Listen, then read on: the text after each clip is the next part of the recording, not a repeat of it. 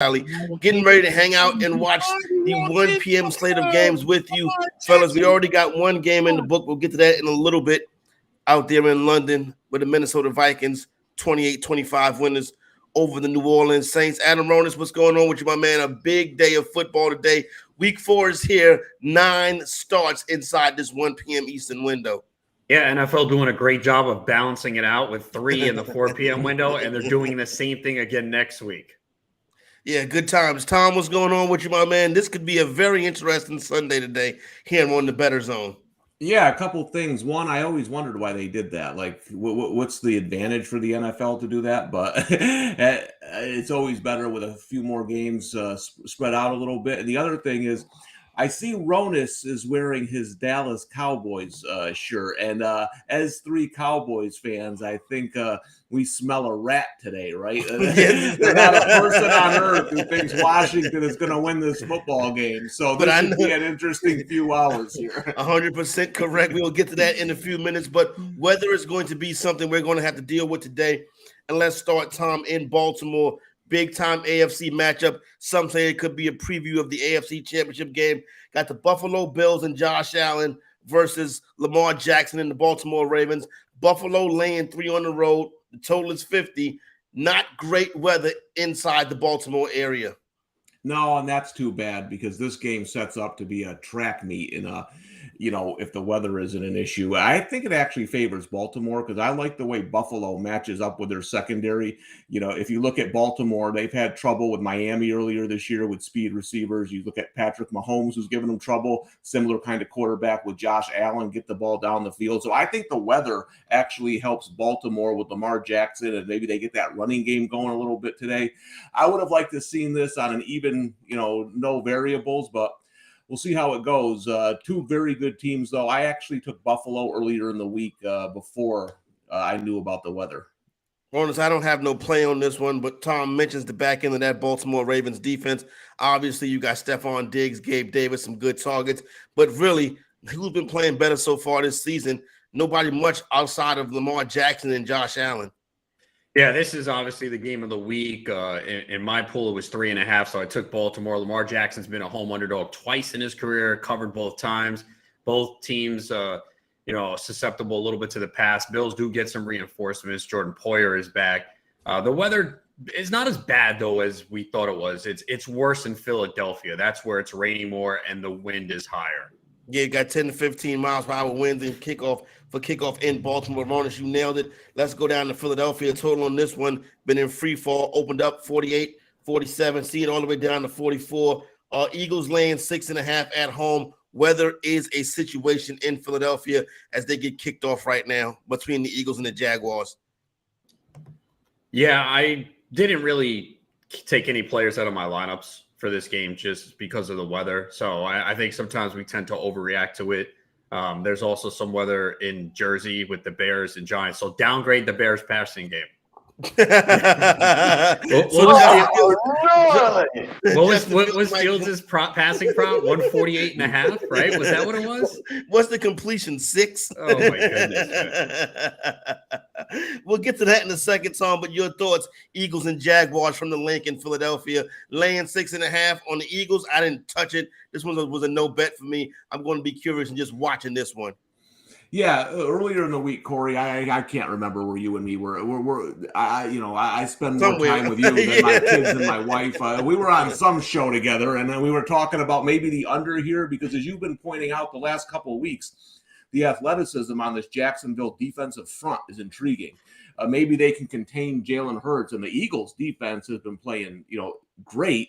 So I think that would have been an interesting play at the previous number. Now the people buy into the weather, it drops the number down. But I think Ronis is right. When I worked for the Patriots, one of my colleagues did an article on the weather, and they talked to Tom Brady.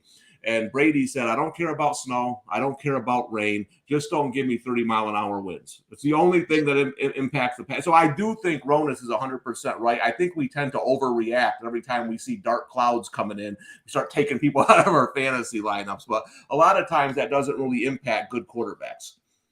We do have our first big play of the day. Baltimore Ravens intercept Josh Allen. Ravens set up first. It looks like it could be possibly be first and goal inside the red zone. All right, Ronus, let's get to a big one in Indianapolis. AFC By the way, South. Dawson Knox went after that ball like Corey would on an NFL field.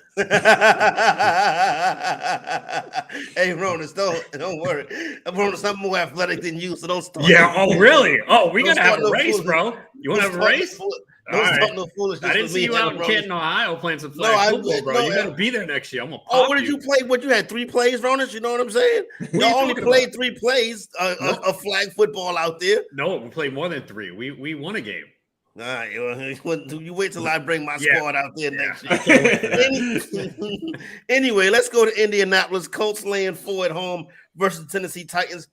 Yo, Ronus, the Titans really own Indianapolis the past couple years, but this number right here opened up 3 with Steven the 4, total 43.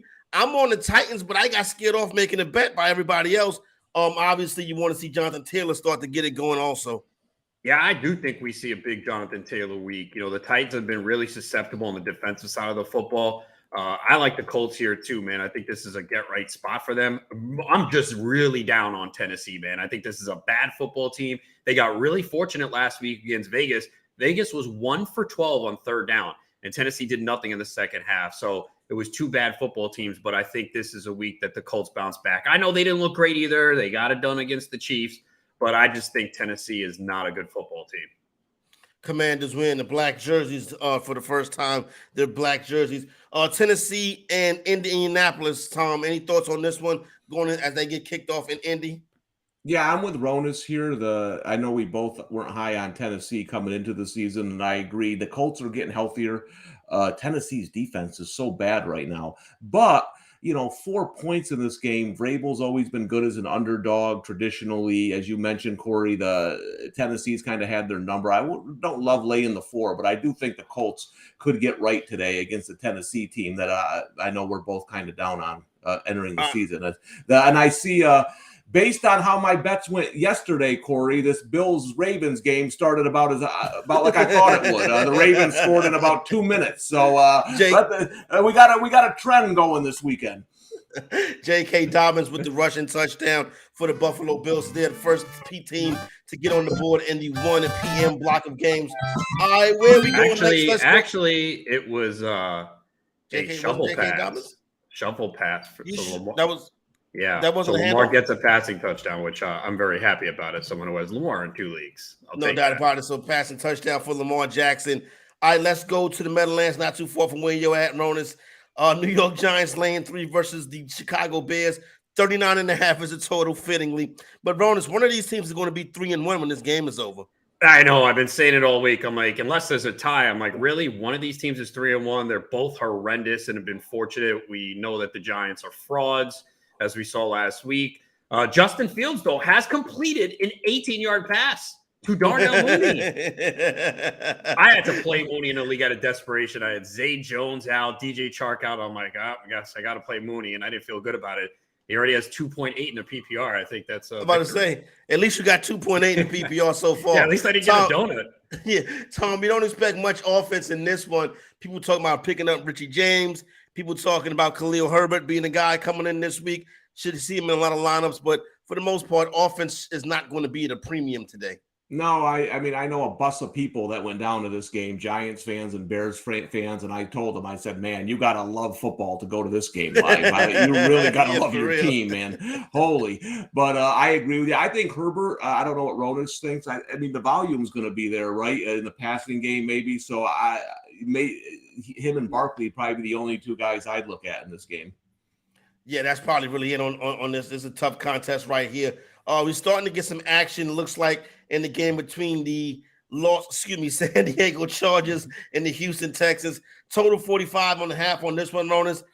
Saw some 5.5, saw some 6s. Interesting game. I was pretty hot on the Texans all week.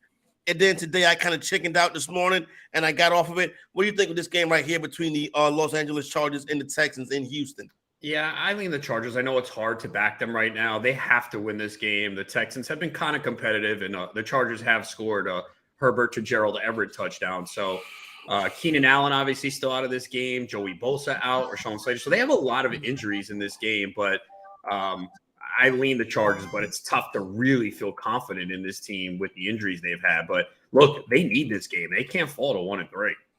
Now, Gerald Everett gets on the board, Tom. So we already got a score in this one right here. The Chargers make it happen.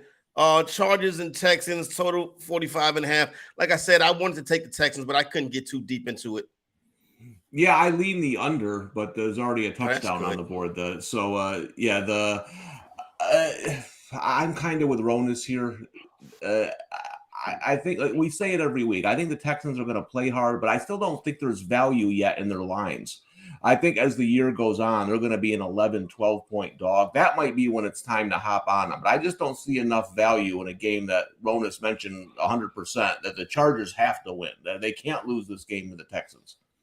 Special teams could play a key role today. Just saw a big punt return from the Buffalo Bills. Let's get back to the action. Let's go to Detroit. Tom, I'll stick right here with you. We was talking earlier this week about the words that we never thought we'd hear each other say this season. Lay points with the Detroit Lions. That's exactly what's going on today. Detroit Lions, despite their injuries, just banged up all across the board. Lions laying, looks like that's an interception. Lions laying 3.5 in this one, total 48.5. The Seahawks come to town to take on the Detroit Lions. Yeah, I played Jamal Williams over 16.5 rushing attempts. You mentioned the injuries at receiver, no Swift. I think Williams is going to be a big part of that offense. I feel like it's going to be like a slow-moving, lower scoring, ugly kind of game. I don't know. I think Seattle's interesting here with the points. I didn't bet them, but this is going to be an ugly game, I think. I took Seattle in the teaser runners, took them up to 10.5. And that's about the most I can do with this one right here. Yeah, I was on Detroit most of the week, but all these injuries on offense, no DJ Chark, Amon-Ra St. Brown, DeAndre Swift. You would have laid the points with them? At 4.5, I would have, yeah, but now I didn't. Wow, that's interesting. I changed it though. I mean, when I saw the injuries in my pool, I took Seattle getting 4.5. We do have another touchdown. Chalk this one up to the defense of the Jacksonville Jaguars. They intercept. Pick 6, Jacksonville Jaguars intercept Jalen Hurts, take it to the house. So Jacksonville on the board and that interconference showdown out there in Philadelphia in that bad weather. Jets and Steelers, not really the best game right here on this. Steelers laying 3 at home, total 41. No weather here, just 2 bad offenses. Yeah, and the return of Zach Wilson. So I think that's what we want to see. How does he fare for the Jets? He has a lot of weapons on this team, but yeah, not probably a game that we won't talk about much today is my guess, if things go according to plan. Hopefully that is the case, Tom. We won't be talking too much or see too much action from the Jets and the Steelers. If that is the case, then that means something very good is going on. But really right here, you just got 2 young quarterbacks. Well, you got Trubisky and you got Trubisky and you have Zach Wilson. Yeah, Zach Wilson, the New York Jets. You haven't seen him in so long. I forgot. I remember he was running in the preseason and he hurt himself, but now he's back. Zach Wilson. Tom, did you get in on this one right here? No, I don't have much on this game. It's kind of a tough one. Jets are starting their quarterback for the first time this year. I will say this though: the concerning thing about the Steelers is teams are running the ball on them pretty effectively, and usually you think of the Steelers as that number 1 rush defense. Guys coming off the edge. I think overall the talent level isn't there in Pittsburgh anymore, but I'm not ready to hop on the Jets until I see something from Zach Wilson. Despite 90% of the money by every single person that's betting in on football today is on the Dallas Cowboys. Yeah. one of the most bet games of the day. Dallas Cowboys most bet team on the day, laying 3 at home versus the Commanders. Tom, the rumors are that there is a syndicate. Sources in Las Vegas, there's a syndicate going around and hit offshore hard to start the week. They even hit Atlantic City between last night and this morning. Big bets on the Washington Commanders. That's not the 3 of us, you know what I'm saying? But as Dallas Cowboy fans, I feel like that syndicate could be on to something. Well, we mentioned this earlier in the week, Corey, that I can't give you many reasons right now why Washington will win this game other than I've bet football for 30 years and everything I know says somehow, some way they cover this spread, right? The Cowboys look good, good for having a backup quarterback on Monday night. The defense is playing well. Washington's looked atrocious. And you got this small number here. I mean, sometimes you can't explain things, right? And it's not surprising to me that the syndicate and the smart guys are taking Washington. We'll see. I mean, they stink. And on paper, Dallas should have 17 sacks today. And we know as you say that, Carson Wentz just got sacked. There you go. And I don't know. Is it? I don't know if it's up to minus 600 yet, but our Wentz over interceptions. We'll take that. Diggs to the house maybe today. Ronas, the Cowboys already up 3-0.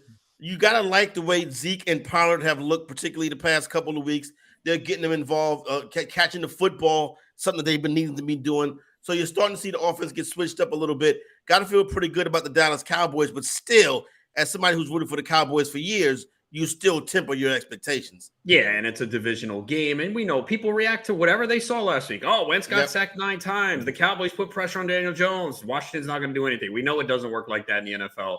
You mentioned, though, Zeke really came into today's game with negative receiving yardage. He actually has caught a 31-yard pass today because they really have not been targeting him much in the passing game. So that's really kind of what's hurt him in fantasy, because if he's not scoring a touchdown, that floor is kind of low. But he does look last week looked pretty good. Pollard did look good as well, and looks like they're getting both involved.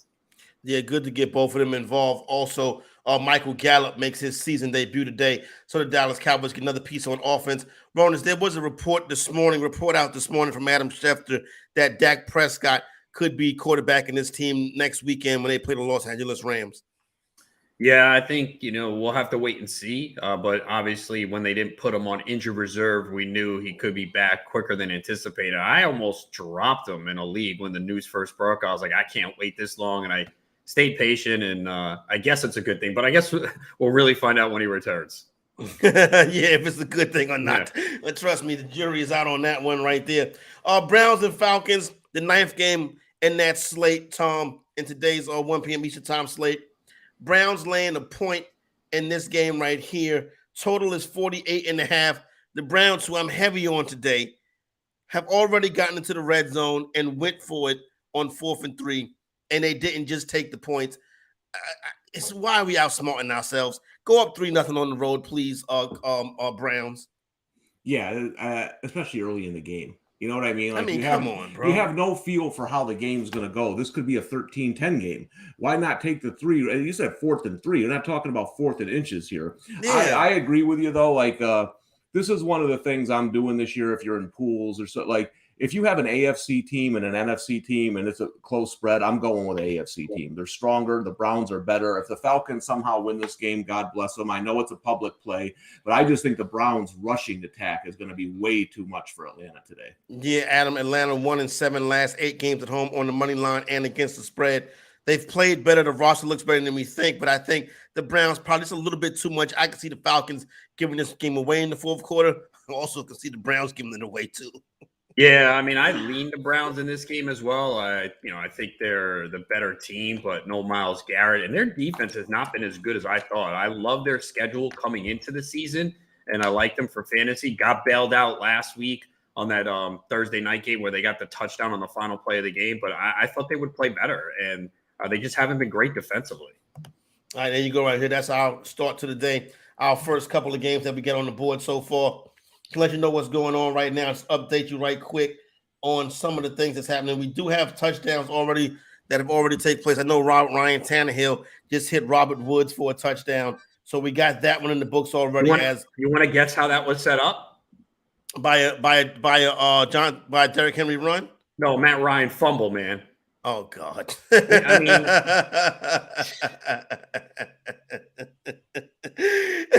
Matt Ryan. Once we get Matt Ryan back there, we're gonna go to the Super Bowl. Who's gonna be the quarterback? Who's gonna be the quarterback to take the Colts to the Super Bowl next year? I know, right? Sam Darnold. Yeah, maybe. Yeah, maybe it could be argued that the guy in Atlanta is playing better than the guy in Indianapolis. It's close, right? Mariota and Ryan. I don't think right now there's a massive difference between the two. Yeah, no, I agree with you on that one. Mariota has looked better so far. Right now, Cowboys 3, Commanders nothing. Ravens 7, Buffalo Bills 3, Chargers up 7-0 on the Houston Texans. We got 3-0 between the Bears and the Giants. Just saw that Saquon Barkley broke off a big run. Seahawks 7, Lions nothing. It looked like the Seahawks got the ball back and the Lions turned the ball. Seahawks got the ball back and turned it over. Lions may be set up inside the 20-yard line. So that's where we stand right there. Also see where the Falcons are driving the football as well. What's up? I didn't play this prop, but I've been looking at it. Saquon Barkley's longest run prop was 16.5. He has an 18-yard run. I played Nick Chubb. Nick Chubb was 18.5, and he's gone over. He has a 20-yard run in like 7 straight games. So I played the Chubb, but I was debating the Barkley when it was 16.5. He already went over it.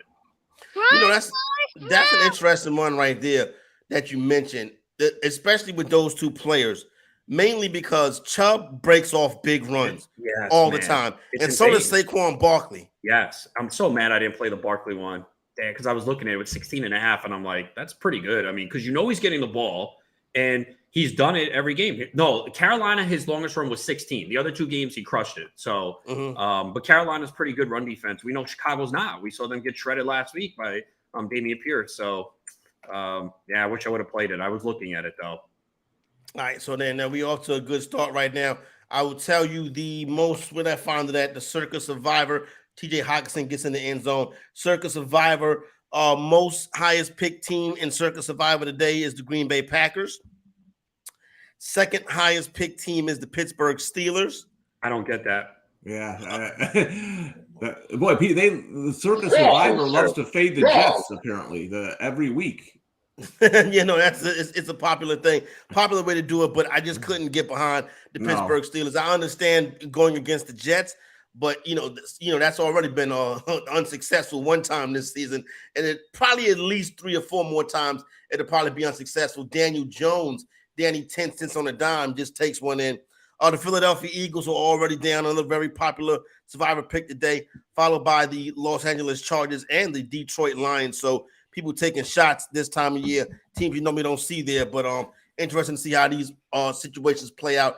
All right, let's get out to our first break of the afternoon. When we come back, we'll see if there's any action to update the leaderboards and stuff like that. You're rocking and rolling with the Bettor Zone right here on the Bettor Sports Network.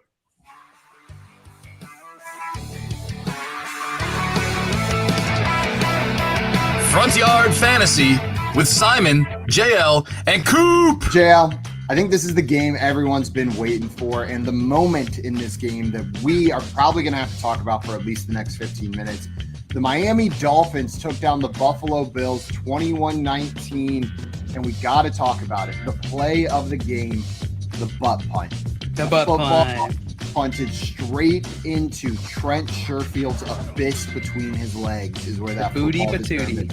It was straight up there. It could not have been aimed better up that Tookus. Like, he just went for it. Like, you look at the picture, shout out USA Today photographer that caught that image, because wow, moment of impact, and you can really see just how well aimed between the cheeks that ball was. And Craig said, did y'all see Mark Sanchez's tweet to the punter? I did. Mark Sanchez tweet, stay out of my lane, bro. That's pretty good. I love all these self-aware tweets yesterday. Mark Sanchez, Orlovsky, like they're just coming in and like poking fun of themselves. Yeah. That's pretty good stuff right there. Corey, Nando, and friends. Presented by Mayo Media on Bettor Sports Network. Speaking of TV, last night I tried to watch Aaron Judge. Did you watch the K-Rod broadcast? Yeah. So here's the thing. Like I went to ESPN Plus and I'm like, I want to watch this K-Rod thing because they had Roger Clemens and they had Barry Bonds on. Bonds brought up when Clemens hit him on his piece of armor. And Clemens was like, oh, it was a strike, man. It was a strike. No, like, Clemens was like, if you wear, and I don't blame Clemens, if you wear that thing, right, that piece of armor, and you on top of the plate like that, target practice. I'm going to see if I can hit that joint. And he was, I mean, Clemens, it was a strike. Get off the plate is basically what he said. Yeah, exactly. Get off the plate. Can you imagine the three of them? Like, you're Michael Kay, and you're sitting there with Barry Bonds, Alex Rodriguez, and Roger. Three guys who should be in the Hall of Fame and are not. Like, who should have been like first ballot, slam dunk Hall of Famers. That's the problem with the game. We should get them on the show. All three of them together on this show. That'd be cool. Corey, Nando, and friends. They're the friends. They're the friends. I mean, why not, right? They seem like nice guys. Lunch Money with Kyle and Ray, presented by FantasyGuru.com. I started watching the Jeffrey Dahmer series on Netflix last night, which I knew a lot. That looks pretty freaky, man. Is it as frightening and kind of eerie as it looks? Yeah, disturbing. Like, there's no. You think? He There- ate people, Ray. It better be disturbing Well, to you. I know the story. He ate people and I murders. I knew, but I didn't know he was drunk all the time. And Well, there's Ray, so- I mean, we've all been there. You get the munchies when you're Right. drunk. That would be actually a defense in court. Your Honor, I was drunk the whole time. I was hungry and I needed food and my neighbor was there. Right. What am I supposed to do? I found, and he had like beer cans all over his place. There was a lot of Miller and Bud. I guess he was not only was he a person of opportunity with the killings, he was a beer drinker of opportunity. Because I don't think you normally do one and the other. You should do one or the other. I don't want to tell AB or Miller how to do their business, but don't go marketing that Jeffrey Dahmer loved your beer Right. while he was eating kidneys.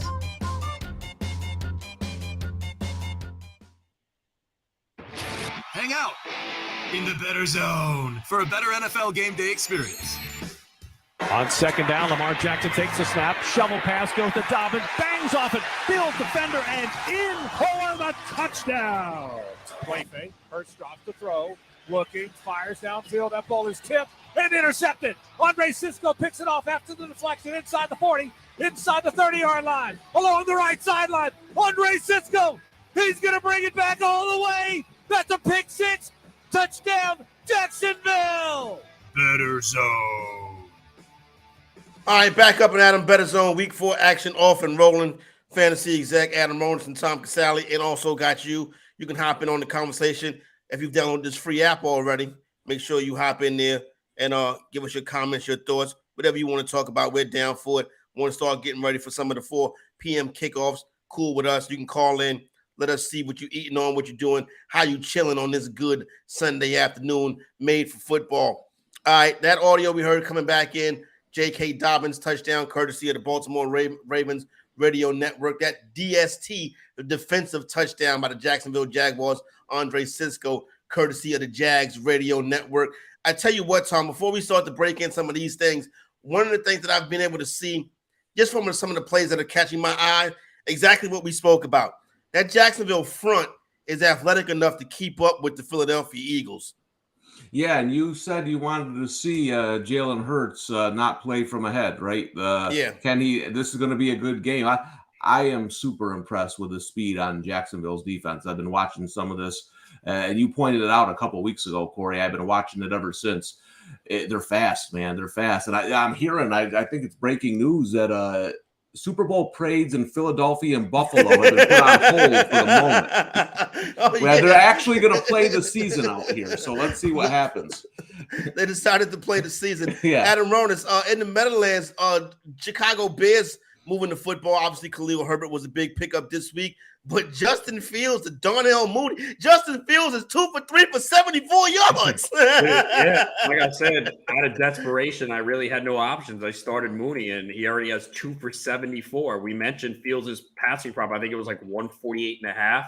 So, yeah, we thought this would probably be one of the lowest scoring games of the day. Watch it be the most high scoring game. I know, right? The Bears are inside the 10. The New York Giants, 50 points. You know what I'm saying? Giants going with the throwback look today. Now, one thing I will say, as much as I despise the New York Giants, these are some good looking uniforms right here.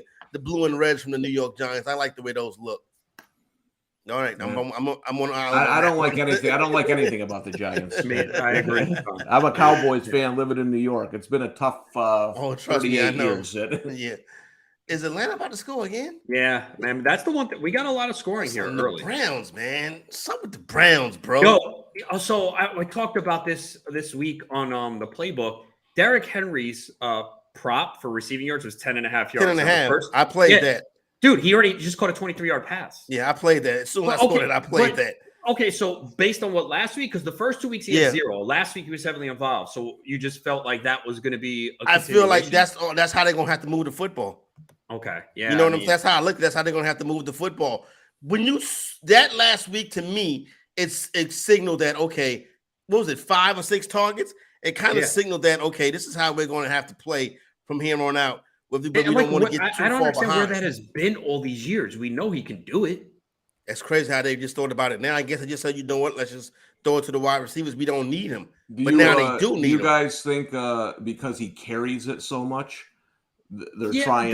That's a good point. But But wouldn't you want to get him in space where he, especially now where he doesn't have the same explosiveness, to get him away from all those hits? Yeah, no, I agree with you. I mean, he did that at Alabama. When he caught the ball, when you get a guy that big catching the ball, good luck in the open field. I'm just trying to think why they haven't used him more in that situation. But that's something they're we bringing need to in watch guys now. like random guys to catch balls. Throw it to Henry. We need to watch that prop now, for next week. That's a low number. Like, they'll put it up, but what are they going to put it up to? And the thing about it is, I only put like $15 on it. You know what I'm saying? Yeah. No, I don't blame you. After you're a little hesitant. Cautious. After what you saw the first 2 weeks where he had 0, and Dontrell Hilliard was actually doing some things in the passing game too in week 1, and then he was out week 2. This right here, touchdown, Derrick Henry. Was that a pass too? Can I take back my Colts play? Yeah. Good God, I'm so sick and tired of believing in the Colts. I really am. I got to get off that train. No, that Colts, that'll leave you in trouble. That'll leave you in trouble right there. And then I did, and of course, I like a dummy. I played them too. You know what I'm saying? When I liked Tennessee all week, I threw them in, but I only threw a couple dollars on that parlay. I got better bets out there than that. And of course, the Indianapolis Colts will figure out a way to try to come back in this contest right here. And of course, I would have them catching points in the teaser too. But there you go right there. Let's talk about the one game that is in the books. Well, you got 2 games in the books, but one that we had go down this morning, Minnesota Vikings 28, New Orleans Saints 25. If you got the Vikings at 2.5, you cash that ticket. Anything else is going to be a push or a loss in the favor of the New Orleans Saints. Rona's big game today from Justin Jefferson, 10 for 147, no touchdown, but it's good to see him get that many targets and have that many yards receiving. Well, he did get in the end zone on a 3-yard rushing touchdown, so a monster day for him. People were complaining about him on Twitter earlier. I'm like, guys, relax. It's the first quarter, man. Let the game play out, man. Right? Jeez, man. So all week I was on the Saints, and then I saw all the injuries, and my pool, the number was 2.5, so I switched to Minnesota. You could see Minnesota should have buried them, and they didn't. They let them stay in the game. They were conservative. They settled for field goals. A lot of bad calls went against the Saints in this one, too.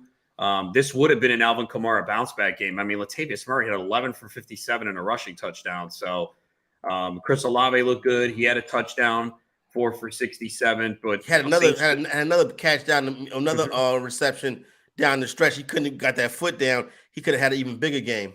Yeah, and it just, Minnesota, I was not impressed with them today at all. They should have buried them early.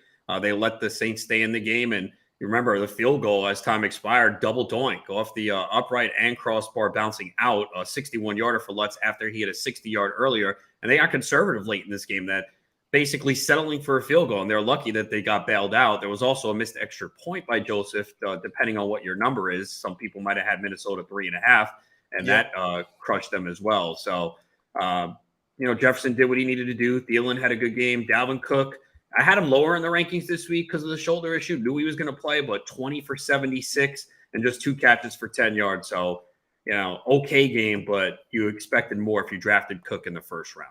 Tom, the Vikings moved to 3-1, but you can't really feel that that's a strong 3-1. No, I know you were a Saints fan, Corey, but what I was thinking when I was watching this game is I feel like when I turn on my TV in January, I won't be watching either one of these 2 teams. They just both have, the Saints. Well, it depends on how late in January. Minnesota should make the playoffs. Well, we'll see. I don't think Minnesota's a very good football team. I really don't. I think they got lucky the last 2 weeks to beat teams who are injured. We'll see how they do. I think there's going to be a lot of teams in that mix. The Packers are winning that division. There's breaking news. They're going to win that division. And I think Minnesota is going to have to fight for a wild card spot. But I think you're going to have a lot of teams in the mix there in the NFC. So we'll see how they do. I think the Saints really miss Sean Payton. They don't really have a quarterback right now. So they're hurting. I don't think they're going to make the playoffs. I didn't see 2 teams that I like when I was watching them. There's a lot of holes on both those teams. NFC wide open. I think something we're going to repeat every week. Who is good? For real. I think there's so much parity in the NFL. We thought the Bills were one of the best teams in the NFL, right? And right now they're losing to Baltimore 14-3. Now they can still come back. They have an explosive offense, but it's just it's so. I know the cliche is it's a week-to-week league. It really is this year more than ever, man. Because again, you mentioned Minnesota 3-1. Are we impressed? No. Then we're going to sit here later and talk about the Giants or Bears at 3-1. Are we going to impress? Hell no. So these are NFC playoff teams, possible playoff teams in the NFC too. So very interesting stuff. The first game of the week the took place this week was on Thursday night as Cincinnati Bengals and Miami Dolphins. Bengals get to the winning side of this one. I actually laid the number with the Bengals, so I felt pretty good about that. In a tough spot that it seemed like for them. Bengals 27, Dolphins 15. Obviously, Ronas, the big story in this game, the injury to Tua and the subsequent investigation and all of that stuff. I don't know. We sat here last week and we all was like, that's a concussion, that's a concussion, that's a concussion. But then, like, when they said it wasn't, it kind of was like, well, they say it wasn't, the coach say it wasn't, the players say it wasn't. Who am I to say, okay, yeah, that was? Then you see what you see on Thursday night. Just an ugly situation, but hopefully we hope for the best for Tua. Yeah, definitely. I mean, look, he got cleared by the Miami doctor, the independent neurologist, who I guess was fired. So, I mean, look, we saw it. And like you said, who are we to judge? They let him out and let him play, but it was a scary situation. And you just we're glad that he's okay. And we'll see how much time he misses. But I was with you. I was on the Bengals, too, in that game. And I don't know if we caught a break. Would it have been different if Tua played? I don't know. But we'll take it. Teddy Bridgewater did throw a touchdown pass and an interception. Joe Burrow threw a pair of touchdown passes. Joe Mixon had a touchdown as well. Big time game from T. Higgins. He goes for 7 for 124 on the touch. Jamar Chase added 4 catches and a touchdown. Cincinnati Bengals even up their record at 2-2. Miami Dolphins fall to 3-1. Yeah, that's something Ronas was saying. Let the game play out. I mean, I had Chase over receiving yards. It looked dead in the water, and then out of nowhere, in one of the final plays of the game, they throw a bomb down the field to Chase, so you win the bet. So sometimes, even if you make a bad pick or things aren't going well, they can change in a hurry. And the other thing is this: I always laugh at the NFL, and so it wasn't anybody on the Dolphins' fault. There was the independent guy who. Remember Deflategate? No, it wasn't Brady. It wasn't Belichick. It was a ball boy. He was the one that did the whole thing. They didn't have any. So I like when the NFL is very good at finding scapegoats. And I'm with you guys. Listen, I don't know. I'm not going to sit here and judge on what. Listen, obviously, we said it last week. Normally, when you hit the back of your head on the turf, that's almost always a concussion. Did they follow? Maybe the team was going by what they heard. You know, the guy said, yeah, he's fine to play. I mean, listen, if you're in the heat of the moment and you're getting cleared, you're going to put everyone's going to do that. Every head coach, if they get the okay, is going to put the player back in the game, right? So we'll see what the investigation says. But I just, I heard it was tough to get a medical degree, but apparently everyone on Twitter got it. Oh my goodness! There's a lot of Twitter doctors now, so I'm learning more and more about the medical field. Everybody on Twitter is a neurologist. You know what I'm saying? Well, no, they're expert at everything. Investing, bars, whatever it is, they know. Just go to Twitter, you'll get your answer. Don't go to the hospital. Get a diagnosis on Twitter. Let somebody from Twitter University, one of the PhDs on Twitter University. Let you know what's going on. Let's get out to our first breakdown of the day. Let you know what's going on statistically. Now we're going to mix in some of the earlier games with this one as well. Joe Burrow, QB1 right now on the day. Burrow with 20 fantasy points, 287 and 2 touchdowns. Geno Smith also with a good right now going well. 17 fantasy points, 113 passing yards, passing touchdown, and a rushing touchdown for Smith. Kirk Cousins, QB3 right now, 273, a touchdown, and, of course, a red zone interception. It wouldn't be Kirk Cousins if he did not. Andy Dalton, 236, passing touchdown, also a fumble and a 2-point conversion. Teddy Bridgewater got that action at the 2 left the game, 193, a passing touchdown. Daniel Jones on the day has 29 passing yards and 1 33-yard rushing touchdown. Jones fakes the handoff. He's going to roll to his left, looking. He's going to just run. Jones to the 15. Jones to the 10. Jones to the 5. Jones in. Touchdown, Giants. 21 yards. Daniel Jones. Audio right there, courtesy of the New York Giants radio network. Lamar Jackson, QB7 right now, already with 23 yards rushing and the passing touchdown. Trevor Lawrence right now, QB9, 68 and 1 passing touchdown. Justin Herbert also with a passing touchdown and 46 yards. Jared Goff with a passing touchdown and 36 yards. And we mentioned Justin Fields with 74 yards passing on the day. Who is that hitting the gritty for the Jets right now? Well, Zach Wilson. Zach Wilson with a receiving touchdown touchdown from Braxton Berrios. The Jets feeling spicy with Zach Wilson back, drawing up trick plays, bro. What is this?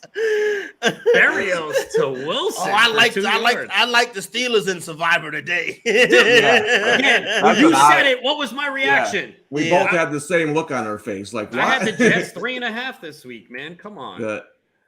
Right now, RB win on the day. Baltimore Ravens back. J.K. Dobbins. Dobbins gets off to a good start. Already been in the end zone for Dobbins.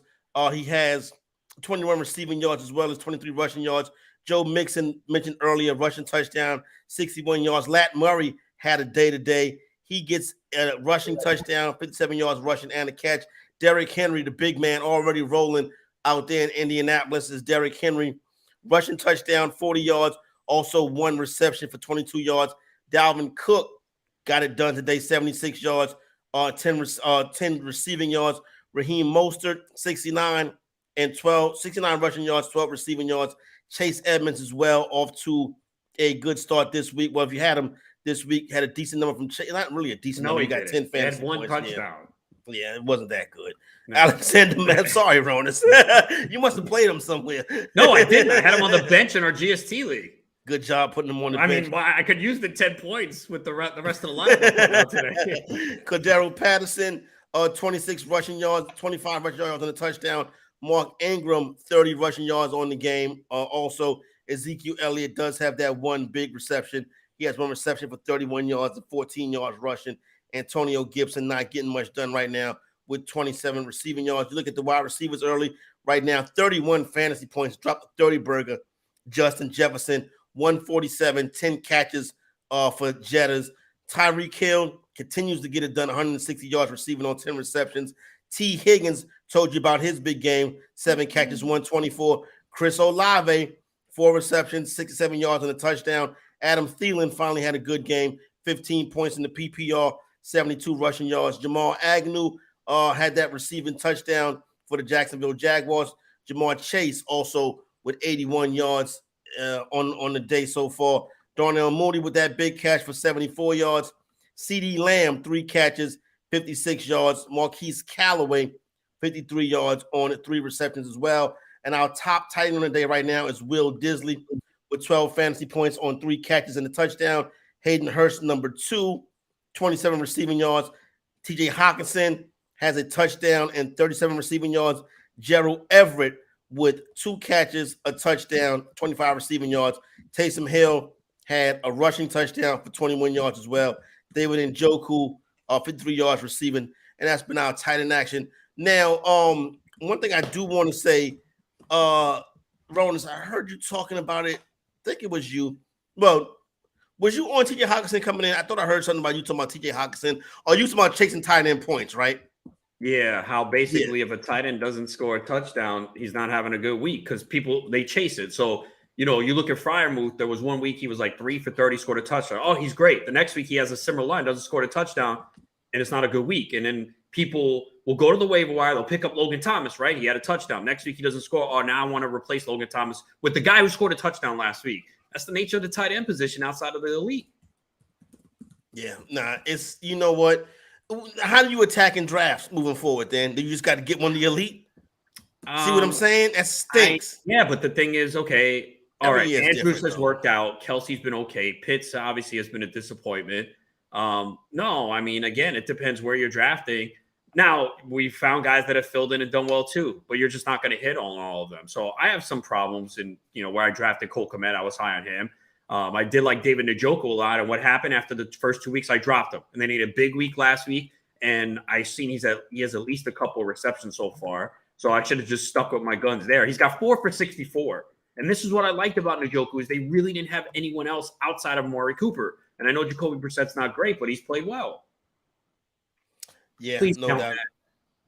that. All right, well, Are you there kidding you go, me, right man? 2 plays in a row, Michael Pittman can't stay in bounds in the end zone.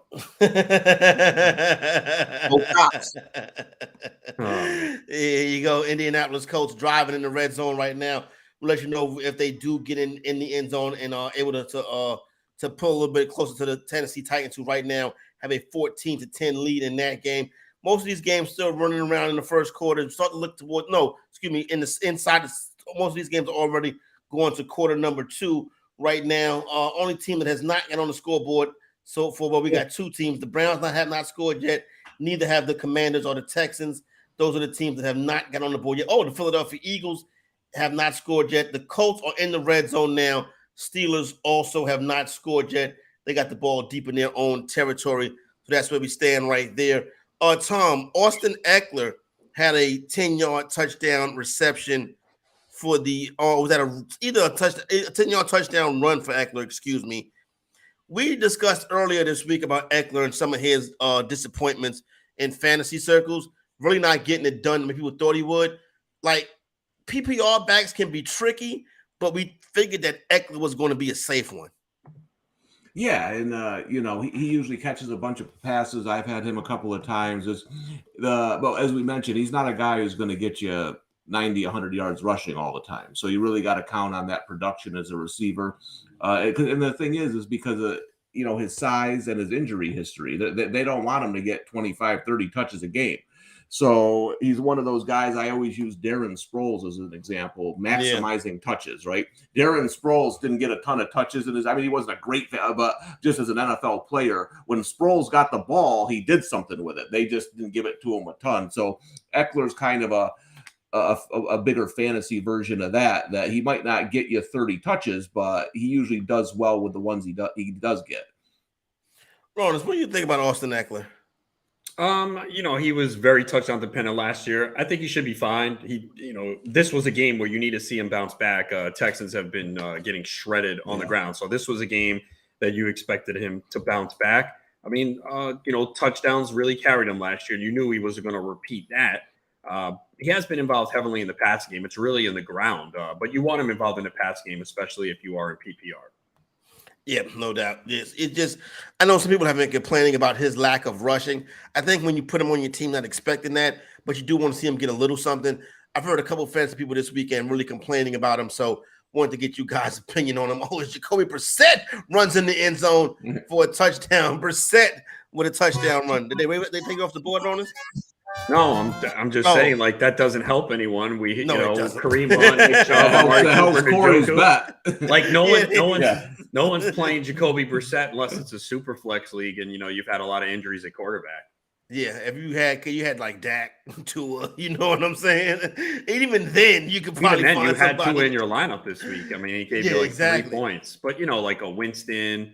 In a super flex league, maybe you had a full back on a Jacoby Brissett. I could see it, but for the most part, I mean, no one is playing Brissett. And if you're playing Jacoby Brissett props, I mean, you're a real degenerate. Yeah, if you're playing Jacoby Brissett, like you know what I'm saying? Like, I mean, we are degenerates here. Yeah, betting I every thought sport. about it. I was looking at it, to be honest with you. No, you weren't. Last night I was just I was just looking at rushing yards. I like to look at quarterback rushing yards because sometimes they're you can get a good, but they're also very tricky. It depends on game. The kneel downs, man. Yeah. Late. How many times have we seen that? Because then guys like Josh Allen are at like 42. I mean, you need he's not going to run the ball enough to get 42 unless he gets a 25-30 on one carry. So they can be tricky. All right. Let's go to the live scoring odds right now. Get you updated on that as we enter into quarter number 2. Baltimore up 17-3 on Buffalo. Baltimore laying 9.5 right now. If you want to hop in on the Bills, you get them at plus 300. New York Jets and Pittsburgh Steelers. Jets up 10-0, laying 5.5 with the Jets right now. Total is 40.5. If you want the Steelers to get back, you're paying $1.90. It's plus 190 for the Pittsburgh Steelers right now. Jacksonville Jaguars, Philadelphia Eagles. Jacksonville up 14-0 over the Eagles. Jacksonville laying 4 right now. You're coming back with the Eagles at plus 155. Chicago Bears, New York Giants. Second quarter action just getting underway. Giants 7-6 over the Bears. You're currently laying 1 point with the Giants. This game is bouncing around, though. No real reason to get in on that. Ooh. Dallas Cowboys, Washington Commanders. Cowboys laying 5.5 live. Washington coming back at plus 180. This is 1 week where I would not be suggesting getting on Washington live. Tennessee 14, Indianapolis 3. You're laying 7.5 right now with the Titans. Indianapolis coming back at plus 260, Ronis. Yeah, I know. I mean, not this week. I don't know what to make of the Colts right now, man. I really thought this would be a good game for them. Again, I'm down on the Titans, but maybe the Colts are worse, which is kind of shocking to say. We're relying on a Matt Ryan comeback here, okay? Hey, Matt Ryan has come back a lot in his younger days. Yeah, I mean, boy. And again, they should have 2 narrowly missed touchdowns to Pittman on the corner of each end zone, and he couldn't get in, and they had to settle for a field goal. They are looking at a Deontay Johnson. He got a second foot in. Great catch in the back of the end zone. They called it not a touchdown. They're reviewing it. It's going to be a touchdown. He got his. That was a hell of a throw, right? Yeah, and a great catch. He got his foot in. I was like, that's the best throw I've ever seen Trubisky make. Craig Reynolds just bust off a big run for the Detroit Lions, and not Jamal Williams. No, that's not Jamal Williams. Yeah, no. 14-9 right now. Seahawks up on the Detroit Lions. Seahawks laying 2.5. Lions coming back at plus 115. Chargers, right?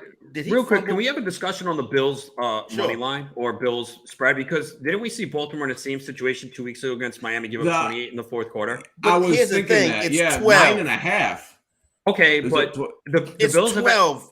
12 to me, the 12 makes everybody go to Buffalo. That 12 looks like it's a trap to me. Okay. I mean, the Bills have had the ball for 6 minutes, Baltimore 12. So they're kind of controlling play here at this point. I mean, but we saw Baltimore's defense, let Miami back in. I like the Bills plus the 12. Okay. Live. I think they'll make this at least a game. That's a lot of points for a team like that who can get back. I mean, one play, they're back in this thing. You wouldn't be concerned with the weather? I mean, I'm just saying that's a lot of points for a game where the Bills were laying 3-4 points to begin with. Now they're catching 12. And one touchdown was set up by a turnover.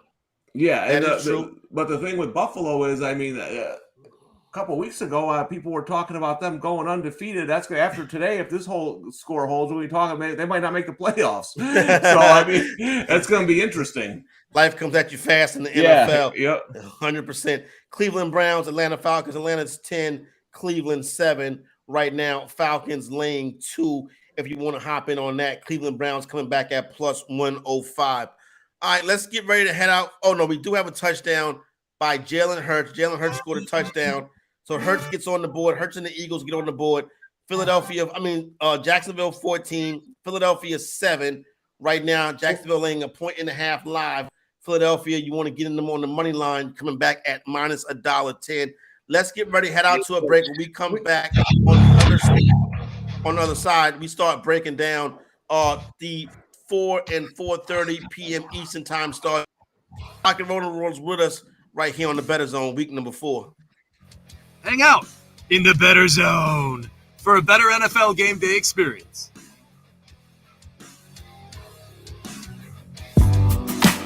The Playbook with Fensty and Ronis, presented by FantasyAlarm.com. The only person, and I've said this to you before, who I believe back then, of all those power hitters who truly was clean, Ken Griffey Jr. I mean, I think so when he got hurt. We'll never know that for sure either. No, dude. We've seen guys who were not big take substances.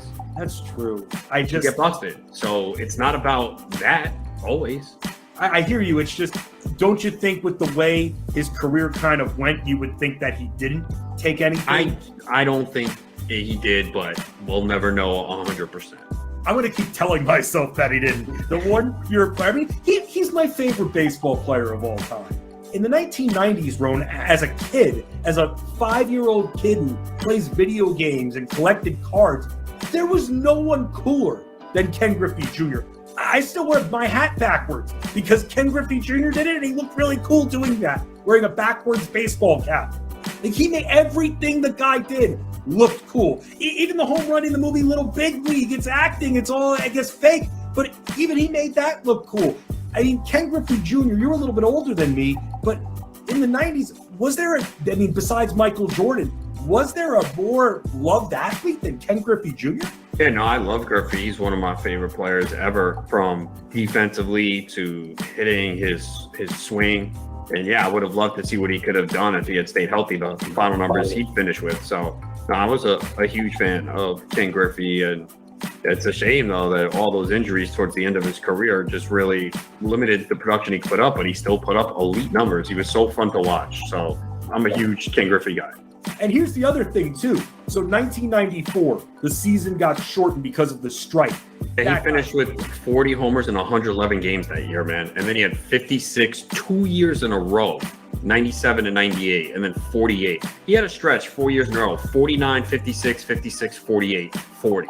I mean, unbelievable. And then, yeah, once he hit like 31, he started to miss games, 111, 70, 53, 83. So think about that. All those years that he lost, and he still hit 630 home runs, man. Yeah. So if he was clean, he would have been the all-time home run champion. Again, we're all guessing here, but you would think, all right, well, once he got into age 31, 32, that's when the body started breaking out, which is typical, right, for someone who's not using anything, whereas we saw Barry Bonds just get better with age, and we did not see that with Griffey. So look at 2001, where he's 31, he played on, look at the home runs decline, 8, 13, 20, 35, 27, 30, 18, 15 to his age 38 season. Even age 39 in 170 games, he had 19 home runs. So he probably would have definitely been the all-time home run leader had he been able to stay healthy. Bettor Sports Network.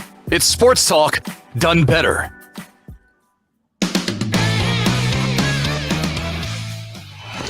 Tannehill gets it to Henry, around right end to the 15, to the 10, to the 5, to the end zone. The king, Derrick Henry, touchdown, Titan! Zach Wilson takes the shotgun snap, jet sweep. It's a reverse. It'll be a throw from Berrios to Zach Wilson for the touchdown. Razzle dazzle from the Jets. A reverse option pass. Berrios to Wilson. A Jet touchdown. And New York off to a 2-score lead. How's your fantasy team performing today? Where's your action? What's on the game day menu? The Bettor Zone is the place to celebrate your passion for football on Bettor Sports Network. All right, getting ready to head into hour number 2, Bettor Sports Network, Bettor Zone, Corey, Tom, and Adam. Latest big plays, Jahan Dotson catches a touchdown pass. Washington Commanders go up 7-6 versus the Dallas Cowboys. Also, we saw a fumble from a fumble from Justin Fields. Justin Fields fumbles recovered by the New York Giants. The Bears were in right outside the New York Giant red zone, so that was a big play right there. And those 2 touchdowns, Derrick Henry, courtesy of the Titans radio network, and Zach Wilson, courtesy of the New York Jets radio network, or New York Jets and Pittsburgh Steelers out there getting it done. Wilson with a touchdown his first week back. Then he did the gritty.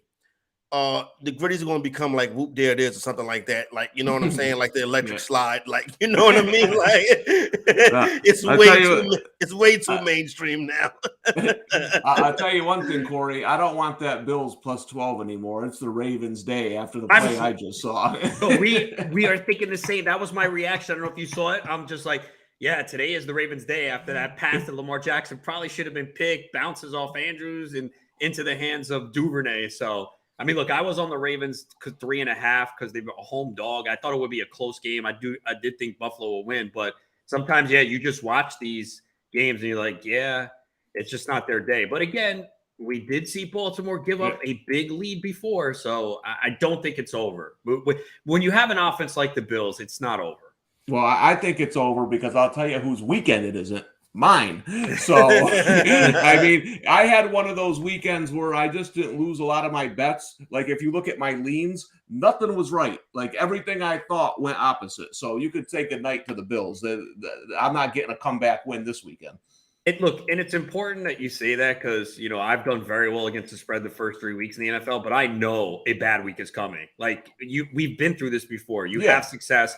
And if you bet, it. Like we don't want to be wrong, but it's going to happen where you're just successful for 3 weeks. And then you're going to have a week or two where just nothing goes right and your calls go wrong. And it's just part of it. And you have to just get past it and know that it's going to happen because none of us are going to be hitting at 80% as much as we want to. No, 100%. The 2 weeks in college football before this, I went 15-4. This week I couldn't pick my nose. But a win is a win and a loss is a loss, right? It's you're hoping at the end of the year you have more of them, more wins and losses. You can't really go week by week if you're going to bet the entire season. Yeah, no doubt. You know what I'm saying? It is tough. You got to get in there, get the wins where you can, take the losses when you can, try to do the best that job you can. Saquon Barkley running well right now for the New York Giants. They move towards the red zone. We want to hear what. Damn. So Barkley's been great, right? Daniel Jones just scored his second rushing touchdown to snipe him. Wow. Daniel Jones doing the gritty. Man, like I said, this Barkley prop, man, look out for it next week. It was 16.5 longest rushing yard. I didn't play it. That's a good call, yeah. It was in consideration. He's already got a 29-yard run today. He's getting the football. This was a great matchup. They do have Green Bay next week. We have another London game next week, man. I didn't realize it until they started advertising. So it is a tougher matchup against Green Bay. But, man, this Barkley prop looks really good, man. I wonder if the people in London be like, it's an NFL game next week. And they be like, oh, they're like, right. Oh, man. Like, oh, Jesus. It's like, we got to watch this is on tying up traffic on a Sunday afternoon. Like Tom, can I take back my Colts bet? Can you take back which bet? The Colts Matt Ryan picked again. I'm done liking the Colts. But Corey, I was thinking about what you just said. Yeah, I'm done with them. I was thinking about what you just said a couple minutes ago about the gritty. What Cam used to do? What they call that thing? The dab. Yeah. And then you saw like grandmas doing it right on Facebook. And, pretty soon you're gonna see like 70-year-old men doing the gritty. And you're right. Yo, all I need to see was your man Kyle Brandt doing it on Good Morning Football, and I was like, this is getting carried away now. Now I'm just waiting on Daniel Jones, and it's time to put it to rest. Right. All right, let's get you up with a couple of big plays. Austin Eckler with a 20-yard rushing touchdown. Chargers go up 21-0. Then the Houston Texans come right back and strike again. Damian Pierce with a 75-yard touchdown run. Score now. Chargers 21, Texans 7. So that's where we stand right there. So everything is everything. Ravens did add a field goal. Ravens up 20-3 over the Buffalo Bills. I told you about Washington's touchdown. They're up 7-6. So we are good to go. Let's get ready to look at some of these evening contests. Tom, once again, this is now 4 straight weeks. Sunday morning, the Carolina Panthers steamed to a favorite. 4 straight weeks now.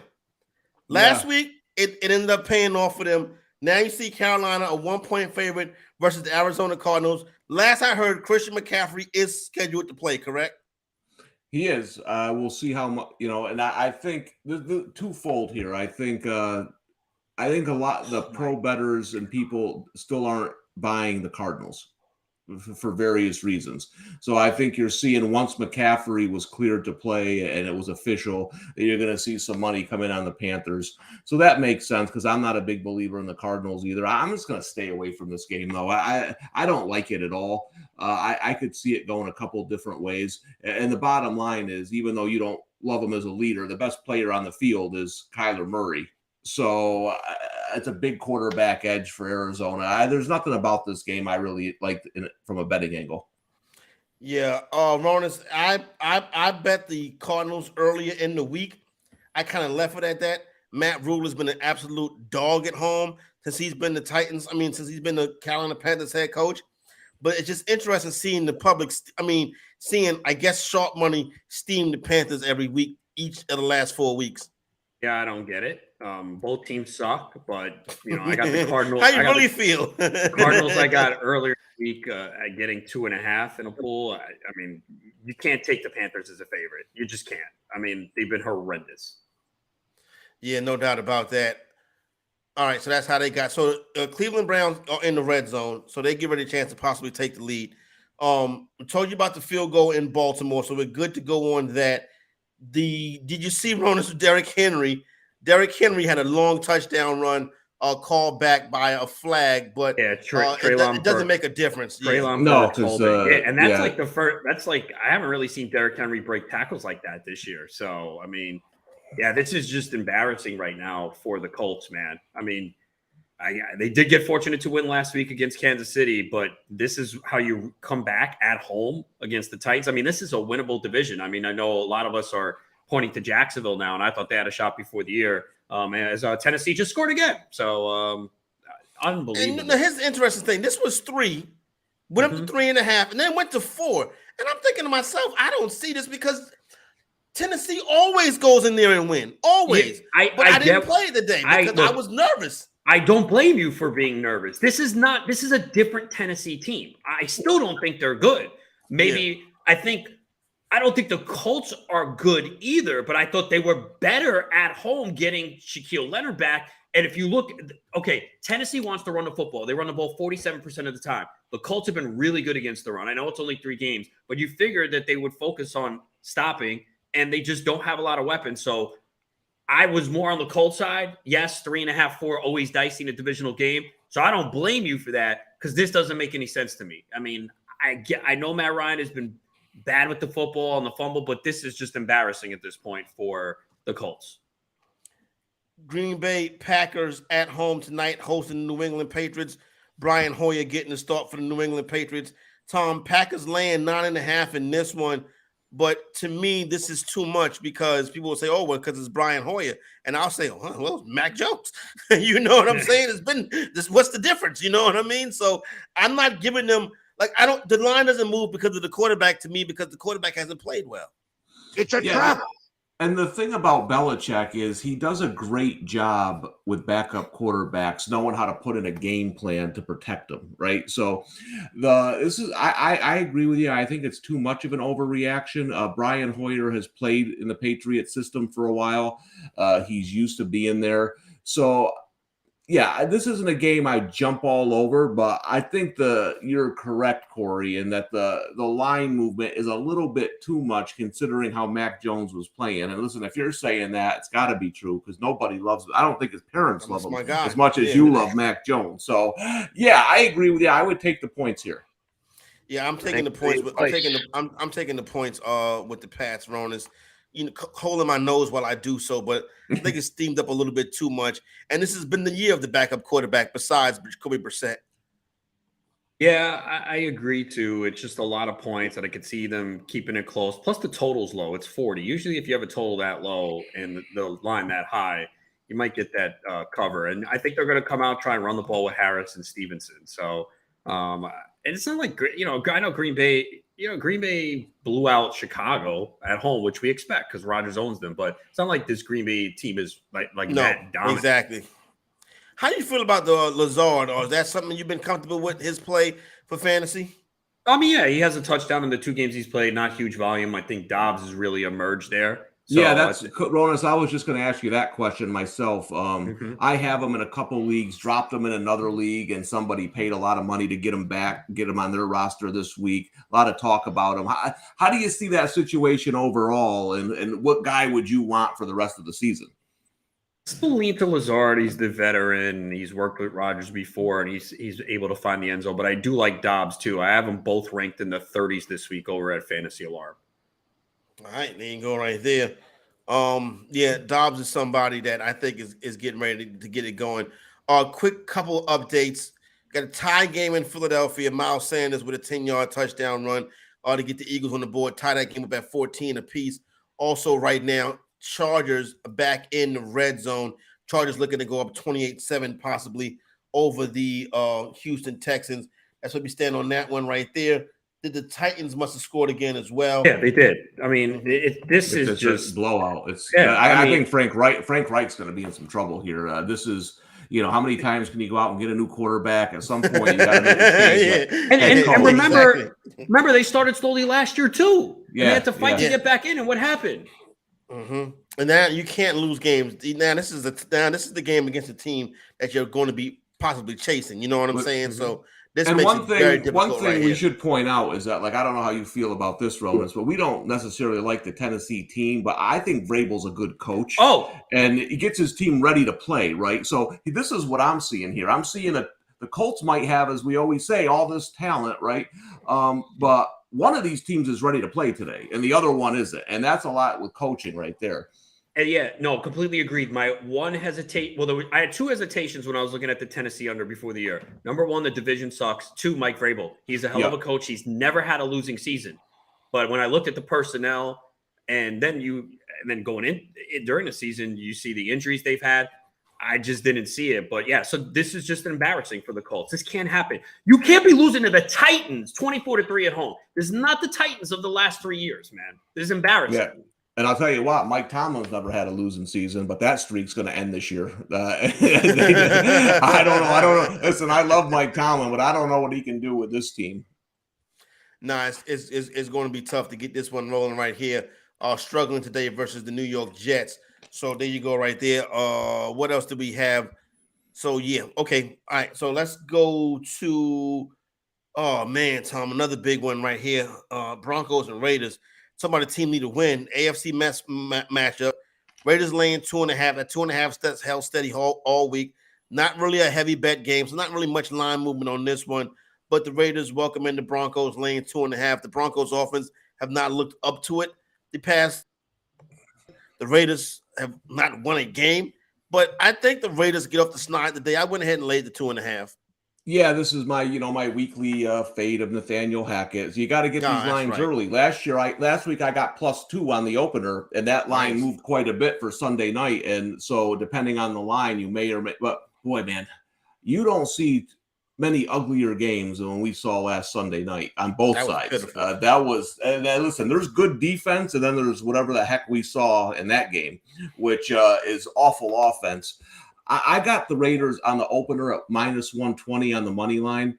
Nice. I think they get it done today. Here's my thing, and I'll readjust after this game if I'm wrong. I think the Broncos have a good defense. I think the Broncos defense has looked better than it is because of the quarterbacks they faced. And I know Carr is struggling a little bit, but I think the Raiders offense gets it going a little this week. It'd be nice if the Indianapolis Colts they ain't getting anything going. Can they just at least let me hit my Pittman prop? Come on. I mean, I would like to, exactly. Man, I think at this point we can start to have a conversation that Matt Ryan might not be an upgrade from Carson Wentz. I don't get Phillip Rivers back, please. Yeah. Is it the offensive line? I know, right? He coaching high school football somewhere. Right. Can you bring him off the sideline and be like, plus the guy kids to raise or anything? Plus the kid's got 18 kids. I mean, leave the guy alone. I got 2 kids, and I barely know what I'm doing day in and day out. So you got to figure Phil Rivers' kids is old enough to raise each other now. You know what I'm saying? I mean, a few of them got to be old enough they can babysit and raise the other kids. Yeah, exactly. Right? Look like the Giants turned the ball over. Bears got it back, and it's going to be. I see the Cowboys are losing like we all predicted about an hour ago. I think they're in the red zone. Yeah, though. Are they? Okay. Washington 18. Ronas, Raiders and Bucks. Anything interest you in this one right here? I mean, excuse me, Raiders and Broncos. I kind of on the other side of you guys, man. Like, I'm all for the desperate team. And, I played that angle with the Colts last week. Both teams were desperate last week, the Raiders and Titans. Raiders were 1 for 12 on third down. Again, I know Denver has deficiencies. You talked about Hackett, but do you realize who's coaching Vegas? I know. It's this game's not going in the coaching Hall of Fame. No, it's definitely not. It might be two of the worst coaches in the NFL. Yeah. So, and Denver's getting points. I know Denver has been bad. A lot of it has been stalling in the red zone. They've actually moved the football. So, again, I don't have a strong feel. It's not like I think you guys are crazy because I could absolutely see Vegas winning this game. But if you said, hey, you got to take a side, I'm taking the Broncos getting the points. Vegas is just, maybe they're just an awful team and we overrated them. Yeah, and one of the things I want to see is, like, listen, I don't like Hackett. It's fun to pick on him, but Russell Wilson hasn't looked like Russell Wilson. When's that going to change? Or you know what I'm saying? I'm waiting for that Subway game. Commercial? Yeah, man, he's a weird dude. What was that?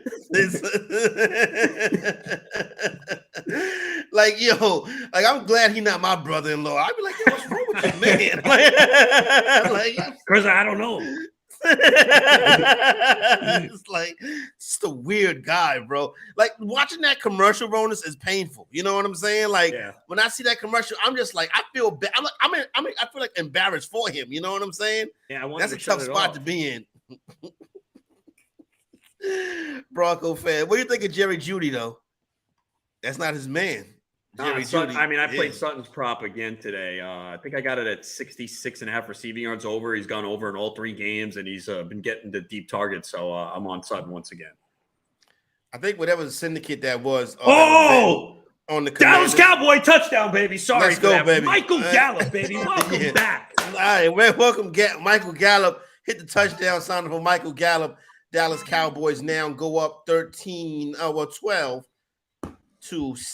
extra point pending on that one. Or if they go for 2, we'll see what happens. But Michael Gallup back for the Dallas Cowboys. He gets in the end zone. All right, so we're good with everything going on right now. We've laughed at Russell Wilson. I see the Colts moving the football. It may be too little, too late. It over inside the 5, bro. If they turn it over, I mean, you would figure. What are you going to do? Give it to Taylor 4 times here? I mean, you would hope so. And this is another thing, too. By playing from behind all the time, that Taylor is like basically out the games. Good point, man. Yeah, I mean, obviously here near the goal line, he's going to get the ball. We'll see how much Hines and Shaquille Leonard is being looked at for a head injury. All right, so Leonard may have to leave the game on that one right there. So there you go. They're in the red zone. We'll keep you updated what's going on with the Indianapolis Colts. They're trying to get back in the game. Matt Ryan clapping his hands and putting his thumbs up, bro. It's not working. Well, I'll tell you one thing, Corey. If Dan Campbell better not get blown out here by the Seahawks at home, he'd be doing up downs by himself in the basement because his boy they do not.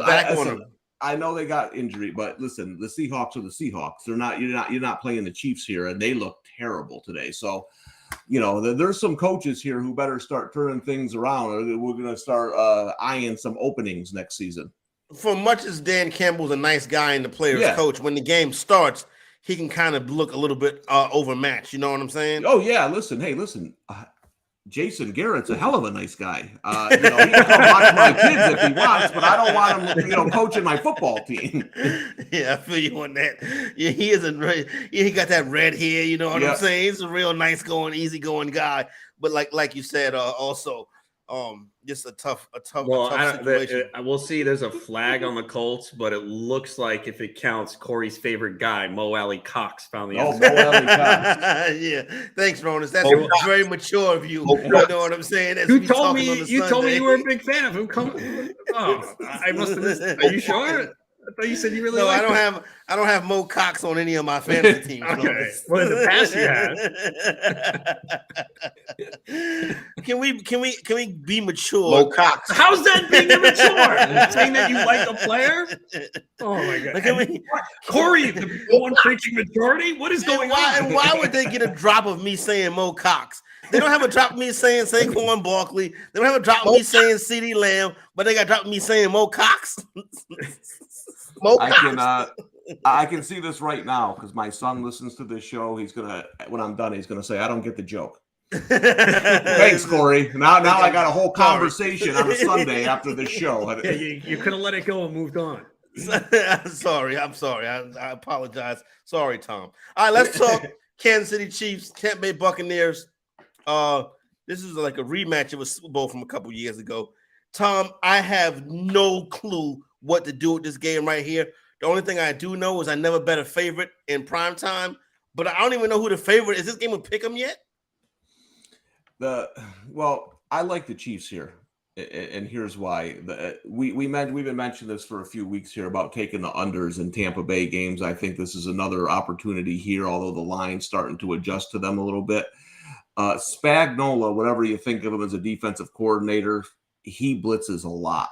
And I think that's going to hurt Tampa Bay tonight because I think if you have the personnel and the scheme, that's how you want to attack Brady right now with he not having his full arsenal of people and the offensive line still. I just think the Chiefs coming off a bad loss to the Colts, I think their defense matches up well with what Tampa Bay has on offense right now. So I like the Chiefs in this game.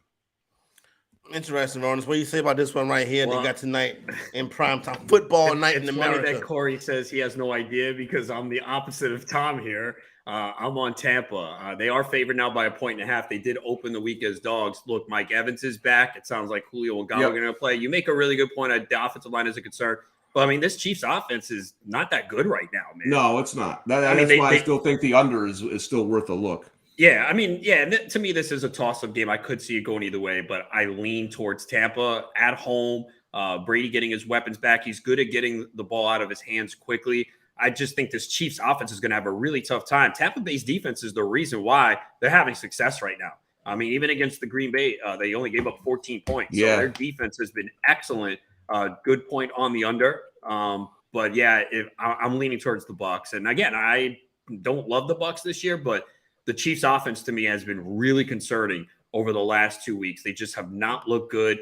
And I think, with some of these quarterbacks with new receiving cores, like, Mahomes, it's going to take some time for them to get going.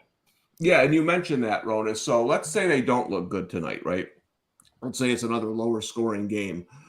From a fantasy perspective, how would you attack the Chiefs offense like in the next couple weeks? You said it might take some time to get going.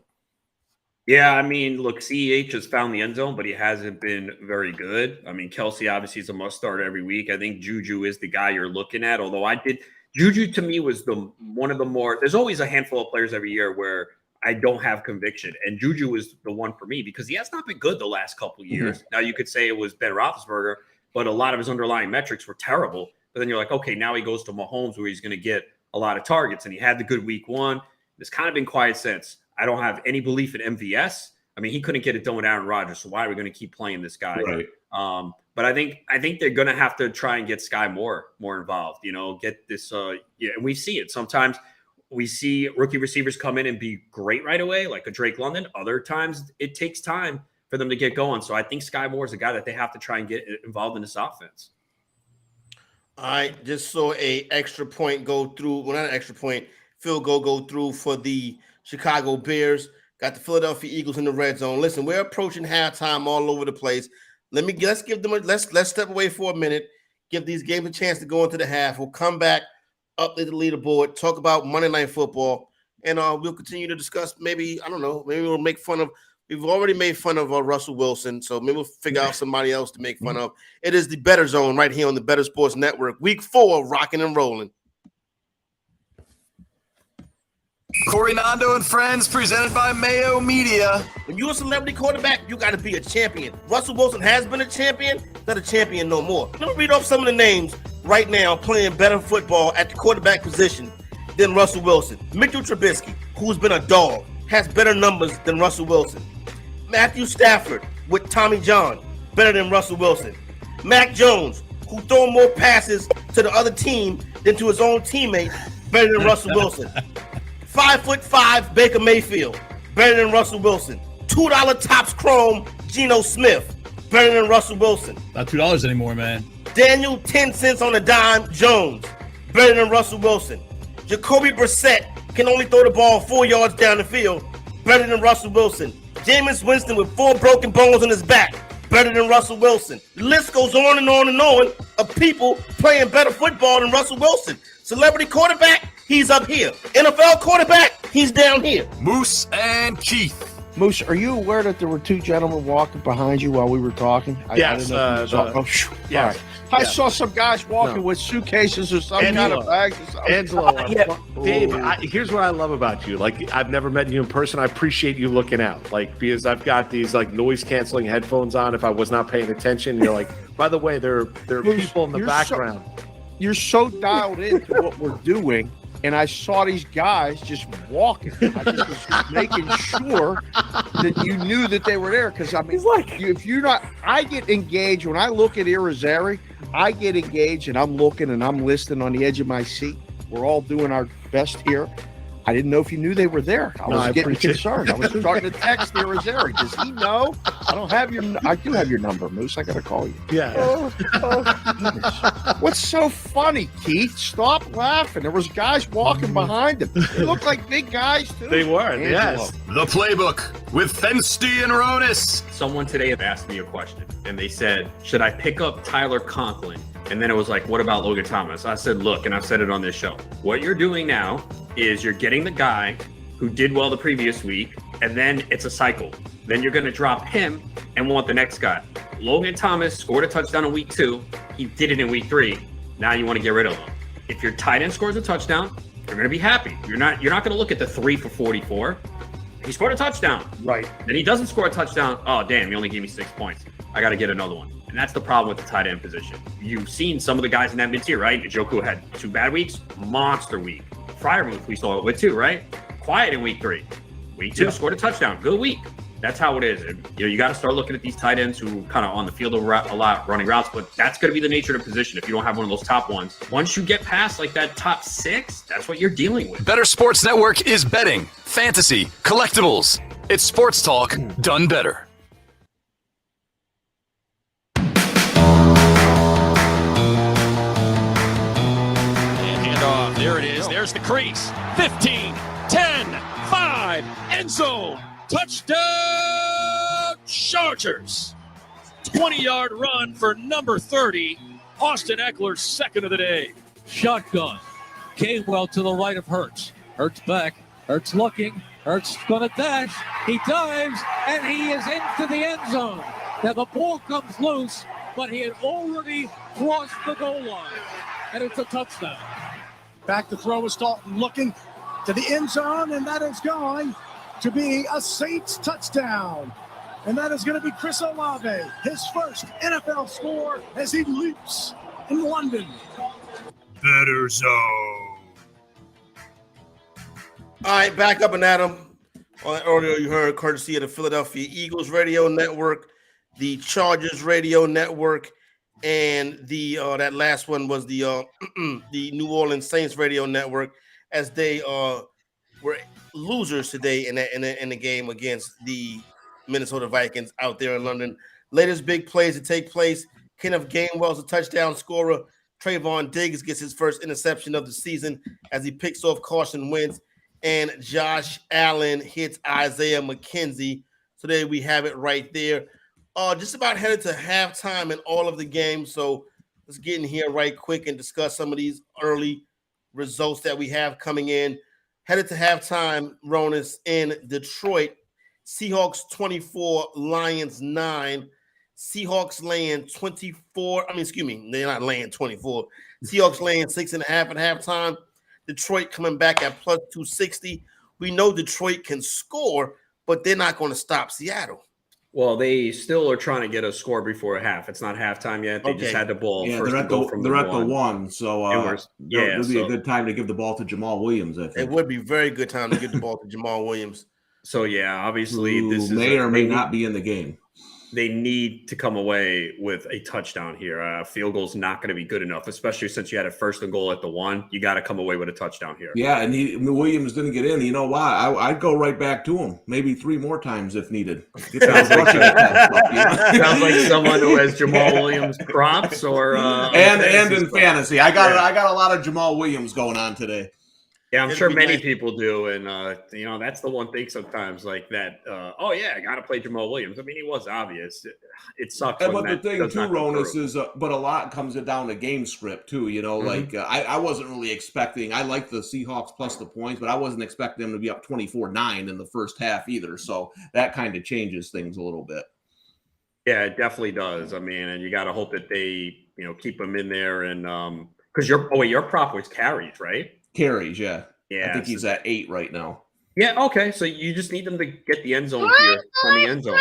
And then I don't know if they open. I don't know if they open the second half with the ball, and if they do, then they'll keep running the ball. So getting a touchdown here is going to be key. Yeah, that's big. That's So right now they're inside the red zone. We'll let you know what happens as it takes place. Third quarter, Tom. Third quarter has started in this game. Atlanta 10, Cleveland 10. Cleveland laying 2.5 total. Cleveland laying 2.5 total 44. If they're coming back with Atlanta to win the game, it is plus 125. Yeah, I still like the Browns here.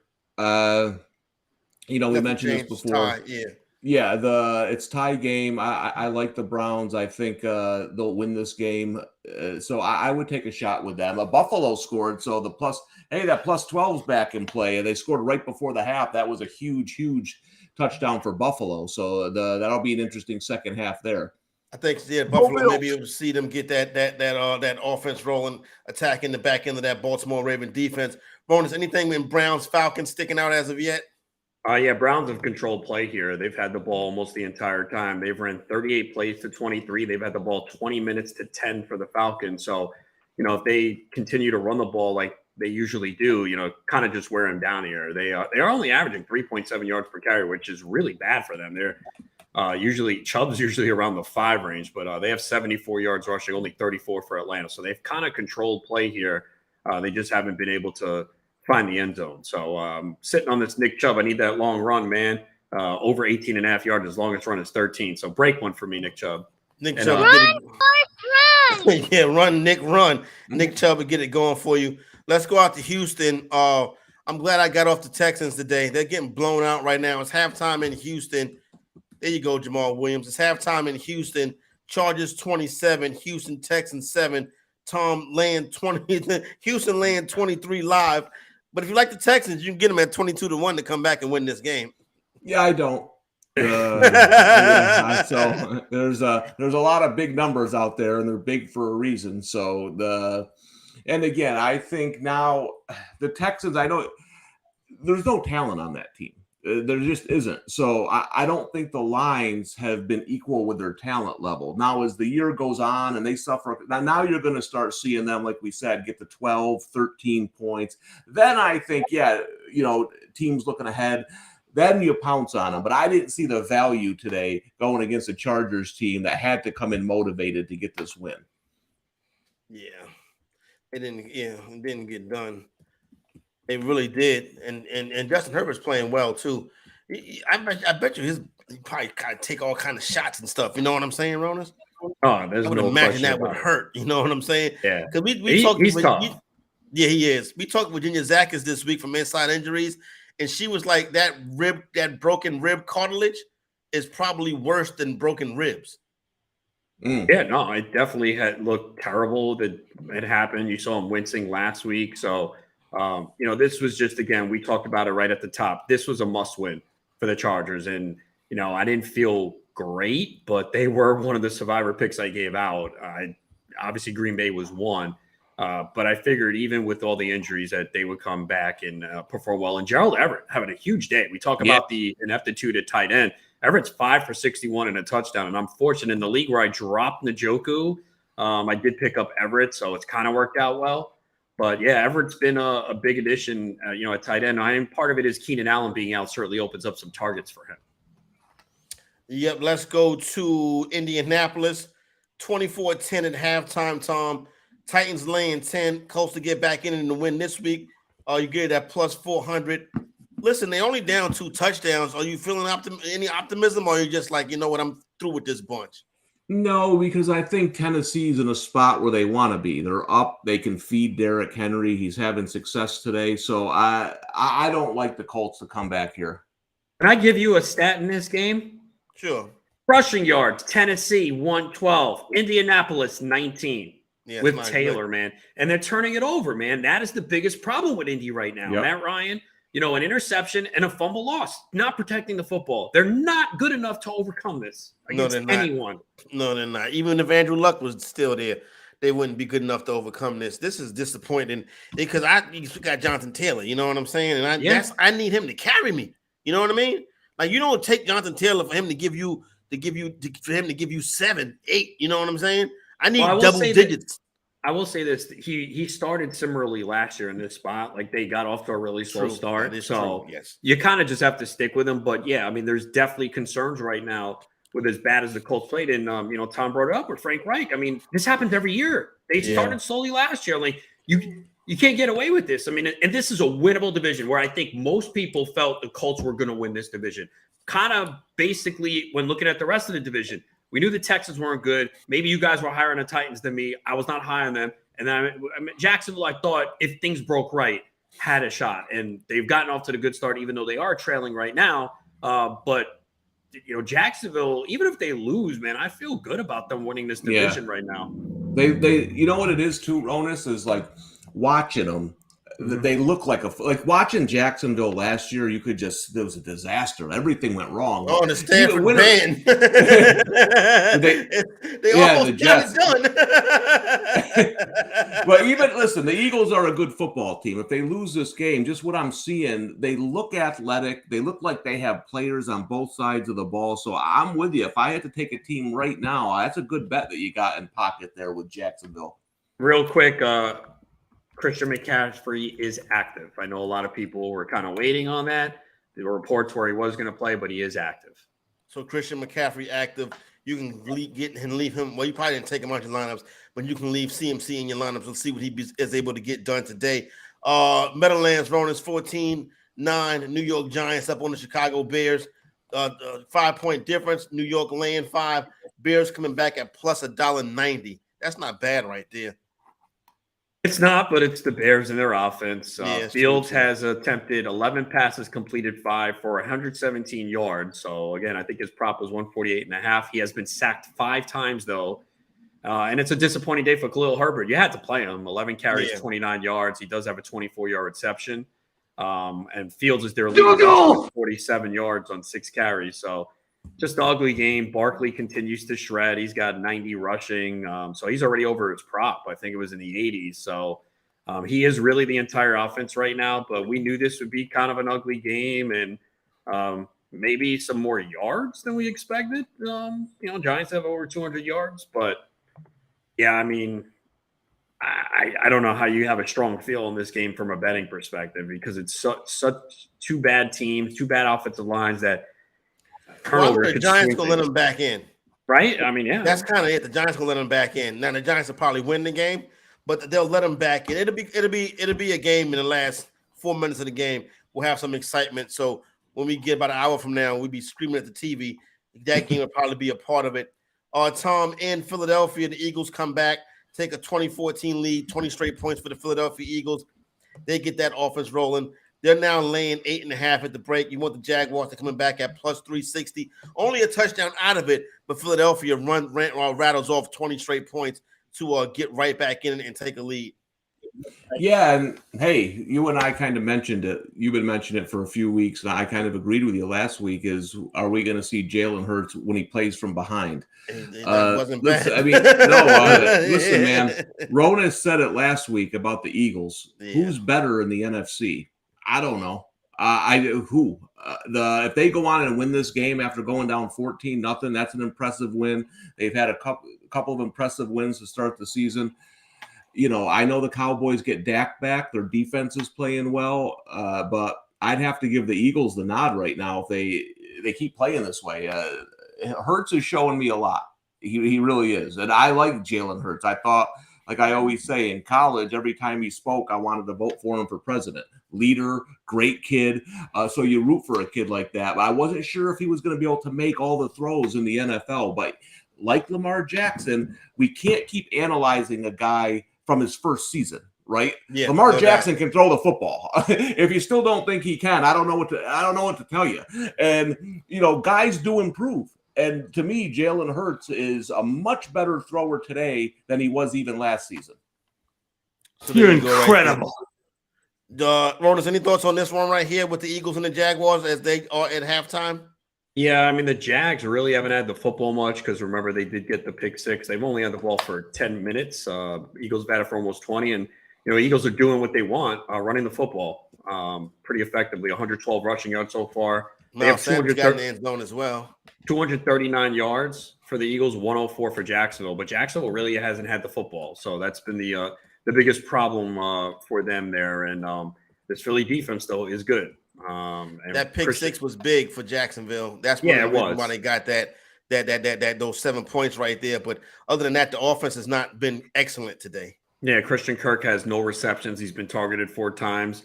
I did see earlier that Darius Slay left the game. I don't know if he came back, but Zay Jones was out for this game. That was a big loss for Jacksonville. He's been pretty productive for them this year.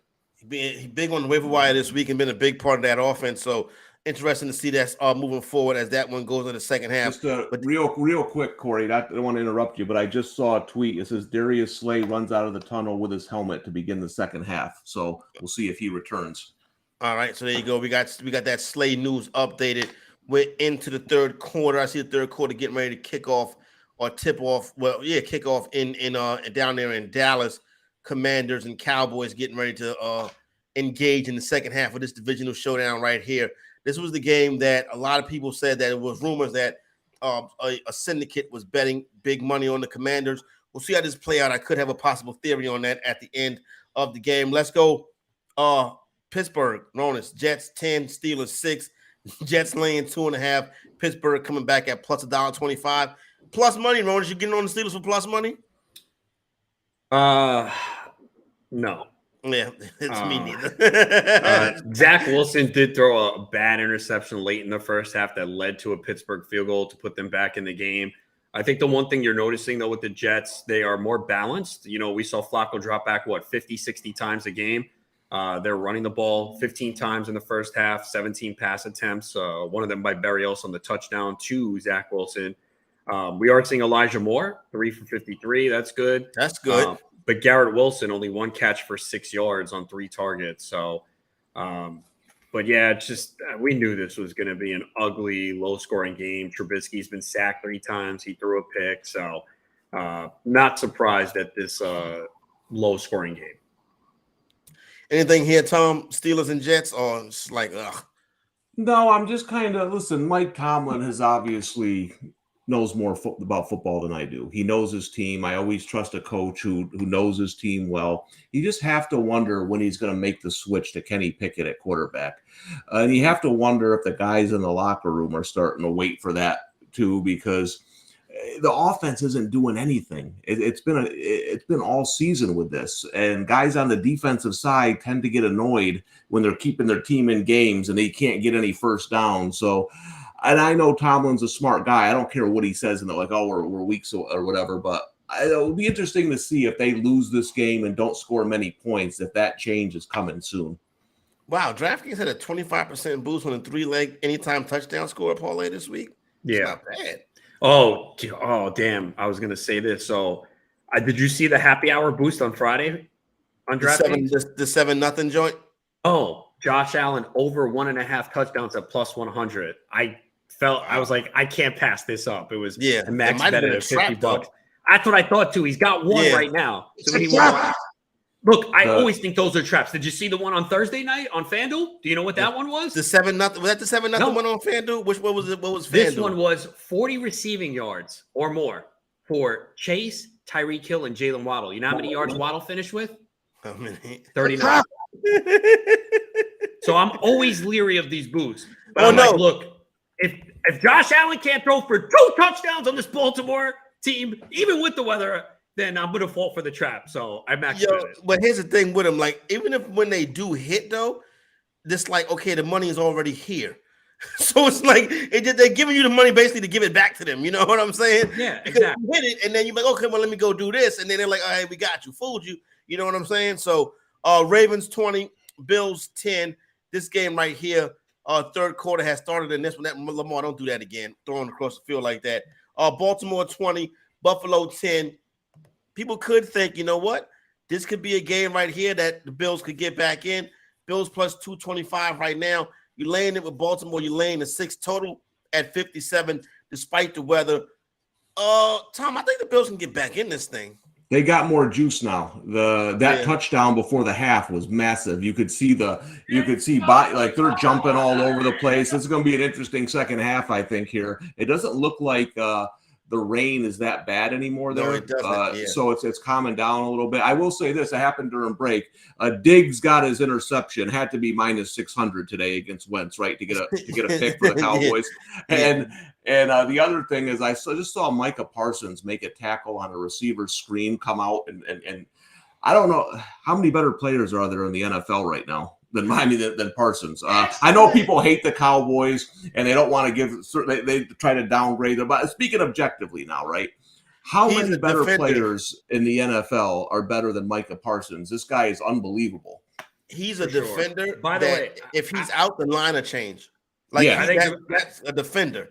I think the Bills' bet is live, man. They've turned it over twice. They've turned Yep. it over twice. That's really the reason why they've fallen behind. So, again, said it repeatedly. Look what the Ravens did 2 weeks ago. We were sitting here. We thought our Miami bet was dead. They wound up covering. So, definitely, if you're ever going to fire on a live dog, the Bills are it.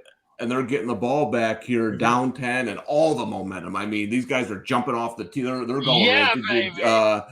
Allen's throwing his hat down. I mean, they're rolling now. Let's see. This is going to be an interesting ending to this game.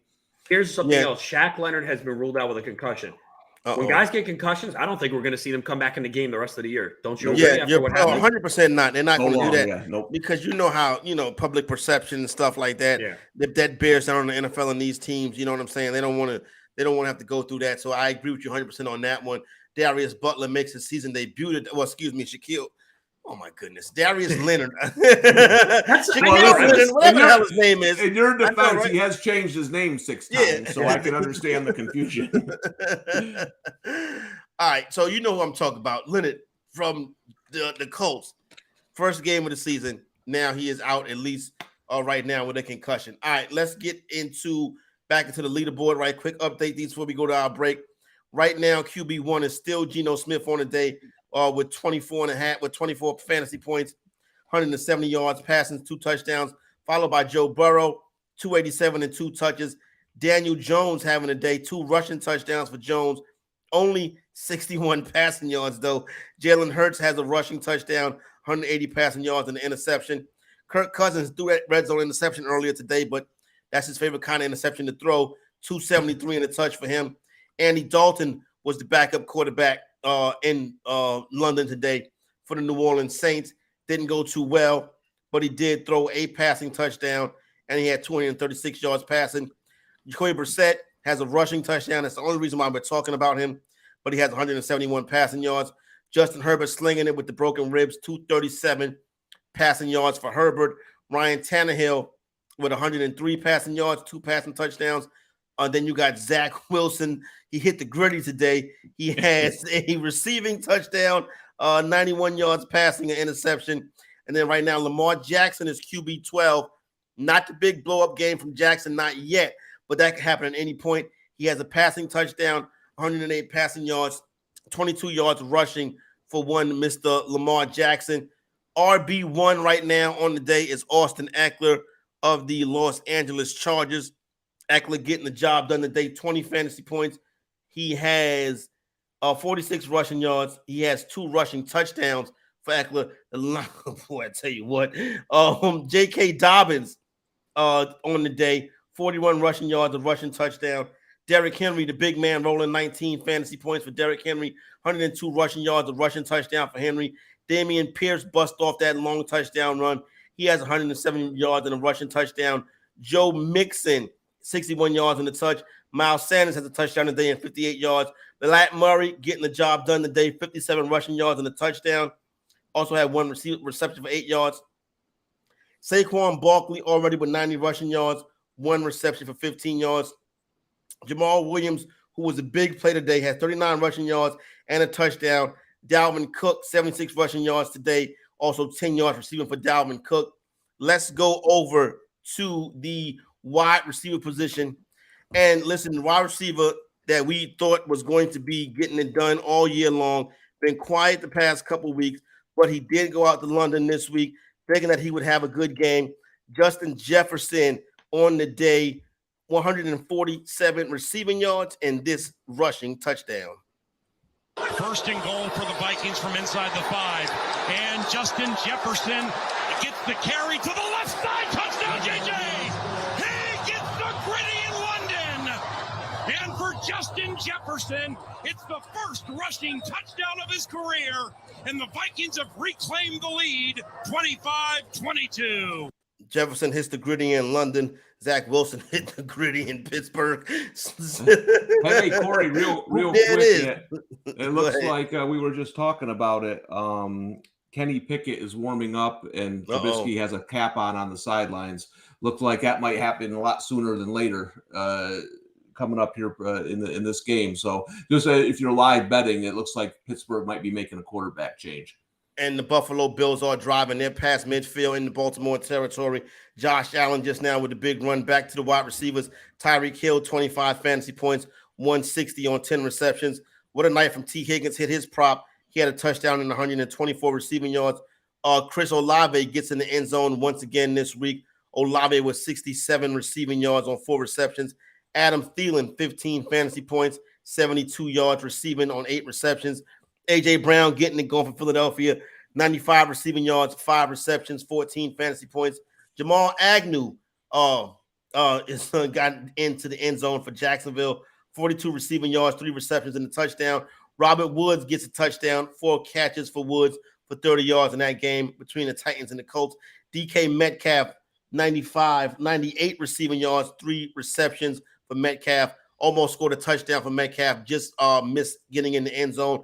Could have had a bigger day. Darnell Mooney has 3 receptions for 92 yards. So there you go right there. Mr. Fields is having a day. Jamar Chase on Thursday night, 81 receiving yards to get back into the good graces of fantasy people. Now we get to our tight ends on the day. And I tell you, we talk about the disappointments in tight end. We heard about, Ronas, the promo when you and Fensley talking about it. The one tight end I did do a good job and at least got him in a couple leagues, and I feel good about that. It probably was an accident more so than anything else. It was Gerald Everett. So far on the day, Gerald Everett with 61 receiving yards on 5 receptions and this touchdown. Palmer and Mike Williams right. Herbert shotgun. Takes the handoff to Kelly. Now running to his left, throwing to his left, trying to thread it. He's got a man caught into the end zone. Touchdown, Chargers. Gerald Everett from Justin Herbert, 18 yards for the score. TJ Hawkinson, 13 fantasy points, 45 receiving yards and a touchdown for Hawkinson. And in Indianapolis, Mo Alley Cox, 1 receiving touchdown, 34 yards. Adam Ronan said, if anybody would like to send him a Mo Alley Cox jersey, you can go ahead and I already send him. got you the first time,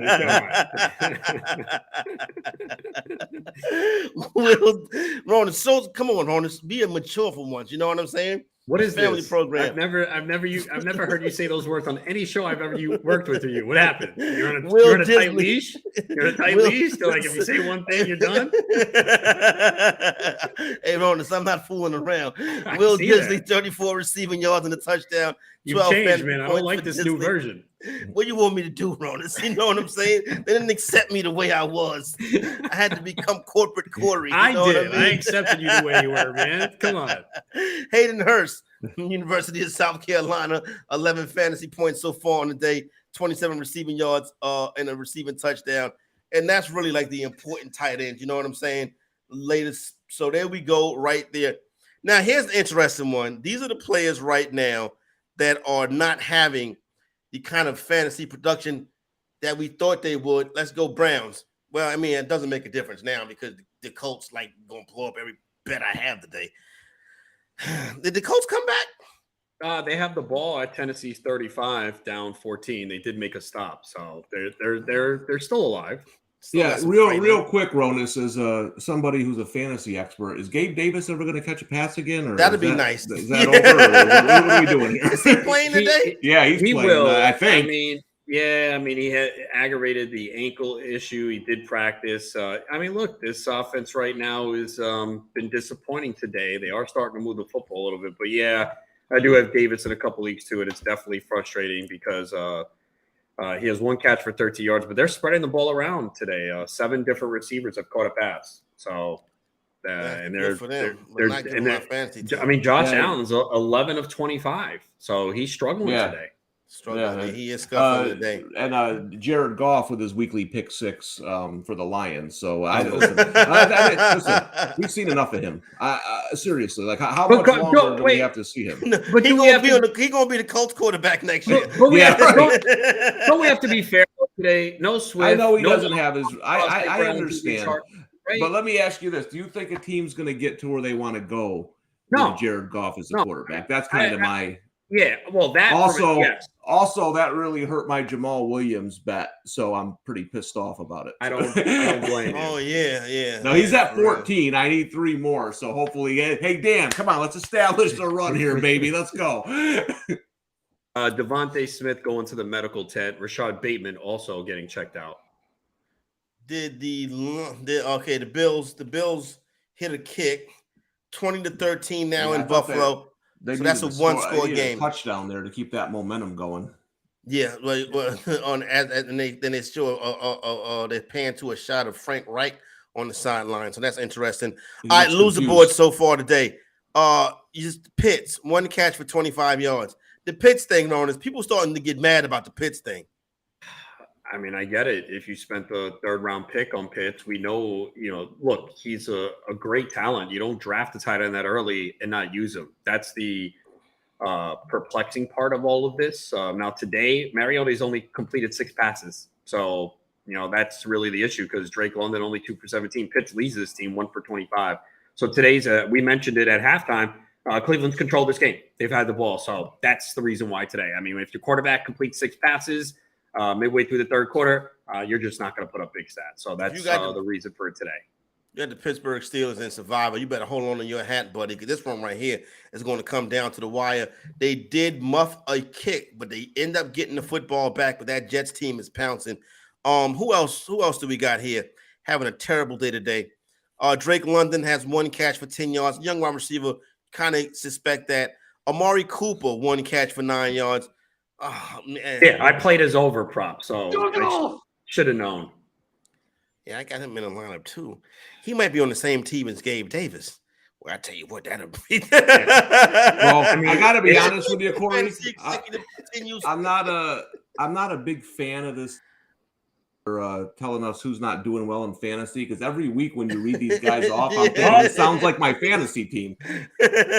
Corey's about to be happy again. Get out your jersey. Mo Alley Cox touchdown.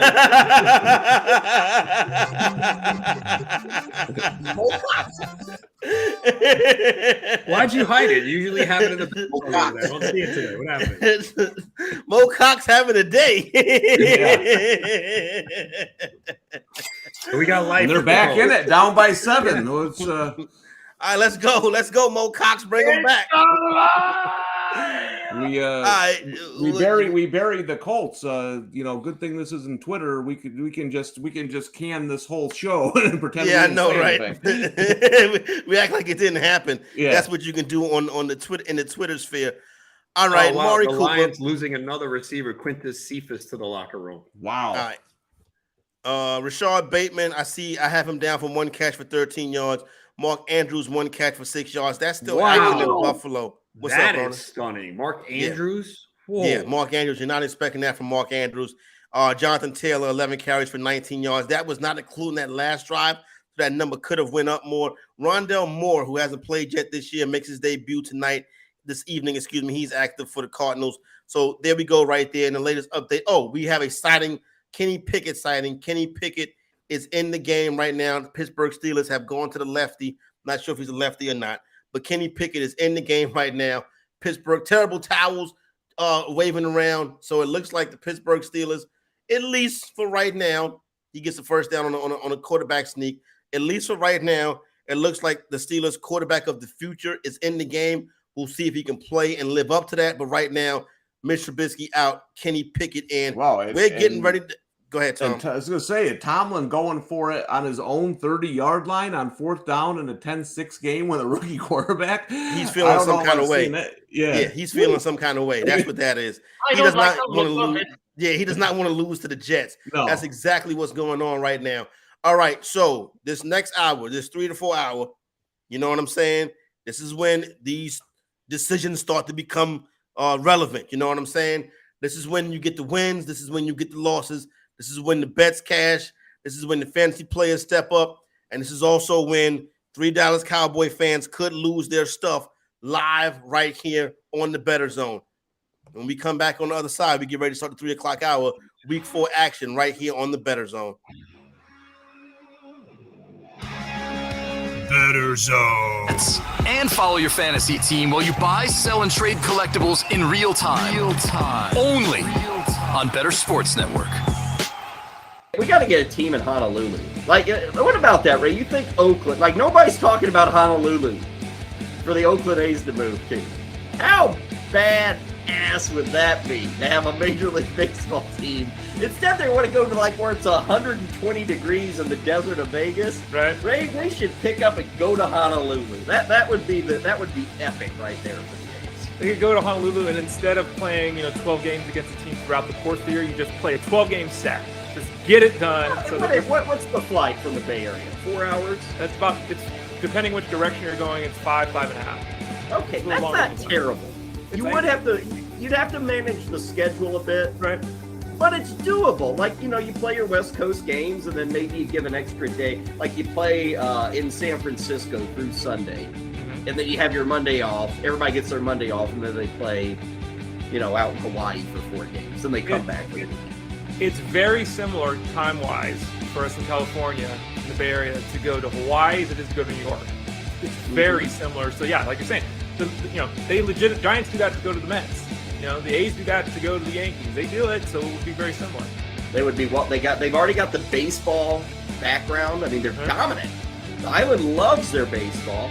And Ray, you could even rebrand the team from the Oakland A's to the Oakland Lays. You can do the Lays, Ray. Look at that. Good. That's actually, there's no way that would ever happen, but that's pretty good, Kyle.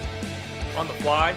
I'm giving away like free marketing right here. Good work. Right on the show. The plan is for them to stay here, but the fans hate them. I don't know if the city likes them. They can't. I mean, it's embarrassing. I don't know. The plan There's is a lot of land in Hawaii. Just think about the views, Ray, of the Pacific. It would put your crap ballpark in San Francisco to shame. Like, everybody thinks that's a good view. Right. It'd have like waterfalls and real palm trees and the Pacific Ocean. People Like, trolling fire in the 7th they inning would stretch. make the Giants Park look like, the Vet in Philly. It would look that awful if they moved to Hawaii. And you go to your flip-flops or shorts. They serve Mai Tais. They give Lays away, or the first 5,000 fans, whatever. Well, everybody in the chat room loves it. Every time I get a compliment, I don't bring it up on the show. Oh, okay, sorry. I don't want to be that guy. Call, chat, enter contests in real time. It's Sports Talk 3.0 with Bettor Sports Network.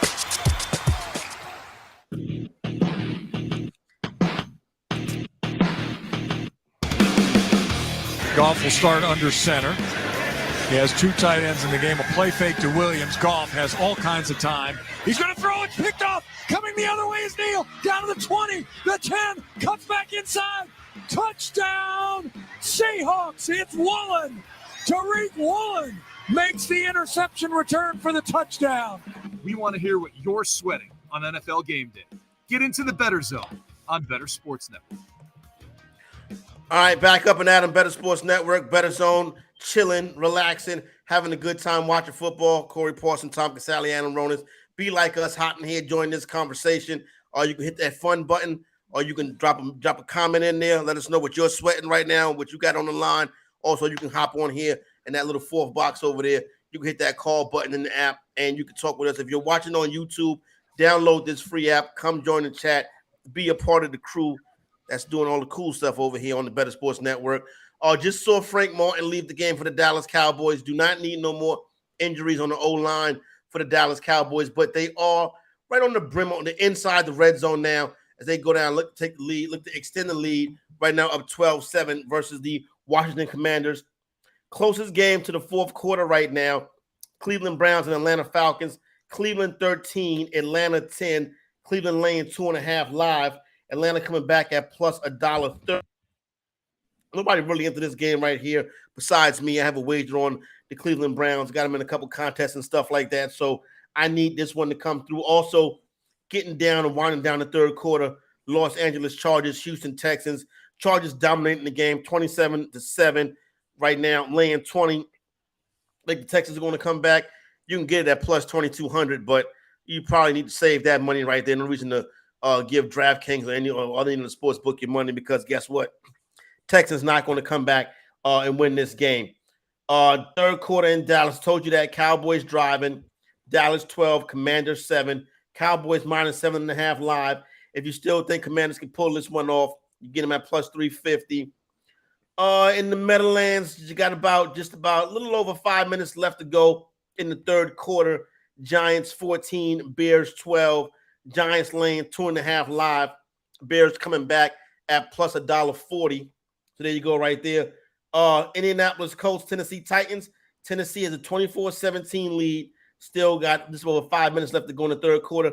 Kenny Pickett came into the game in Pittsburgh. He has thrown an interception, threw it into double coverage, but still was a good pass. Receiver had his hands on it. Defenders made a nice play to make the pickoff right there. 10 for the Jets, 6 for Pittsburgh. Pickett is in the game. Still got plenty of time left to go in the third quarter. A marquee matchup of the day, Buffalo Bills 13, Baltimore Ravens 20. You're laying 2 with Baltimore right now. Buffalo coming back at plus $1.05. 6 minutes left to go in the third quarter in that contest right there. And probably the furthest game away from the fourth quarter, Seahawks 31, Lions 15. The Lions opened up. Well, this game closed with the Detroit Lions as a 4.5-point favorite, which if you bet on that, I got a bridge to sell you. Adam Ronis, what are some of your thoughts right now as we push into the 3 o'clock hour on Sunday, week 4? Well, Jacksonville was showing some life, and Trevor Lawrence was picked off in the red zone. So, that was why I was having a hard time buying Jacksonville today. And they still could come back in this game, but I just think this is a step up in competition against this Eagles defense. We talked about Buffalo, and I wish I'm so consumed during the show. I wish I had put some money down on Buffalo. The live money line, when you mentioned, it was plus 220 because they're showing life and they're moving the football, and the Ravens haven't really done much offensively. So I think that was a good spot to buy them. We did bury the Colts, and they're getting the ball back down 7. So they definitely have some life here. What you saw on that Lawrence pass is some of the things you see about Lawrence. At times, you see Lawrence and you be like, oh, yeah, you know what? That's the guy. That's him. This is the guy that's 1-1 generational talent. But on that pick, backing up, throwing off his back foot or with one leg in the air. You can't make that kind of throw like that, and that causes them to be a red zone interception.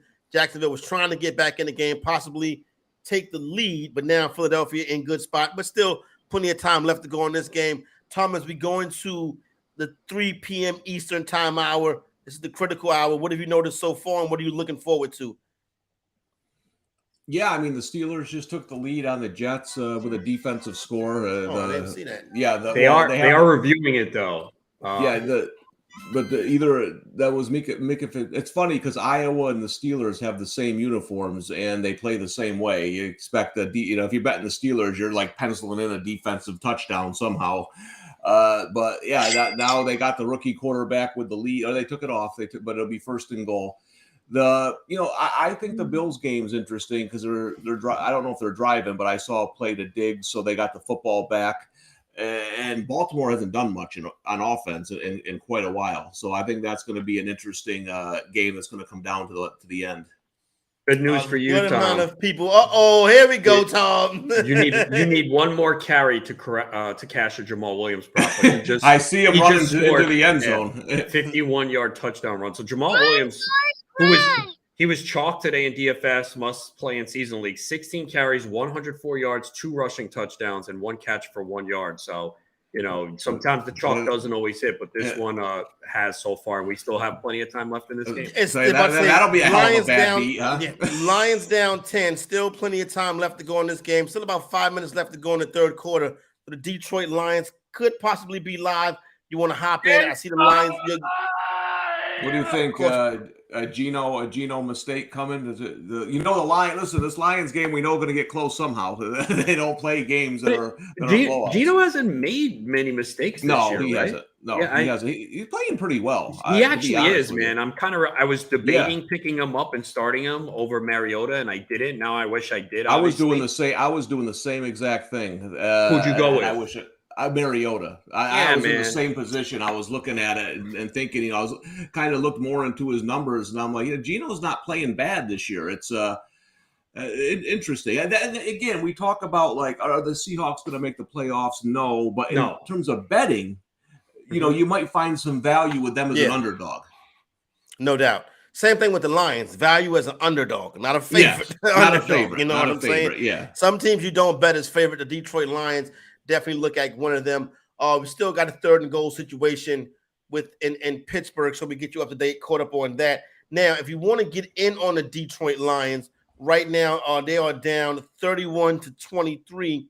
That live number for the Lions is plus 295. Here's the problem, though. Can Detroit stop They Seattle? can't stop them. That's Yeah, the problem. Why I can't do it. Geno's 14 of 16 for 201. Metcalf 5 for 129. I mean, what is going on with Seattle too? 16 pass attempts, 15 runs. Like, oh, Russell Wilson's gone. Let's throw the ball. Yeah. Kenny Pickett, first career touchdown, comes on the quarterback sneak. Got the lead right now. Pittsburgh up 12-10 over the New York Jets. Extra point pending. That bangs through 13-10 Pittsburgh over the New York Jets. Interesting to see if the Jets are going to be able to come back and continue to wake this one right here a game. So we do have one game into the 4th quarter between Cleveland and Atlanta. 13-10 right there is where we're at on that game. All right, guys, Monday Night Football. Los Angeles Rams, Tom, and their division rivals, the San Francisco 49ers. San Francisco is the favorite in this one. Makes it feel like a trap. So I said, you know what? I got to go with the Niners. Yeah, I actually just wrote up this play for the New York Post before we came on the air, and talk about a tough game to handicap. Woo! That's now listen. San Fran has had their number, right? They had won 5 in a row until the Rams got them in the championship game. But a lot of those games have been close. They could have gone either way, a couple of plays here and there. So a lot of unders that they play. So I would look at the under. The other thing I keep an eye on is they had a heck of a time blocking Nick Bosa in that playoff game. Bosa's got 4 sacks coming in. I took over 0.25 sacks for Nick Bosa. I think he gets at least a half a sack in this game. That's how hard this game was for me to handicap. I think it's dead even. I lean under, but listen, Jimmy G can't play any worse, right? I hope than he did in that game the other night. So that is we got other people doing the gritty here, Corey. They're all somebody. I know. Oh, yeah. It's done. That might be when at the end of the season. Yeah, at the end of the season, when we sign off for good, that might be the best call ever on this show. Is that thing is going the way of the draft and everything else? Yeah. Yeah, so there you go. Now, of course, the Falcons would take the lead. Obviously, this one's going to come down to the wire right here. We knew this one was going to come down to the wire. But, Ronald, what do you think about Monday Night Football tomorrow night, Rams and San Francisco NFC West showdown? Yeah, very difficult game. I just have not been impressed with the Rams so far. So I lean San Francisco. I know they didn't play well last week, but defensively, they've been really good. So my lean is to San Francisco, but I'm not really strong on it. Yeah, I haven't placed the wager yet. I'm probably going to be with San Francisco. Did take them, you know what I'm saying, in the contest, mainly because we're just running out of options. I should have stuck to my guns with the Tennessee Titans, though, but sometimes, you know what I'm saying, you let that line movement can get the best of you. I try to stick to my own handicap, but that thing scared me this morning because I'm like, I couldn't see what everybody else saw in Indianapolis. Yeah, I mean, I kind of was more on the indie side, so I guess I'm the you everybody else. But we tie game, right? Tie game. Yeah, Josh Allen, 11-yard rushing touchdown. What's the lines? I'm interested to see what the lines are now, but the Buffalo Bills are the favorite. The Buffalo Bills are now the favorite. If you want the Baltimore Ravens, you're getting even money at plus 100. You got to lay $1.30. Buffalo Bills right now back into the driver's seat. They're the favorite as we get ready for an exciting 4th quarter in this one right here. It looks like there you go right there. So all right, so stop penalty in Dallas. So that's where we at right now as we are going towards the 4th quarter of most of these games, starting to get some 4th quarter action. No real blowouts. I guess you could say Chargers are blowing out the Texans. Other than that, everything else is one possession. Everything else is a one possession game. So this is how the NFL sets us up, and we still be betting favorites. You know what I'm saying? Excellent. I mean, look at the lines this week, though. They were not. They were tough. This was the toughest week to me. Tough week. Well, yeah. I agree. Mm-hmm. This was the toughest week to me, and I couldn't go with some of my regulars. You know what I'm saying? Like fading the short road favorites and stuff like that. A lot of the favorites were at home this week. Just a tough week this week, and it doesn't really get much easier when you get to that 4 p.m. Eastern time hour. And we did say that Christian McCaffrey is going to play. So that if that's any other injury things we was worried about in the 4 o'clock hour, Ronas? Rondell Moore is active. Again, the first yeah. game of the season. Jair Alexander is out for Green Bay. I mean, I don't think you're playing any Patriots wide receivers, but Corey might since he loves them. That's with Mac Jones, bro. Now I'm done. Now with Brian it's Hoyer, over now. okay. Now it's Lamar Jackson. Okay. I got my sense back. Yeah, only 3 games in the 4 p.m. window. So the big ones we're waiting for tonight is the Bucs receivers, and I hope if you waited around for Chris Godwin, Julio Jones, that you all have alternatives, and I wouldn't count on them. I didn't rank them very high this week. Yeah, it looks like Philadelphia getting ready to add on some more points right now. They set up for a field goal, and that's going to be roughing the kicker as well. So just think, he hit him pretty hard. Yeah. Man, that's a pretty vulnerable spot for the kicker right there. Looks like he's going to be all right. Shake Elliott, one of the best kickers too. But in most fantasy leagues now, you go with team kicker. Does anybody still play with like the kicker that you draft, or everybody's drafting the team kicker now? So I was in a neighborhood draft this year with like my son and some of the kids and the fathers, and they were drafting kickers, and I said, I haven't done this in years.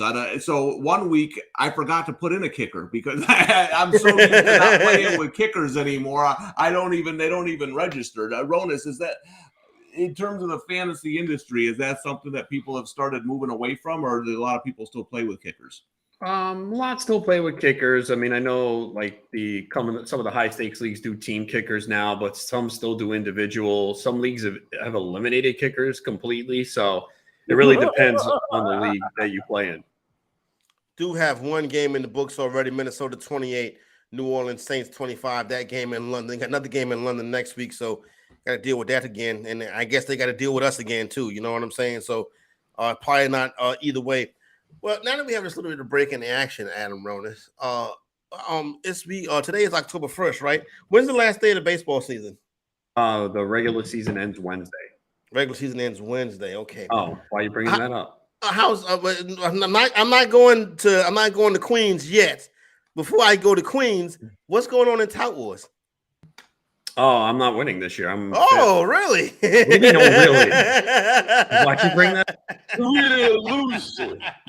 I won last year. You only I can't win every year. Ronas, you only as good as your last. You only as good as your last game. You only as good as your last game, Ronas. I've won 3 times. I can't win it every year. I'm not that good. You only 500 against me. Yeah, whatever. I'm not 500 against you. I mean, Tom.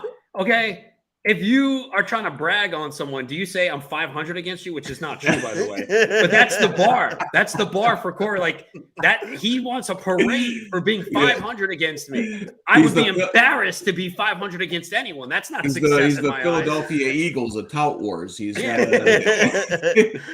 I'm just saying, Ronas, you're 500 against me. You're not winning Tout Wars this year. You must be losing your mojo. You know what I'm saying? That mojo must be gone, Ronas. It's not gone. It's not. It's just you know what I'm saying. League.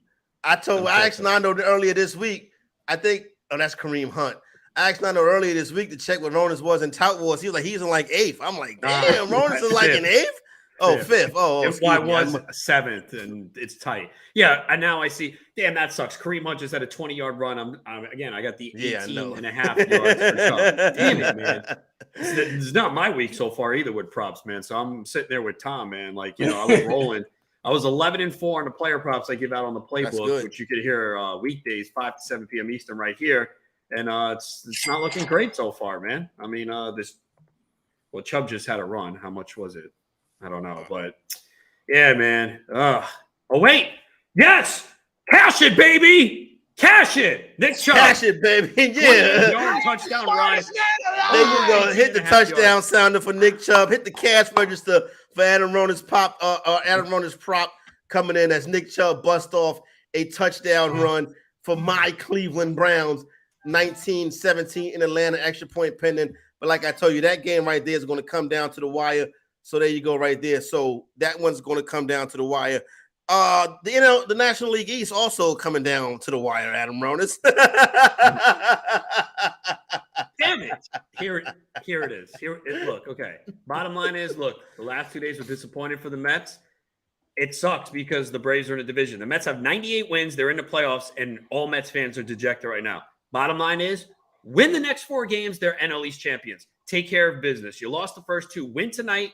Sweep the Nationals at home, which you should do, and you win the division. But the Braves are good, man. They're good. Like, I get why Mets fans are disappointed, especially when you have DeGrom and Scherzer going, but win the next 4.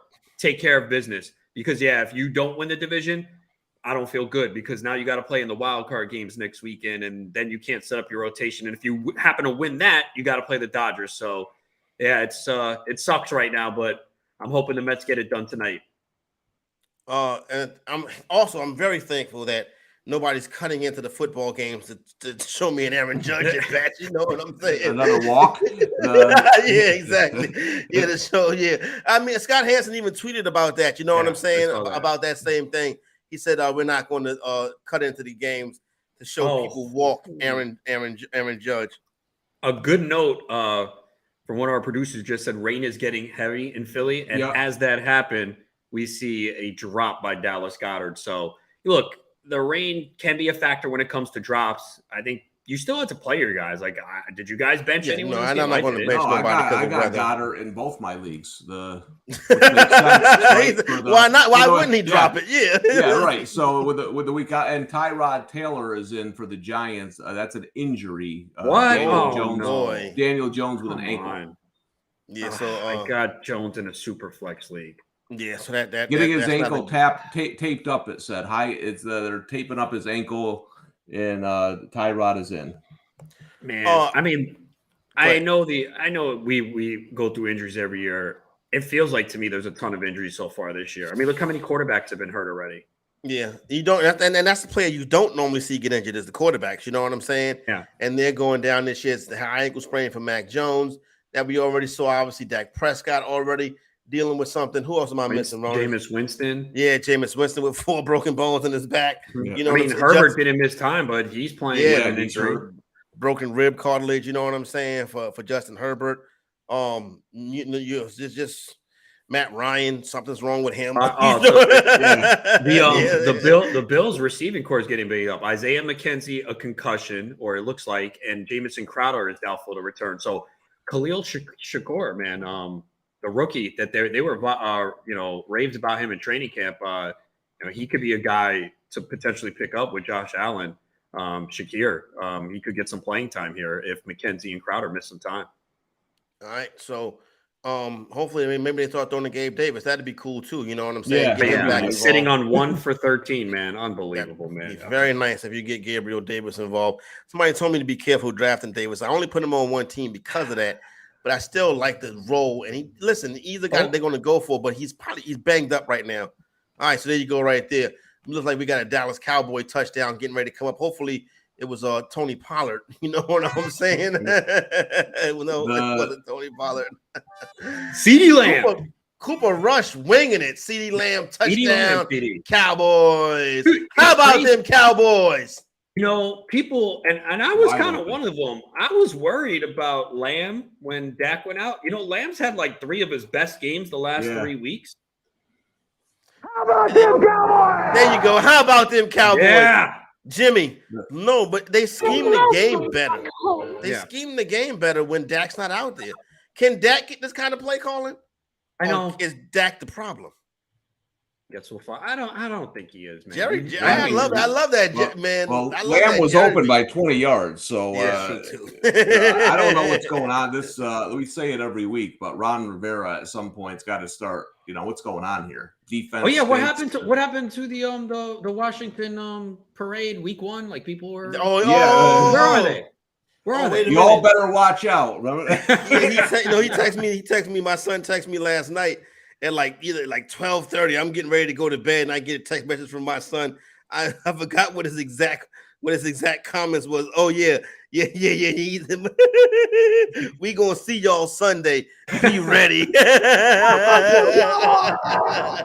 mean, look, it's not over yet. It's still. But I know we laughing. he could I be know. getting the We last laugh, we you know watch what too I'm much saying? NFL. Okay, let's. Yeah. You know how many times Carson Wentz been sacked today? How many? One. None? Welcome Once? to the You see? NFL. Welcome to the 100%. NFL. Like when Like, it's because so that's what obvious- everybody said. Oh, Dallas is going to dominate their offensive line. They was going to be ready. Do you see the kind of they got everybody? It's 3 people accounting for Micah Parsons on most plays now. Can you blame teams? It's still not enough. I mean, that's if you look though, Lawrence is having some big games. Not that he's not he's a good player, but there's so much attention now. He's getting more one-on-one blocking than he's seen in years because so many people are fearing Micah Parsons.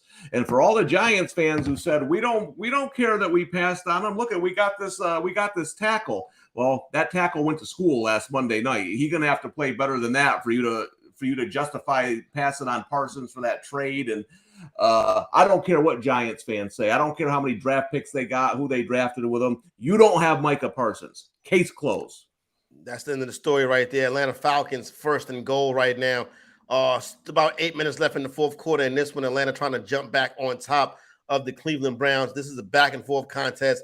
We see that the Cleveland Browns can make a goal line stop. Maybe Atlanta ties this game up or take the lead. Baltimore Ravens also driving right now. They're trying to get back into the lead. Still on their side of the field, but pushing it closer to Buffalo Bill territory. This is probably the part of the game we start to see Lamar Jackson get busy. So there you go right there. 22-10 is the score in Dallas. Cowboys with a 12-point lead now. Interesting to see if the Washington can fight back into this one. Chargers up 27-14. Not really much going on here. Still got that one-score game between the Seahawks and the Lions. All right, let's get ready to head out to a break. We come back, update the leaderboard. Week 4 action, rocking and rolling right here on the Bettor Zone on the Bettor Sports Network. Bettor Zone. Collectible moments. Everybody up here at U.S. Cellular. Sox 5 runs, 6 hits. The 2-1 to Bartlett. Swing shot to short. Ramirez has it, throws. Bartlett picks a perfect game. His second no-hitter. People going crazy here at U.S. Cellular. He's mobbed by his teammates. A perfecto. Now there's a steal by Bird. Underneath the DJ, lays it in. Right out, 1 second left. What a play by Bird. Bird stole the imposing pass. Laid it up to DJ. DJ laid it up and in. And Boston has a 1-point lead with 1 second left. Out of the I formation on first down. Peterson the carry, looking for running room on the right side, has it to the 25, across the 30, across the 35, and out of bounds at the 40-yard line. Adrian Peterson has just gone over 2,000 yards for the season, the 7th man in NFL history to cross the 2,000-yard mark. Well, a thundering ovation for number 66, Mario Lemieux. Just the emotion I'm sure Mario is feeling in this place. You don't appreciate something until it's gone, and it's so great to have Mario back. Yager turns around. Over to Lemieux. Mario Lemieux, his first goal in his comeback here tonight at the Mellon Arena. And the Penguins lead 3-0, and he is smiling like a butcher's dog. Mario Lemieux. Oh, the band is out on the field. He's going to go into the end zone. The Bears have scored, but the Bands are out on the field. Pearson moves in front of the STP Dodge. Petty comes back to the inside. They almost touch as they move down low in the banking. They're going to be side by side as they exit the bank and head for the finish line. Richard Petty goes back in front. They both spin. They're in the wall. Petty is sliding, slamming into the wall. He's coming down toward the finish line. Will he make it? Pearson is still running. The winner is car number 21. An amazing finish. Richard Petty's car demolished in the front end, as well as car number 21. An unbelievable finish, a terrible crash. David Pearson has won the Daytona 500. Leitner catches, comes down, dribbles, shoots, scores! Christian Leitner has hit the bucket at the buzzer! Pitched by Downey, swinging, there's a drive into left center field. That ball is going to be out of here. It's gone. It's 7-15. There's a new home run champion of all time, and it's Henry Aaron. The most valuable player is Magic Johnson. 42 points, 15 rebounds, and 7 assists. He starts at center, plays forward and guard, and leads the Los Angeles Lakers to a world championship 123-107 over Philadelphia. Whether you collect sports memorabilia, fantasy championships, or winning bet slips? Talk about it on Bettor Sports Network.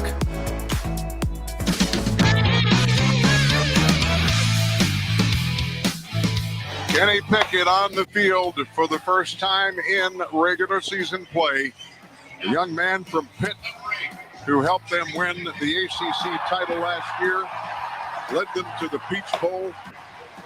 And there are a lot of happy people in the stands that Kenny's going to be given a shot here. Everything in tight. 3rd and goal. Pickett, second effort. He's in.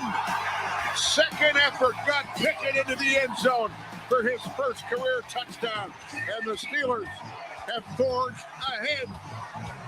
Kenny Pickett, how sweet it is, baby. How's your fantasy team performing today? Where's your action? What's on the game day menu? The Bettor Zone is the place to celebrate your passion for football on Bettor Sports Network. All right, we are into the scary times of the Bettor Zone right here on the Bettor Sports Network. Week 4, Corey, Tom, and Adam Ronis. Since we last left, what you heard right now, just now, excuse me for before I tell you what's happened since we left, was Kenny Pickett making his NFL debut and scoring a touchdown. Audio courtesy of the Pittsburgh Steelers Radio Network. Rashad Penny got in the end zone while we were going. Tyrod Taylor threw an interception while we were going. Davis Mills connected with Brandon Cooks for a touchdown pass while we were going. Trevor Lawrence fumbled the football while we were going. Atlanta tied the game up between the Browns and the Falcons. And a lot of things happened. Yeah. Well, okay. The Go ahead, Ravens turned it over. Bills get it back and quickly go 3 and out. And you had mentioned, oh yeah, Texans are done. They're not. Not only did they score, as you mentioned, they recovered a fumble on the kickoff. They now have the ball at the Charger 13, down 6. So how many times do we see this with the Chargers? 27 points in the first half, up 27-7. They've done nothing in the second half. Now it's a game. Yeah, also, Corey, you mentioned that the Penny touchdown was on 3rd and 16. They were setting up for a field goal. He went untouched for a score. And I can promise you this, the Lions fans are not happy. There was multiple shots of them screaming at Dan Campbell, booing. So the Hard Knocks love affair is over. You got to win games in this league, or not for long, as Jerry Glanville says. The NFL stands for. Also, a big turn. Oh, they gave it right back. Jonathan Taylor was stopped recovered at the Tennessee 22, and the Titans recovered a fumble, man, as the Colts were, gaining momentum and driving. Of course. They don't want me to win. You know what I'm saying? They do not want me to win. Jonathan Taylor fumbles. All right. Wait a minute. Somebody else has not scored. Somebody else has not scored in the second half. The Titans have not scored in the second half, correct? That is correct. 24 at halftime, still sitting on 24. The Titans. They did it last week, too. I'm about to say, didn't they do this last week, too? Yeah. The same thing they did last week, too. So we got to see better stuff. Interesting. All right, so listen, we still got plenty of fourth quarter left. Fourth quarter is winding down in Houston. Fourth quarter also winding down in Atlanta. Let's get a quick update of the leaderboard. Still right now, QB1, Geno Smith, 242, 2 touchdown passes, followed by Josh Allen, 164 and a touchdown pass. Daniel Jones. Did Daniel Jones come back into the game? No, Taylor is still in there right now.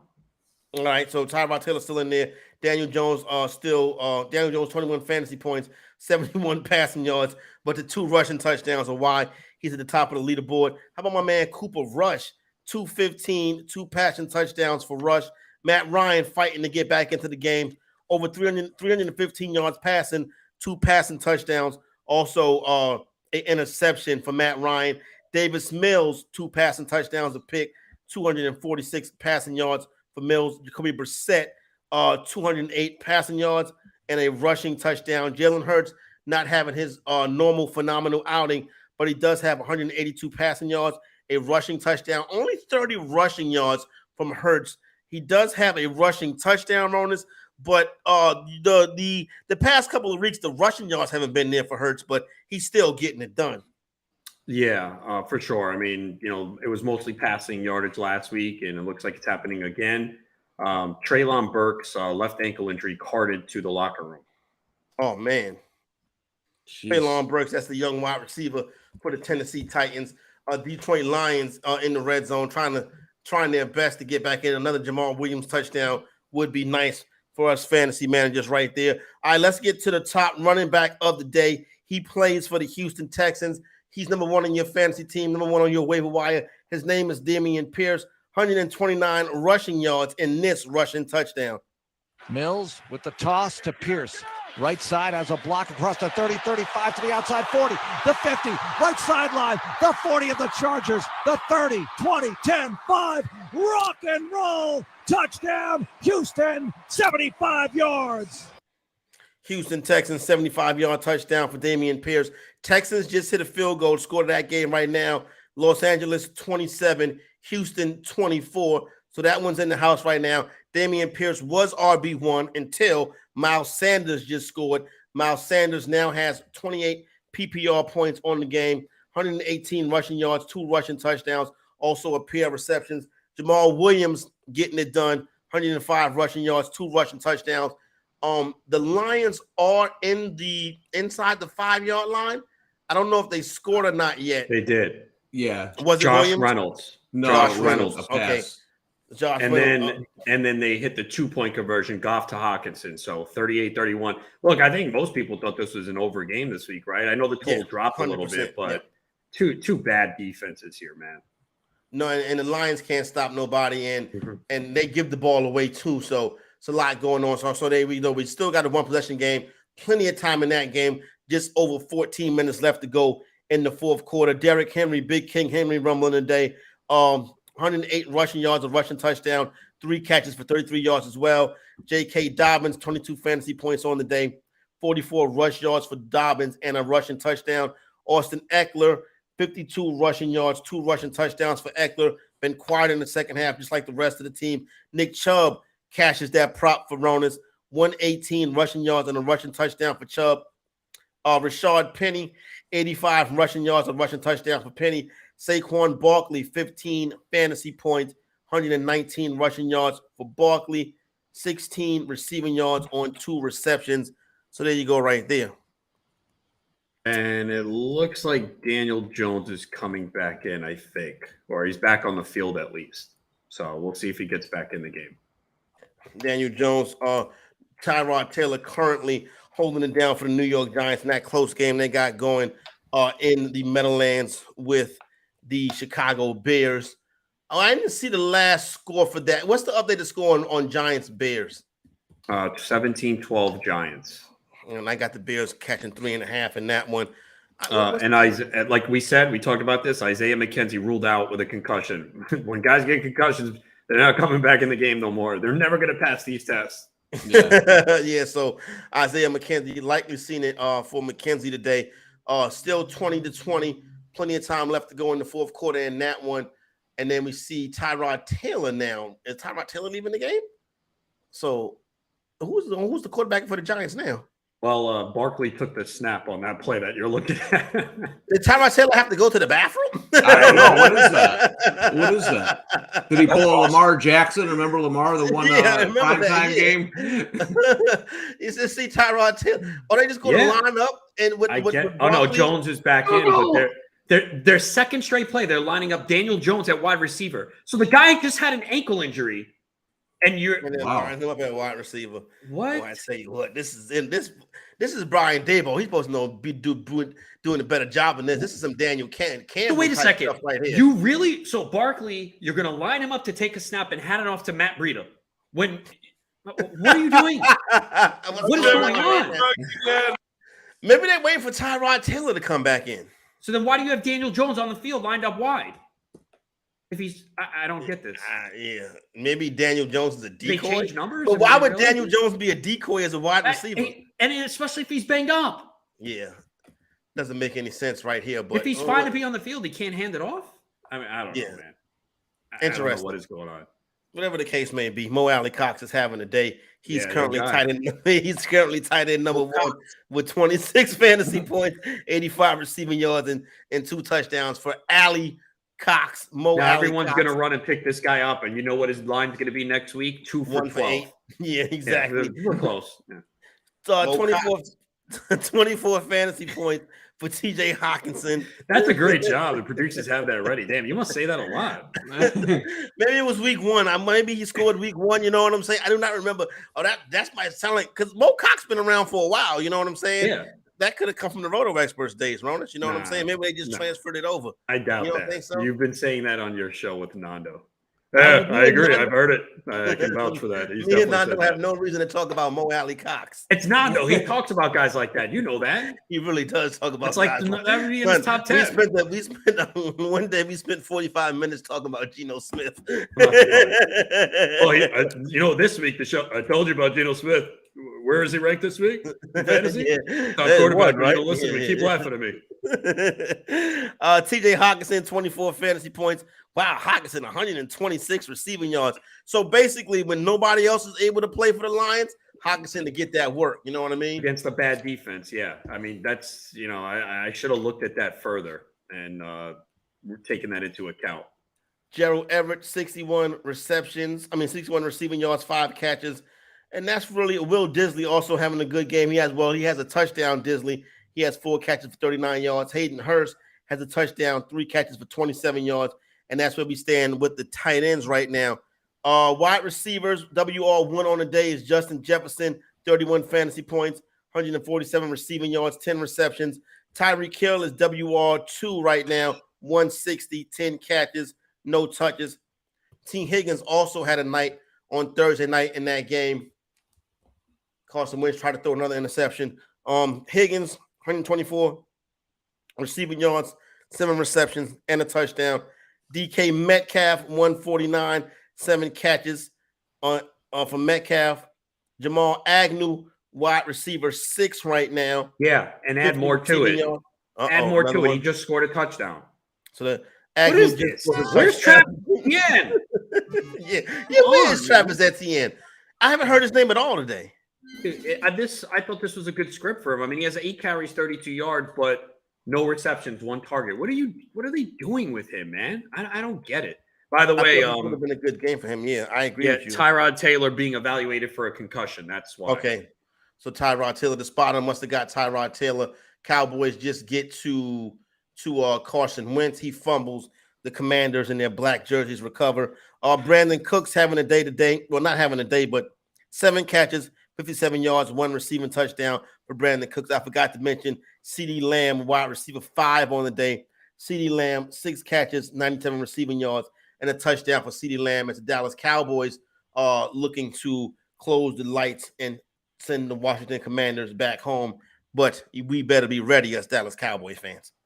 Well, yeah, they have a 4th and 15 at Dallas 16, so we'll see. They're calling a timeout. You think they take the points here? But that puts you down 9. Yeah, I mean, Washington is really, really bad.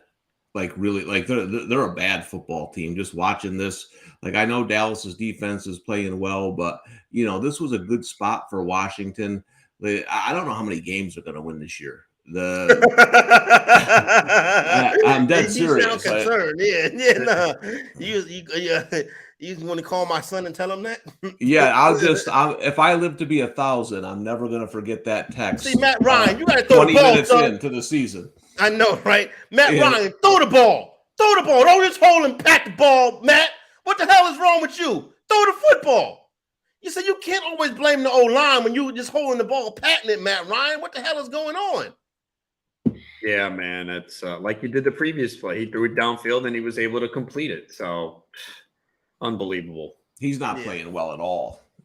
Nah, he's not. even that pass that they completed was that was a duck. The defender fell down.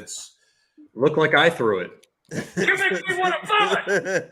Well, I thought you was the softball king of Queens. What you mean? I'm not a quarterback. I'm a softball player. I'm not a quarterback.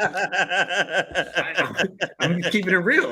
You don't want me to quarterback your team. Well, I figure. I don't know. I don't want you. I don't want you quarterback. But I figure. You know what I'm saying? You the quarterback king. You the flag football king. You know what I'm saying? Nah, you went out there to Canton, Ohio. Not a quarterback. No. I heard you was trash, Ronis. I heard you ain't had no route skills. You know what I'm saying? Yeah, okay. There's video of me making a catch. You want me to send it to you? No, I don't. I want to see you make a 4-yard reception. You know what I'm saying? Okay. I didn't see you anywhere.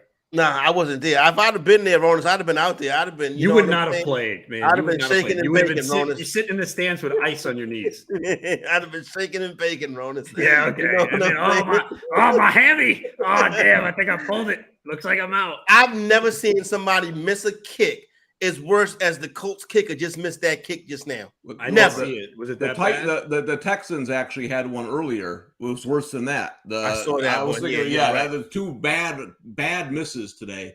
But that's an interesting decision, right? I know it's it was a 50-yarder, right? It's a 50-yarder that puts you down 24-20 with 2 minutes left in the game. It doesn't do anything. No, Right. so basically, if the Titans get 10 yards, they win the game, right? You know, because so I don't know what is. Ask you guys to answer me this. Where's the odds better that you get a 4th down or that you make a 50-yard field goal, you stop the Titans 3 times, use all your timeouts, get the ball back, drive down the field, score a touchdown? I mean, it's just I don't know. It's a weird decision.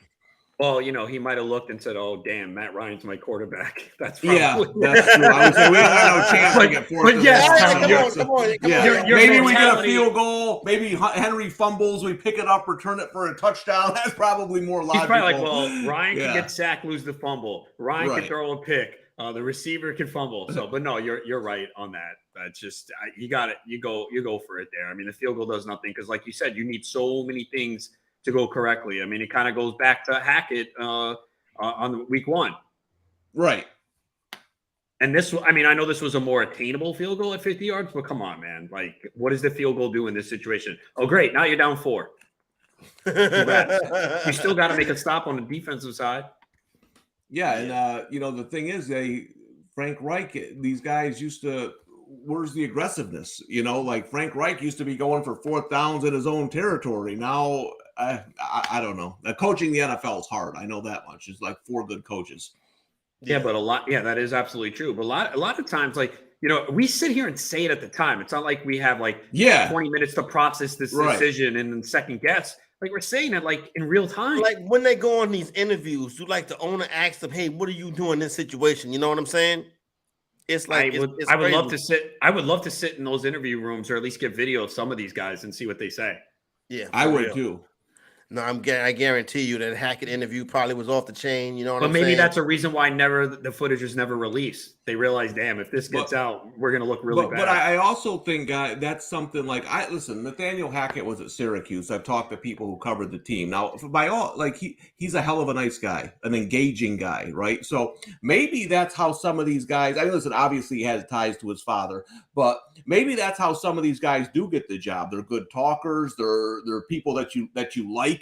You know what I'm saying? Like you said, Jason Garrett, he can come and watch my kids. I don't care, but I don't want him coaching football. Yeah. So I do think that is a way they do get some of these jobs. By the way, Jonathan Taylor, questionable to return with an ankle injury.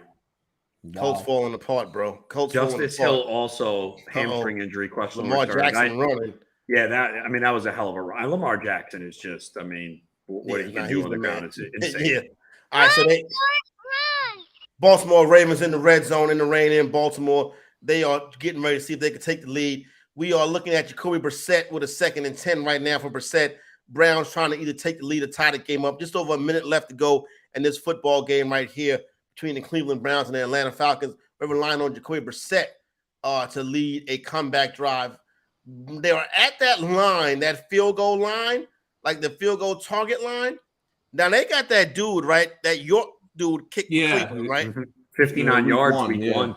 Yeah, he's supposed to be pretty good. So maybe this game game going into overtime. Lamar Jackson moving and grooving as Baltimore is down inside the 5-yard line right now. So that's where, Cowboys seem to be in command in Dallas. Now, as far as DK Metcalf is being carted off the field. Carted really? Off? Leg injury or like a head joint? I just see the alert, so I haven't seen. He's having a monster day. Yeah, that's tough for DK Metcalf right there. Hopefully, 7 for 149 for DK Metcalf today. It's going to be Wow, Ronis. crazy. If let's say you are in a position like me now, Dak is supposed to be coming back soon, but at some point you got to start streaming quarterbacks against the Lions if you can, right? Oh yeah, I mean that's just a terrible pass defense. Yeah, for sure. I mean that's a defense you're definitely going to pick on. There's no doubt about it. All right, so now we got Cleveland. Oh, they just got backed up 2nd and 15. Man, I tell you what, it is nothing uglier than Jacoby Brissett trying to make a comeback. You know what I'm saying? Oh, man. Oh, my God. It looks terrible. Jeez. Well, I guess we found out why that line was so low because I was with you, Corey, on Cleveland. But yeah. Is he about to throw interception, son? Yeah. Damn it, man. And then he sit there with his hands folded, like you don't know what happened. You do it right to the man in black. That's what happened. What do you think with your hands on your hip for? You got your hand on your hip like you don't know what the hell is going on. I know what happened. The dude on the black uniform is not on your team. Crazy. And then, oh boy. And then does Lamar throw an interception too? Oh my God, he stopped talking. Lamar throws an interception.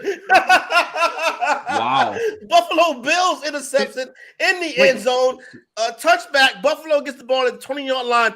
4-minute offense coming up for the Buffalo Bills. Interesting to see if they're going to be able to win this game. I see what Lamar. Yeah, I see what Lamar was seeing, but it took too long. So the receiver was open in the back of the end zone, but by the time he made the motion to throw, the defenders came over. So that's one of those. That's one of those rare times where being Lamar hurt him because 99% of the quarterbacks would have been sacked on that play, and he was able to keep it alive. If he gets sacked, they at least get the field goal. Normally that works out for him, but he was open, and it was just thrown too late. And I need this Josh Allen touchdown, or otherwise I got suckered in for that odds boost and lost my money. I always tell everyone, don't do it. And I'm like, oh, how's he not getting 2 touchdowns against the Ravens? Yeah, it does look like a trap every time you see those sitting out there. All right, so now Buffalo in control of the football. 4 minutes left to go on their own 20-yard line.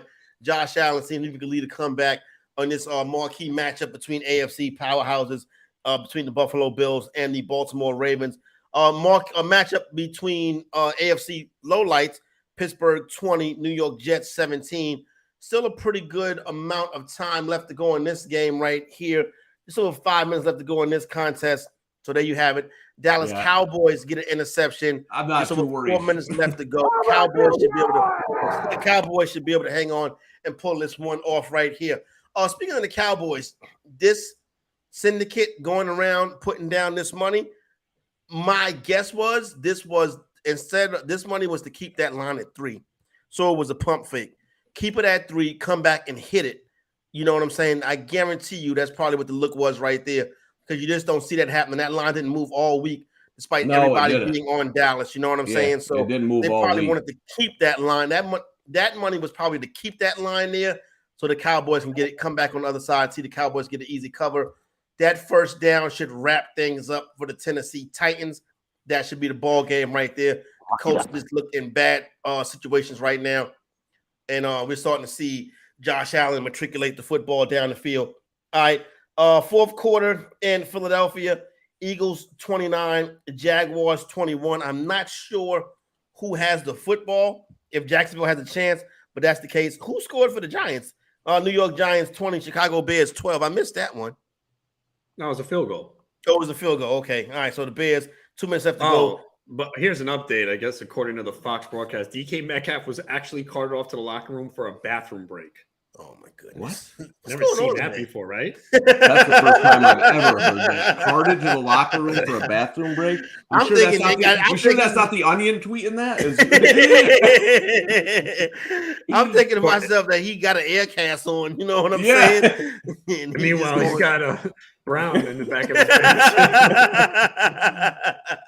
All right, so there you go. So hopefully the DK he gets back on the field. But it looks like the Chargers, the Seahawks seem to be in a good spot right there.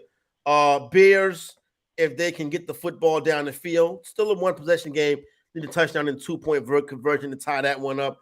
Yeah, you Cowboys think up that's 15. happening with Justin Fields? Probably not. Okay, Cowboys just up checking. 15, and Cowboys up 15 with the football. So that one is probably in the bag for the Dallas Cowboys. They'll move to 3-1 on the season. Chargers 33, Titans 24. It looks like Austin Eckler had a 14-yard touchdown catch. So there you go right there. Chargers will get the football back and see what they can do with it. And then in Detroit, still a lot of time left in Detroit. Still got about 7 minutes to go right there. Seahawks 41, Detroit Lions 31. So that's where we stand right now. The tie game is in Baltimore with the Bills and the Ravens. This is the one right here that we thought would be the big sweat coming down the stretch. It is that Baltimore not able to do much offensively in the second half. Buffalo was able to crawl back into this game, get the score tied, and now Buffalo going down the field to attempt to win the football game. Buffalo coming here and pull this one out, Tom. That'll be a big win. Yeah, huge win. They didn't play particularly well. They have injuries.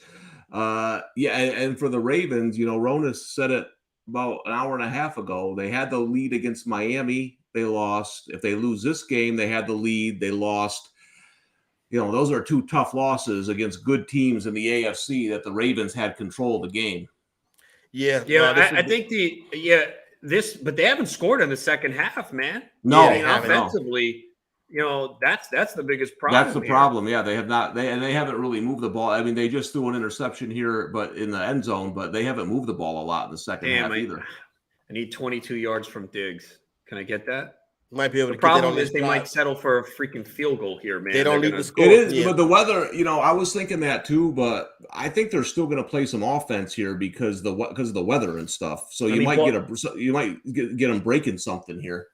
Yeah, and they get the 2-minute warning to stop on the next play, and Baltimore still has 2 timeouts. Yeah. Look, don't be like Minnesota today. Right. They got fortunate that they settled for the field goal. They got lucky, man, because they were too conservative. And we see so many NFL teams do this, man. And if you're Buffalo, you got Josh Allen, you want to be a Super Bowl champion, be aggressive and go for the touchdown. I'm not just saying that because I need Josh Allen's second pass. I mean, Lamar Jackson's on the other side. You know what I mean? Exactly. Yeah, so, go for it, man. Don't be conservative. Jets pick off the pass from Kenny Pickett. New York Jets get the football, 3:34 left to go in the fourth quarter out there in Pittsburgh. Some survivor pools could be on the line with that one. Pittsburgh, a heavy route. They saw the Detroit Lions. It was foolish to do it. You were fool. If you were on Detroit or Pittsburgh today, shame on you because those were not good spots for either one of those teams. Those lowly ranked teams as favorites right there. And then so that's where we're at. So we're good. All right, we're up to date. We're good. We're just waiting to see what happens between Baltimore and the Baltimore Ravens and the Buffalo Bills. So while we do that, let's take a timeout. We come back for the fourth and final hour of the Bettor Zone right here on the Bettor Sports Network. How's your fantasy team performing today?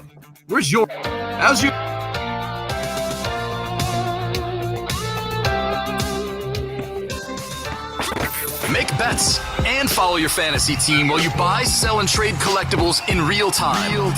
Only on Bettor Sports Network. Surely. Kickers never retire, I think. They just continue playing for all eternity. Like, there's only ever been 30 NFL kickers.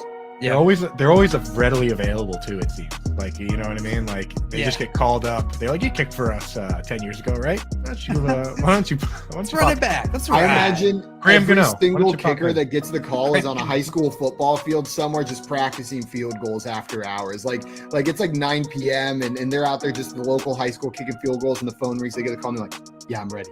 I've been practicing with it." I have an amazing kicker story. If you guys have a second. I got a couple. The number one all-time field goal kicker is Adam Vinatieri. The next two guys are Morton and Gary Anderson, right? Gary Anderson was a dude from like South Africa that just played rugby and soccer. He just could absolutely boot the ball, right? They bring him over and he does like a tryout and he's just absolutely crushing the ball. And all these colleges are like, dude, we want you to come kick field goals for us. And he goes, I don't even want to play football. He goes, I want to play soccer. He goes, I want to play soccer.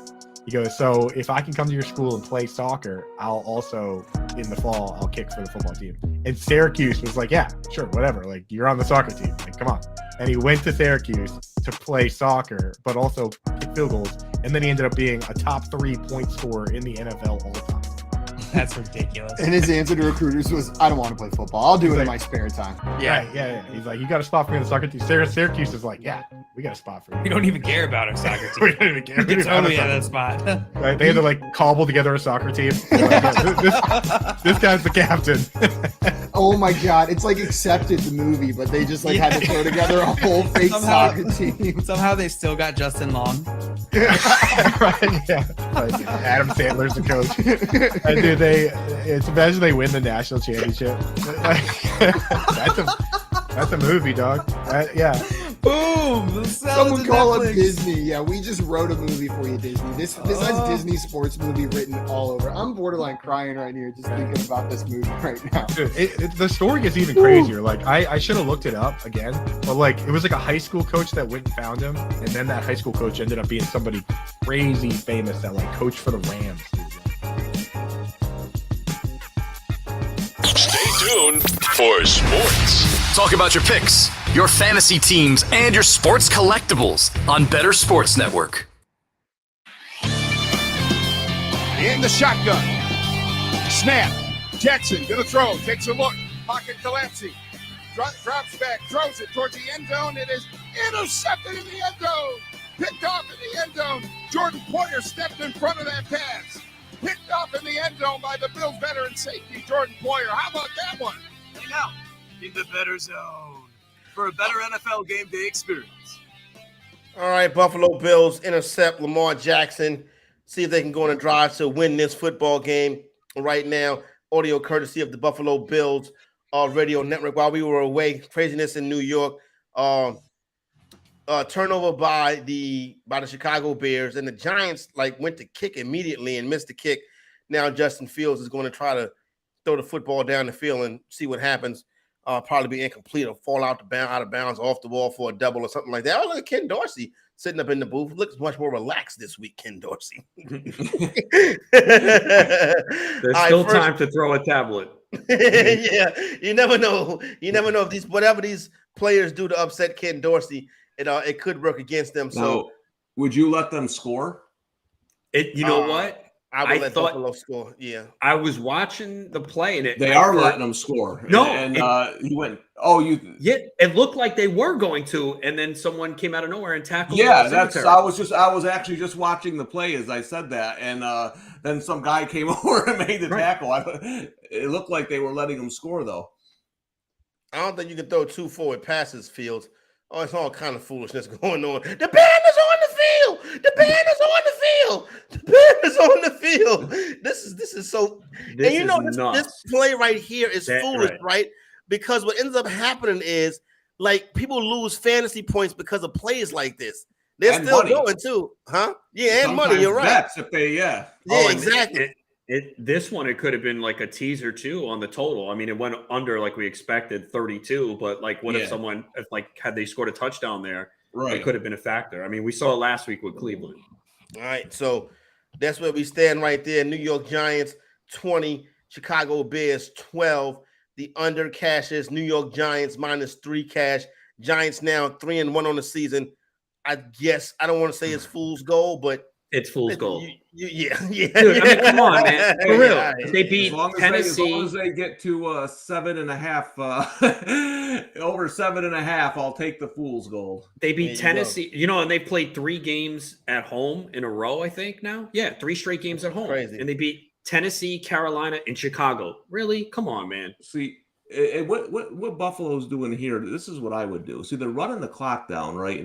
But I wouldn't kick the field goal. No, Tom, they're kneeling it, man. Come on, Josh Allen. I can't believe I fell for the boost. Well, I'm saying I would at least try to run the clock down, then run it in for a touch. You know what I'm saying? At least let Allen run it in, because I don't know, too many bad things can happen in the field goal. Right. Well, kickers are not, you know what I'm saying? Okay, the Jets are in field goal range now. In Pittsburgh, 20-17, Jets in field goal range. Go ahead, Tom. The other I was going to say, this is like the 7th time this year that me and Ronas both won a bet. I got Buffalo -2.5 early, and then you got the Ravens +3.5. And it's like the 5th time that's happened somehow.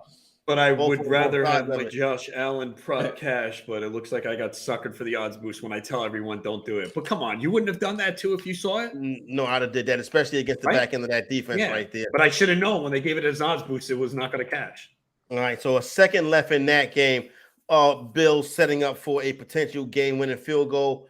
And still got plenty of time left. We're into a four-minute drive right now for the Seattle Seahawks going up against the Detroit Lions, up 41-38. 4-minute drive right now for the Seahawks. Still got time left to go. And this looks like it's all kind of foolishness going on in Buffalo. I see Marcus Peters. Well, Marcus Peters is a fool anyway. You know what I'm saying? He don't know how to act. You know what I mean? So hopefully they get that settled down. Yeah, it's a lot going on.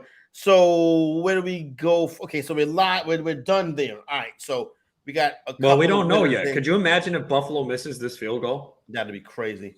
This one is right here too. Yeah, we also can tell you Tennessee won as a 3.5-point underdog. Tennessee wins as a 3.5-point dog. The outright winner for the Tennessee Titans is a 3.5-point dog. I believe the Chargers are also in the house already.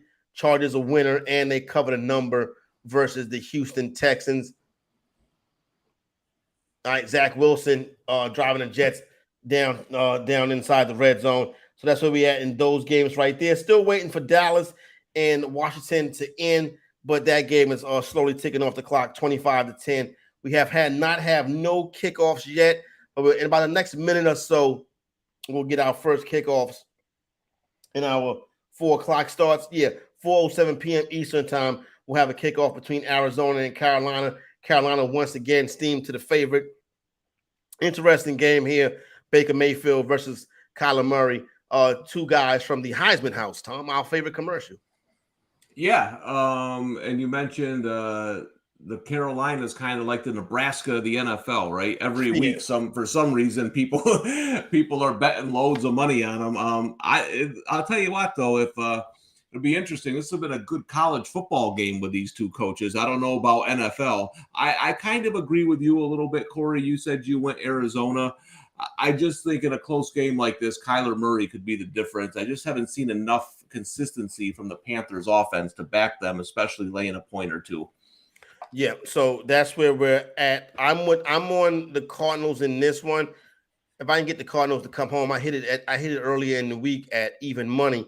So that right there will at least allow me to even out today after the Cleveland Browns decided to destroy me. I should have went with my better judgment with Tennessee, though. That really right there was the problem. And then, of course, the Bears, they're making no better either.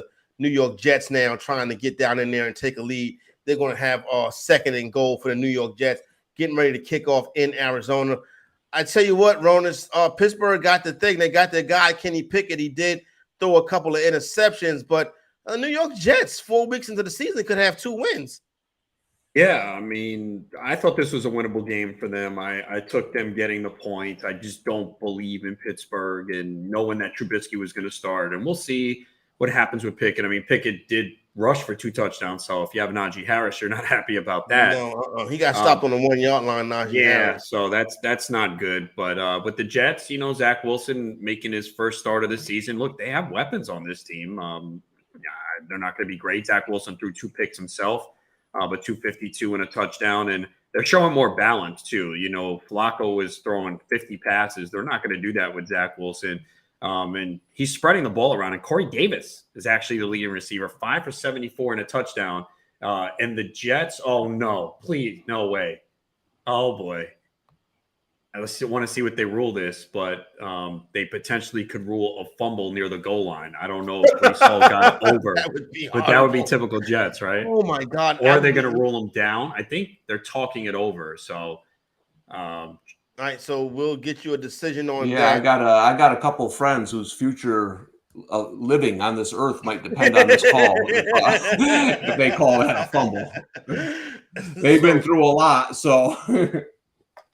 All right, we get to the end of these 1 o'clock starts. Then we give a last update of our leaderboard and get ready to turn to this 4 p.m. Eastern time action. Obviously, the big one is tonight, really football night in America with the Chiefs and the Bucks.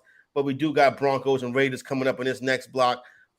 Very important game maybe more so for the Raiders, and definitely more so for the Raiders than for the Broncos. That's a fumble, bro. So I don't know. I man. think. Oh yeah. Oh, you might be That right. is a fumble. Oh my God. What did they call on the field though? I mean, did the Jets recover? It looks like a lineman grabbed it, and then there's a pile. So I don't know what they called on the field. Did they say Jets recover, fumble, and Jets recover? Oh yeah, because the Jets did recover that. So were they looking? So the Jets recovered. Oh, okay. Now they're saying a touchdown. They're saying ball. It crossed the plane. Yeah, that's what I was also looking at too. I'll take it as someone who has Brees Hall. I don't blame you. Oh, how about the Deontay Johnson 2 for 11? But he's been the one consistent on this team.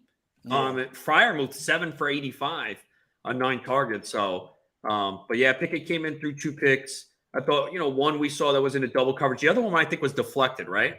Yeah. The other one was tipped. How about this? Rashad Penny just popped off a 41-yard touchdown run. The Seattle Seahawks go into Detroit and score 48 points. I mean, like Tom that's said, a problem. What's your man, Aaron Glenn, right? That's Aaron Glenn's defense, right? Yeah. That's easy. a problem. I mean, it's too easy. I mean, Penny has 14 carries for 139 and 2 touchdowns. I mean, I moved him up my rankings this week. I'm like, oh, Detroit, yeah. But yeah, this is you're the one. Not one. I wish I was that smart, but I did not.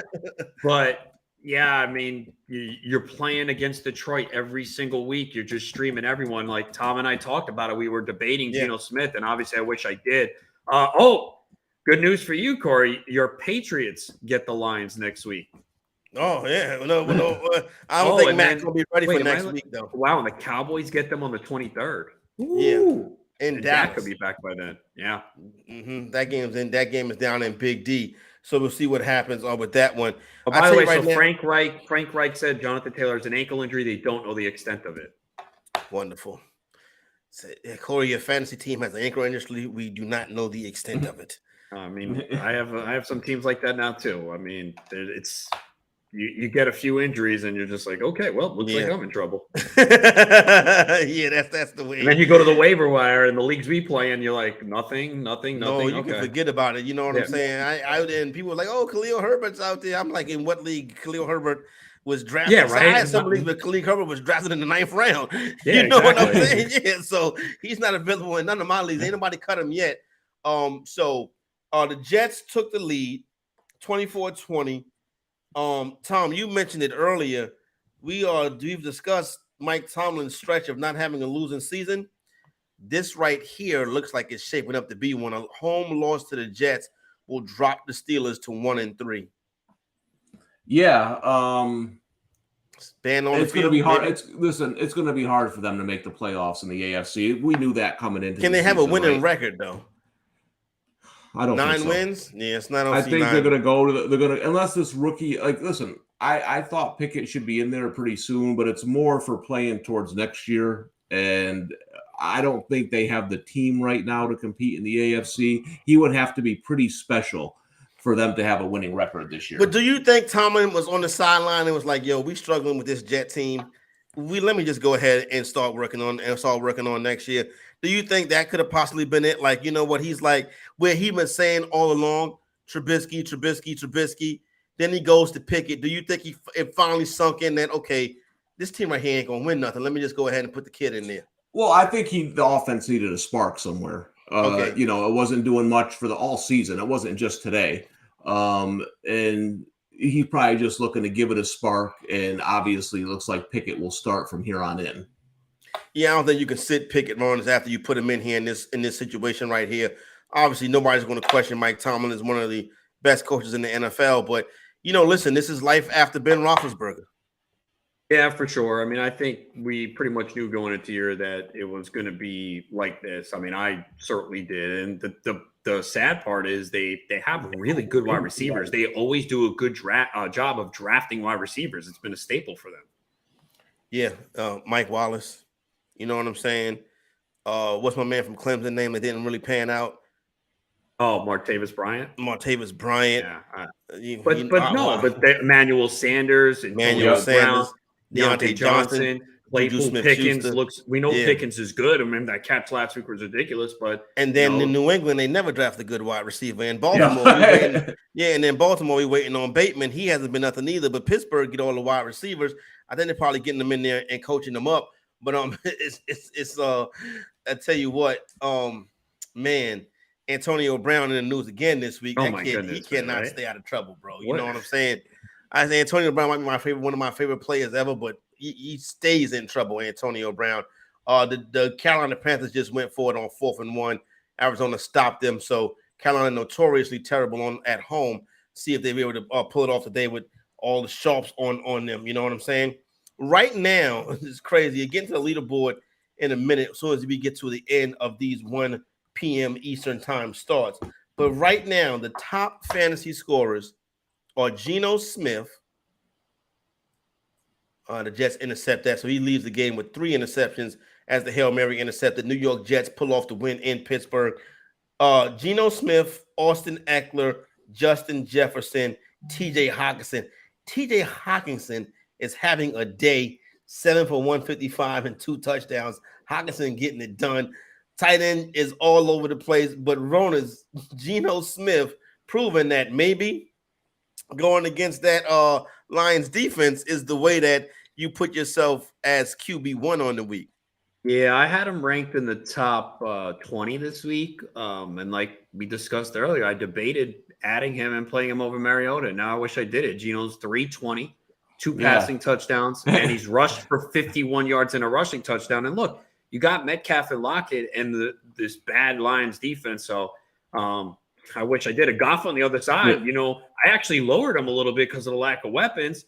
326, 3 passing touchdowns, and they're still going. There's still time left in this game. And, the good news, though, Ronas, the good news for you and I is that Marcus Mariota completed a whopping 7 passes today. Yeah, so a whole 7 of them. So we're looking good, baby, in those fantasy leagues. Oh, man. Should have known. Did he run for anything? Probably not. I mean, He didn't have a good day. He didn't have a good day. You know, sometimes you know when you just have like a team that nothing goes right, it's one of those, and you just got 5 carries, 3 yards for Mariota today. So yeah, that's oh my god. All right, so no rushing yards for Mariota. If you were on Mariota rushing under, if you got it at 4, it's funny though because Ronas and I did the exact same thing. We had Mariota and we thought about Geno. It's amazing that 2 guys can make the exact same awful decision. It's astonishing. Well, at least you know you had somebody that was on the same side. It's easy when the game's over, isn't it? Yeah, I know, right?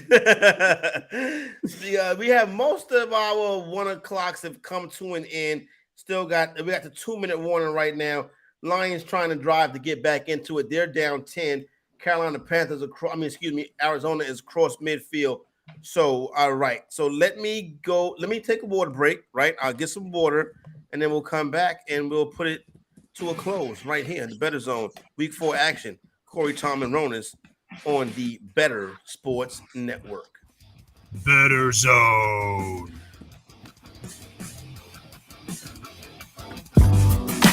The Playbook with Fensty and Rose, presented by FantasyAlarm.com. The only person, and I've said this to you before, who I believe back then, of all those power hitters who truly was clean, Ken Griffey Jr. I mean, I think so when he got hurt. We'll never know that for sure either. No, dude. We've seen guys who were not big take substances.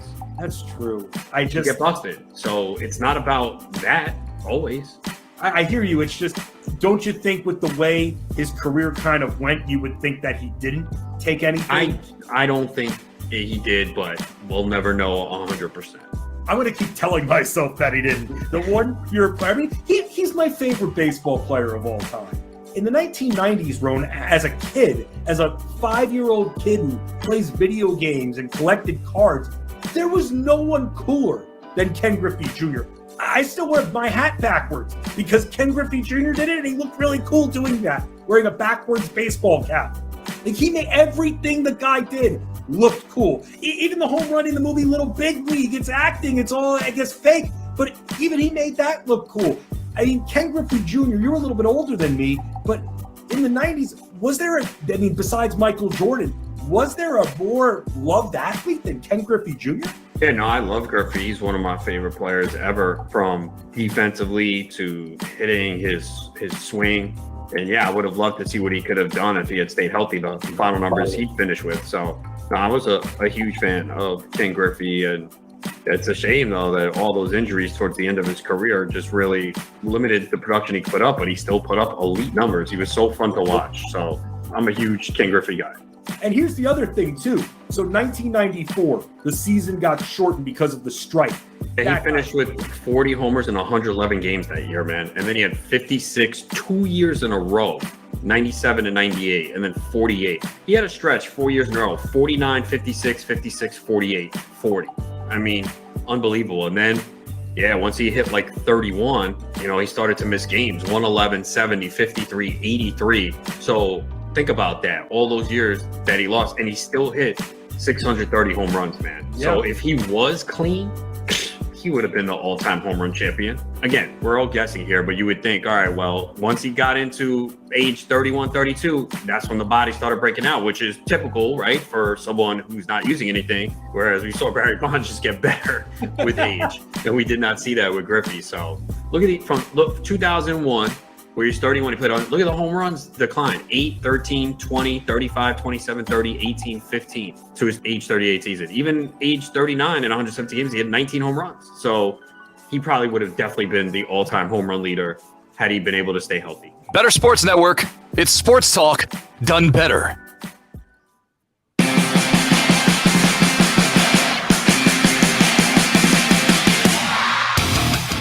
Penny is lined up wide to the left. Gino's going to run a quarterback draw, and he's going to walk in. Touchdown, Seahawks!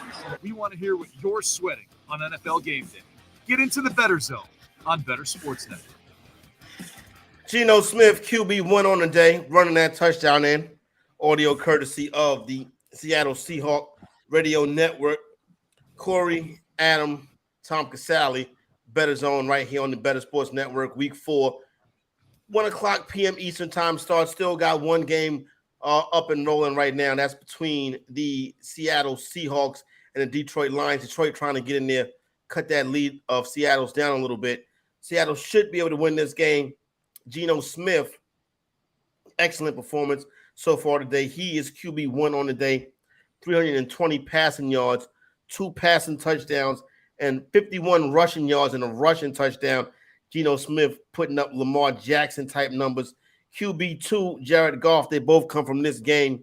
Wild shootout in this one right here. Right now, Goff, 352 passing yards, 3 touchdowns.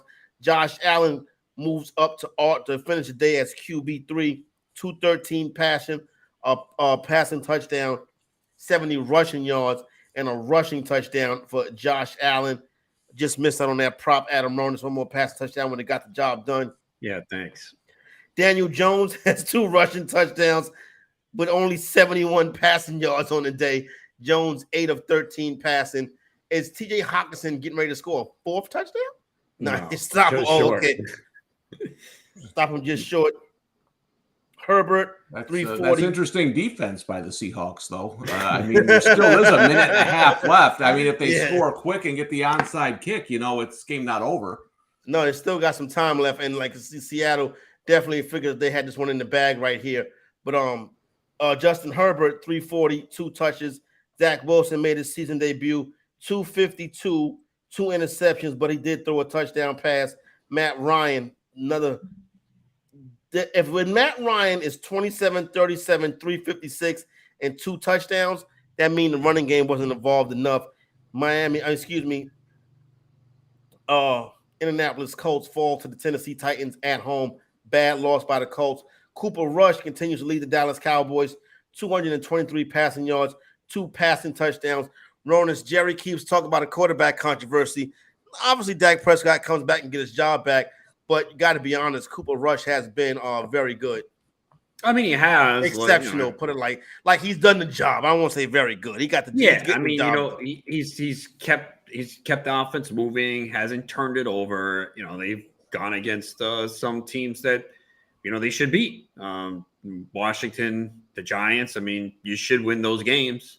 And then the first one against the Bengals, which came down to the end. So he's done what he's needed to do. And it's really the defense, man. I mean, I knew the defense was good, but I was worried that when you have the differential in turnovers they had last year, that usually doesn't translate to the next season. But they've been unbelievable, man, on the defensive side of the football. That's really what's kind of led them here. And that's why, it's crazy because, I was so gloom and doom after week 1 when Dak went down because of the injuries in the offensive line, and they didn't really upgrade the team. But you look at the NFC and you're like, okay, if your defense is going to play at this level, you don't need to be an explosive offense. Just don't turn it over. And they have a shot because this NFC is just so wide open. Now, I do expect Tampa to get better, Green Bay to get better, but there's just no dominant team right now. Again, I still think Philly is the best team, and they got the W today, but it's not like they're unbeatable. Jalen Hurts. And go ahead. Just real quick, Corax, is something that you mentioned earlier that I think is a good point. I think one of the things the Cowboys coaches have struggled with over the last 20 years is figuring out what kind of team they have. Over the last 20 years. Well, but you mentioned something I thought was interesting about play calling. So they're calling the game a little differently with Cooper Rush, but it kind of fits the team they have. Like Rona said, they're a good defensive football team. With Dak, I think they might be a little bit too free and loose. And call, you know what I'm saying? So I'm not a huge Kellen Moore fan, but I do think he's called a better game with Cooper Rush to fit the kind of team that they have moving forward, because they don't need to score 40 points a game anymore. You want to slow the game down when you bring the backup quarterback in. It's like maybe you should slow the game down when you have Dak Prescott in as well. So interesting, big matchup for next week for Dallas they go out west to play the Los Angeles Rams, the defending NFC champion. So we'll see what that's going to be. Adam Schefter reported this morning Dak Prescott is targeting being back for that game in Los Angeles next week. QB 10 on the day, Jalen Hurts, only 16 fantasy points, not one of Hurts' better days. He did have a rushing touchdown, 38 rushing yards, 204 passing yards for Hurts. But the Philadelphia Eagles get the victory 29-21. Eagles cover the number, and the over cashes as that number was steamed down because of the weather. And then the over comes in. It hits on the back end. Jacoby Brissett made this list only because there's more games left. 234 passing yards for Brissett. He did have a rushing touchdown and just threw a terrible, terrible interception as Cleveland was trying to get in the field goal range to tie the football game up. Let's head over to our running backs. I know a lot of people this week have been complaining about Austin Eckler. You complain about Austin Eckler, and then you see what happens. Austin Eckler gives you 34 fantasy points in a PPR league. Eckler has 2 rushing touchdowns for 60 yards, has a receiving touchdown. He also caught 6 balls for 49 yards. So your typical Austin Eckler type performance. But right now with 34 fantasy points in the PPR, he is QB1. Ronas, did the Detroit Lions recover the onside kick? No, Seattle did. Okay. So that one right there gets ready to go. Brian Hoyer takes the field for the New England Patriots. Also action getting ready to kick off in Las Vegas between the Raiders and the Broncos, those AFC West rivals. Running back number 2 on the day, Philadelphia Eagles, Miles Sanders, 29 points and a PPR, 134 rushing, 2 rushing touchdown. Also caught a pair of passes for 22 yards. A lot of offense today in that game between the Seahawks and the Detroit Lions. Seahawks come in there, get a 48-45 victory. It looks like that's what the final score is going to be. Rashard Penny had a day-to-day. Rashard Penny had 139 rushing yards, 2 touchdowns. Here's his second one of the day. Handoff goes to Penny, breaks away, there he goes, 30, 20, 15, 10, 5, way to go! Touchdown Seahawks, Rashard Penny. I'm looking for a flag, I don't see one. Again, the Lions thinking pass. Shane Waldron says, let's run it. Let's give it to 20. He goes 41 for 6. Damian Pierce is RB4, 25 points in a PPR, 131 rushing yards, a rushing touchdown. Jamal Williams, very good pickup on the waiver wire this week. Williams rewards you with 108 rushing yards, 2 touchdowns. Derrick Henry, King Henry was excellent in the first half, gave you 114 yards, a rushing touchdown. Also caught 3 passes for 33 yards. J.K. Dobbins, rushing touchdown, receiving touchdown for Dobbins. Dobbins starting to get warmed up. If you drafted Dobbins and waited on him, Ronis, I think better days could be ahead. But this is a good sign right here as he starts to get acclimated into the offense. Yeah, it should be. And we know Ravens typically like to run the football, and they just really haven't had the running game all season long. It's been mostly Lamar Jackson. So, yeah, I mean, he had 17 touches today. I mean, that's a lot. I mean, there's a lot of running backs that don't get that. So, Justice Hill did leave this game with a hamstring injury. Gus Edwards could be back soon. I guess he's eligible to return in week 5. We'll see what his status is. But, yeah, I think, you're feeling better about Dobbins. Again, not big yardage, but he did find the end zone twice, and that's a good sign. Part of the offense, Nick Chubb, as obviously part of the offense. Nick Chubb, 20 fantasy points in the PPR, 118 rushing yards and a touchdown. Saquon Barkley, 18 fantasy points, 146, 16 receiving, no touchdowns. But Saquon Barkley with a big day, 146 rushing yards. Giants beat the Bears and successfully laid 3.5 points. Justin Fields and the crew head back to Chicago. Breece Hall, RB 11, 65 rushing yards for Hall, 1 touchdown. New York Jets go into Pittsburgh, upset the Steelers as 3.5-point dogs. New York Jets now 2-2 on the season. New York Jets getting it done. You got to give them their props for that one. Justin Jefferson, 31 fantasy points, is the head honcho at wide receiver right now. Jefferson with a big day today, 147 receiving yards on 10 touchdowns. Did get 10 receptions, not 10 touchdowns. That'd have been a record. Tyreek Hill, WR2, 160 and 10. His matchup with Eli Apple. Same game. T. Higgins goes off, 7 receptions, 124 yards and a touch. DK Metcalf took a ride to the bathroom today. He was all right. Yo, that is crazy, man. You're a king, man. You do that. Yeah, I gotta go to the bathroom. Get the damn cart. Yeah, that is something. Somebody bring the cart. I gotta go to the bathroom. Interesting stuff right there. I want to see if I can get that during this show. Hey, someone bring me a cart. I go to the bathroom. Well, Metcalf, 7 catches, 149. Big game for him. In Dallas, Cowboys have wide receiver 5. CeeDee Lamb continues to get it done. 21 fantasy points for Lamb, 6 catches, 97 yards. Lamb also got in the end zone. How about them Cowboys? Raj under pressure, throws deep, skinny post, walk in, CeeDee Lamb. He got clear and he walked the dog. 30 and a touchdown. How about them Cowboys? How about them Cowboys? Dallas Cowboys 25, Washington Commanders 10. No matter what you call a franchise, the Dallas Cowboys, and whatever Washington wants to call themselves, you still know who the better team is. It's the one that's kept the same name for the last God knows how many years. We beat you as Redskins, we beat you as the football team, and then we beat you as the Commanders. whenever you change it to next year, and let us know when that parade Hopefully is. they'll change it to a better name than Commanders next year, and we'll beat them again. Josh Reynolds. Ooh, Josh Reynolds, 21 fantasy points in the PPR, a receiving touchdown, 7 catches for Reynolds for 81 yards. I didn't see this one right here coming up, but I guess when you're the only healthy guy, Ronis, why not?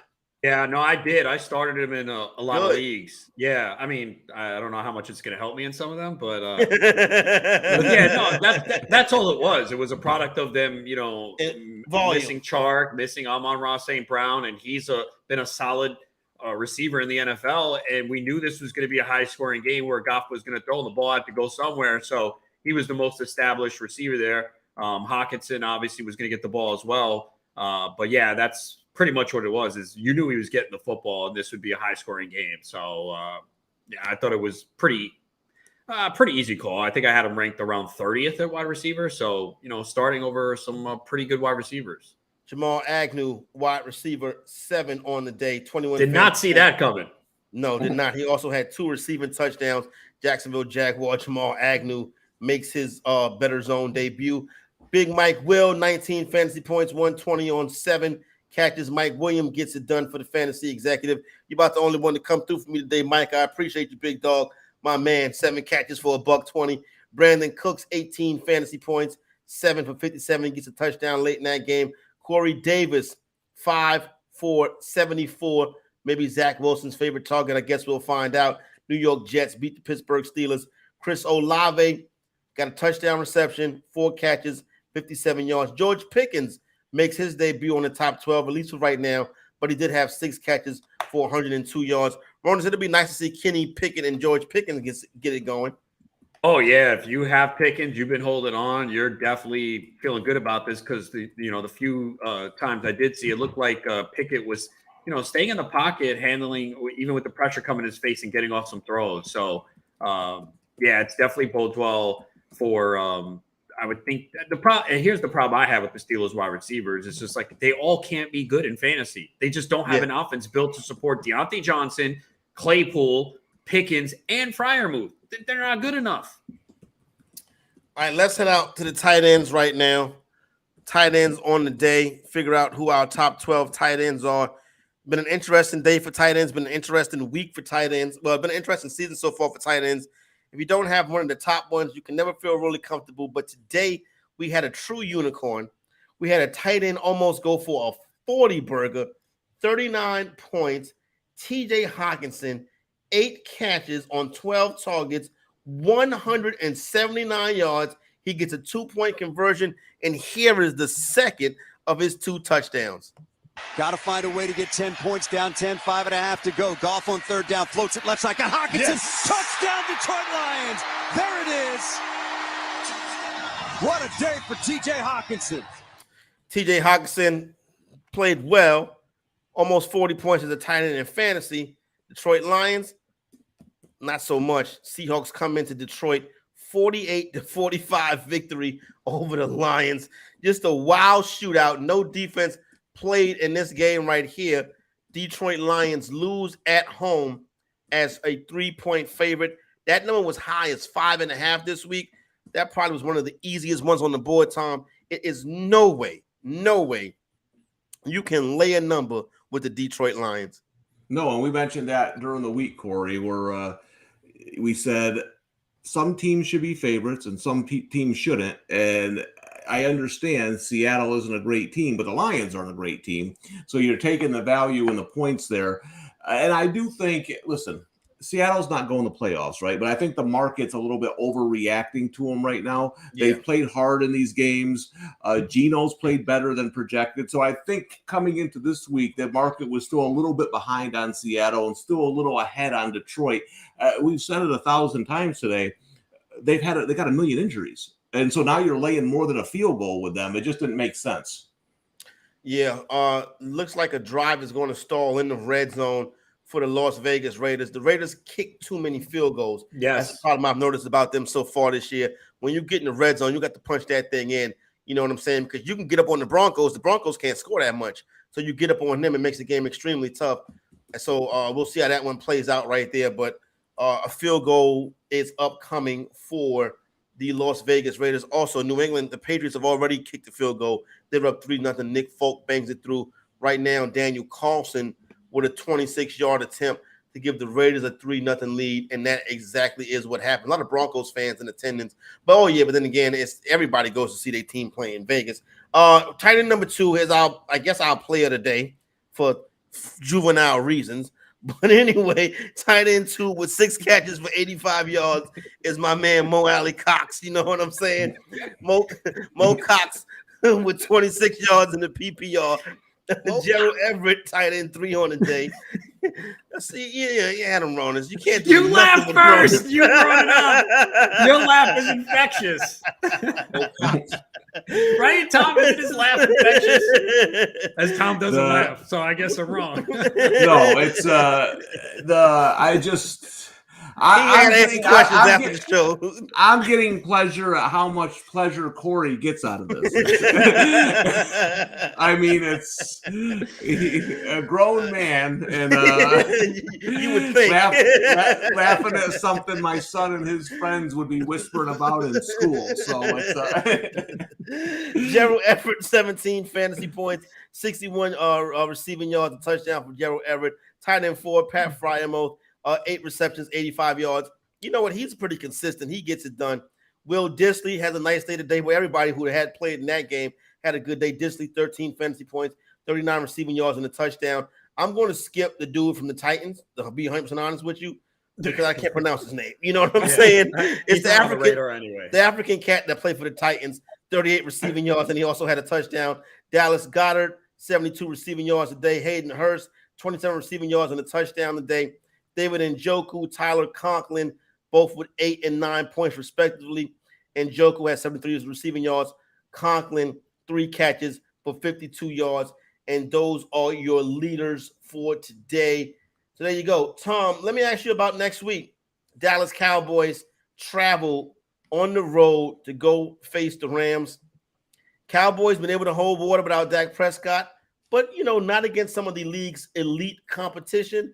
But next week, next Sunday, they do have a big game as they go to Los Angeles. Should be, I figured that will be America's game of the week. Cowboys 3-1 versus the Rams, who could either be 2-2 and 3-1 at that point. If you had to guess right now, Cowboys on the road versus the Rams, what's the spread? Depending on what happens tomorrow or tomorrow night in the Rams game, I think the Rams would be a 4-point favorite. Okay. Ronas, what would you say about the same, that 4-point favorite? I was thinking 2.5, 3, but I can see 3. I was thinking 3 also. Now, is Dak playing? Well, we don't know. Yeah, because with Cooper Rush, I would say more along the lines. I can see the 4 with Rush. Yeah, if Dak is playing, then I think the money comes in on Dallas and pushes that closer to a field goal. Yeah, like you said, a lot's going to happen. Remember, the Rams will be on a short week since they play Monday night. They don't have a home field advantage. There'll be a lot of Cowboys fans. That's going to be a Cowboy fans. Yeah. Especially in Los Angeles, that's nothing but Cowboy fans out there. And LeBron to be there, you know what I'm saying? They have offensive line issues. So, I think, look, if the Cowboys don't win the game, I don't think it's a big deal. If they win, then it would be a huge victory. I mean, for them, honestly, I was sitting here after week 1 like season's over, man.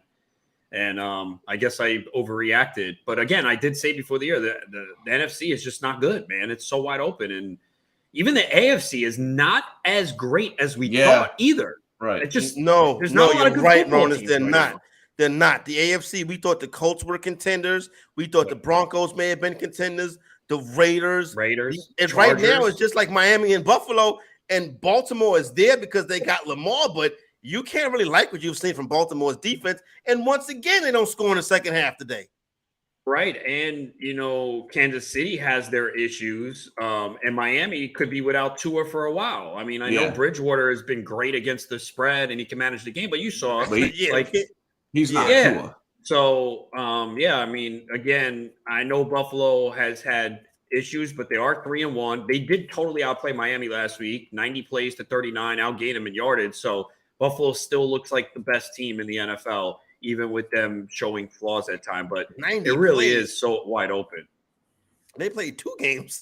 Jeez, and Ronas, you mentioned Tua. Listen, whatever you thought about Tua coming into the season, or no one ever questioned his arm strength, right? Like he can get the ball down the field. He did that at Alabama. That's not really Teddy Bridgewater's game. Is getting that ball. They built that offense around Tua to get the ball down the field. So I think that would be a big injury for Miami moving forward. But I think Bridgewater can do enough with those receivers for the yards after the catch. Those are yak receivers, so they do get a lot of their work down the field. But I think you can get them in some spaces yard after the catch. Bridgewater is going to manage the game.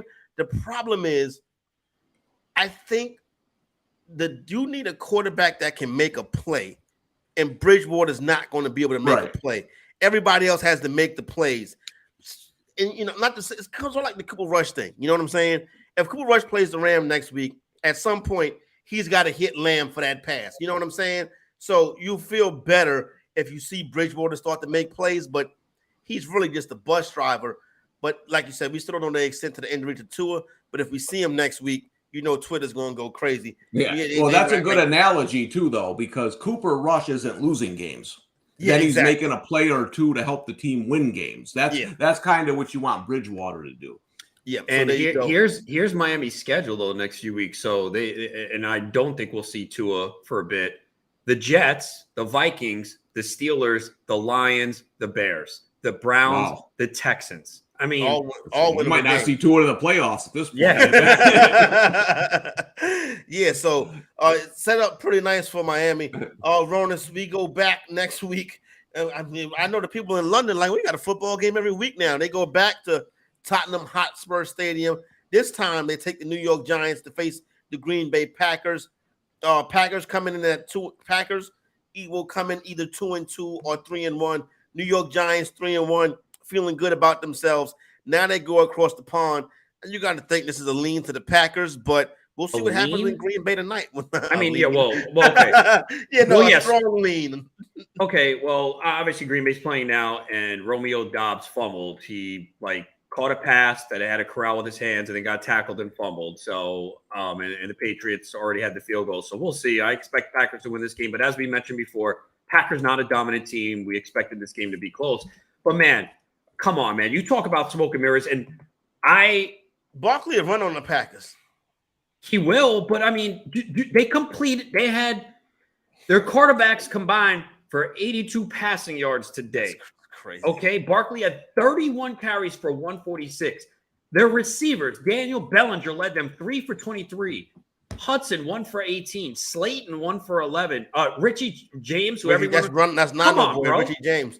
Yeah, People are like, oh, I got to play this guy. No, man, I think I had him ranked in the 50s. Just because no one else is there doesn't mean you throw someone else. You know, especially in this. I agree with that, Ronald. You know what I'm saying? Bears. Yeah, the pulling straws, saying, "Oh, well, somebody." That's the thing. Well, somebody has to get the targets. Not in this offense. See, Detroit's different because you knew they were going to play a high-scoring game. Goff is a solid NFL quarterback. We said he's not going to take you where you want to go. Right. And Josh Reynolds has been productive in the NFL. So that's different. The Giants, in this game, you knew they didn't need to pass the ball against Chicago, and they could just run it with Barkley. So their receivers, 9 catches for 82 yards. How are you going to beat Green Bay this way, man? No, because Green Bay, oh, my goodness. Where Brian Hoyer just got sacked real hard. I think Green Bay's defense is very good. We haven't seen it every week, but I think they're good. So, especially against teams like that, Ronas, where they can just, they can't threaten them. They'll shut the Giants right down. And they'll just put pressure on Jones all day long. So, look, we knew that one of these 2 crappy teams was going to be 3-1 between the Bears and the Giants. I hope Tom hits his bet for the over 7.5 because I did think the Giants were improved, but I can't see them beating Green Bay next week. No. And Giants fans, look, you got to be realistic here. This is not a good football team, man. Don't fool yourselves, man. This is not. And they played 3 but here's the thing, of their 4 at home. The record says they're a good football team. But they're okay. But we analyze outside of the record, right? Okay. Look at their schedule coming up. Tell me how many games they're winning. Green Bay in London. Home to the Ravens, at Jacksonville, at Seattle. Maybe they might beat Seattle. Maybe. But Seattle's a tough place to play. You guys just said they can't Seattle's score better enough. than we thought, and they play hard. They can't score enough to keep up with Seattle. So, now things are going to get tougher right now. They're going to need to have a situation where, knock on wood, where somebody's quarterback is out or the quarterback gets hurt throughout the course of the game. But it's going to be interesting. But look at these games they won, okay? At Tennessee, 21-20. Tennessee beat the Colts today. The Titans are still not good. The Colts suck too. Okay, I realize that now. That was also week 1. Week 1, I don't really, who knows what's going on in week 1. And then they beat Carolina with Baker Mayfield at home by 3. They lost to Dallas with Cooper Rush and ugly game, and they beat Justin Fields and the Bears. Come on, man. Yeah. All right, we'll see. I'm just trying to get it. Yeah, they just don't have the consistent quarterback play to win week in and week out. I agree. But is it fair though to judge Daniel Jones with Kyler all Murray, of the? Don't do that, son. Don't do that, Kyler. Oh, you know what? No, but at some point we got to judge him. He's been in the league 4 years. But I get that. But he's also they have no offensive line right now. He's the highest pressured quarterback in the NFL. And who's he throwing to, man? I mean, I will say this: I thought he played okay in the Cowboys game. For the amount of pressure he was under and the throws he was making to the guys who were there, I know people were slamming him on Twitter, and I'm like, I don't know, man. What do you want the guy? Like he's throwing some darts out here, and the Cowboys had him dead to rights almost every play. So I do agree with you there. I mean, is there a worse receiving core in football than what the Giants have right now? No. I thought it's the embarrassing. Receiving core was so bad. I thought they was going to bring Antonio Brown in. I mean, they're getting that desperate. Let me tell you something. Antonio Brown would show up and play 3 games, and then he'd be like, "Yo, I'm out." You know what I'm saying? Like, I think the Antonio Brown days are over. I think a player gets to that point, and the teams call each other and say, "Enough's enough. We're done. We're done." Yeah, exactly. Like, don't bring them back. Orchard Park next weekend, next Sunday. Tom, the Buffalo Bills host the Pittsburgh Steelers. I think this could be a double-digit spread. Yeah, and I think it could get ugly. Yeah, that's. I'm laying the number, but I'm laying it. When the Bills win, they usually win by double digits. Now, I know they did today, but Baltimore's a good team. Yeah. Yeah. No, I think the Bills, when they get rolling, which they should be able to next week, they might be able to put a number on the Pittsburgh Steelers. So I would agree. Would you want to say something else about this game, Tom? No, I was just going to say Nathaniel Hackett might win 10 games this year by never scoring 14 points. We got another defensive struggle in here, it looks like, in the Raiders game. But, yeah, I think it'll be interesting to see if Tomlin wants to have the rookie start his first game in Buffalo, or if he goes back to Trubisky.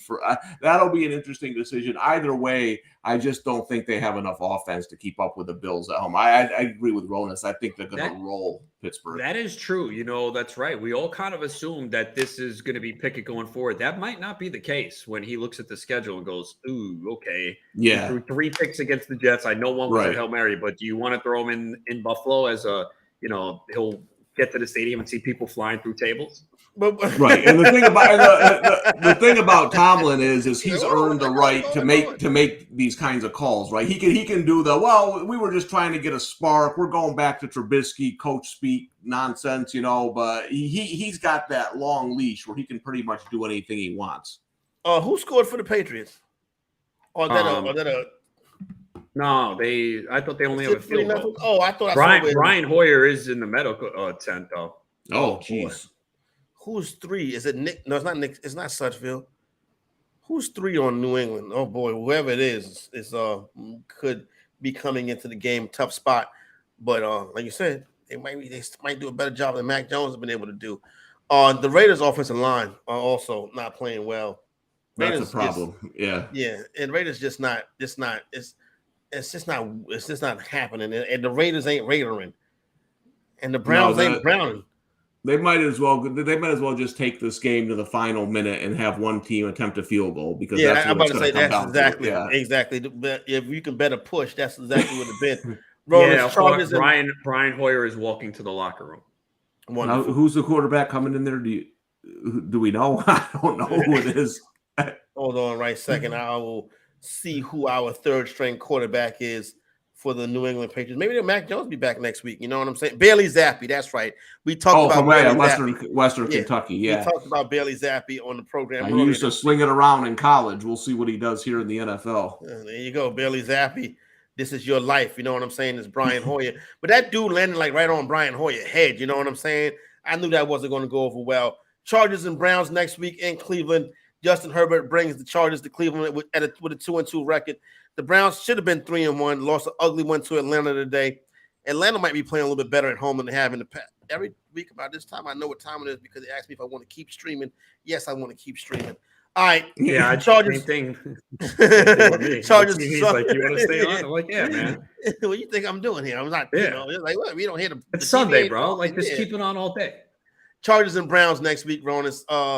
I'm just going to be, until Watson plays, I'm fading the Browns. I'm that type of better to where once you do me dirty, I hop off you for a couple of weeks. You know who doesn't do me dirty? Cortland Sutton. He scores a touchdown. I'm on his prop today. I mean, I need to hit his prop to go 2-3 on the props I give out Friday, my first losing week. But I have Sutton over 66.5. And how many yards was that touchdown? Do you know?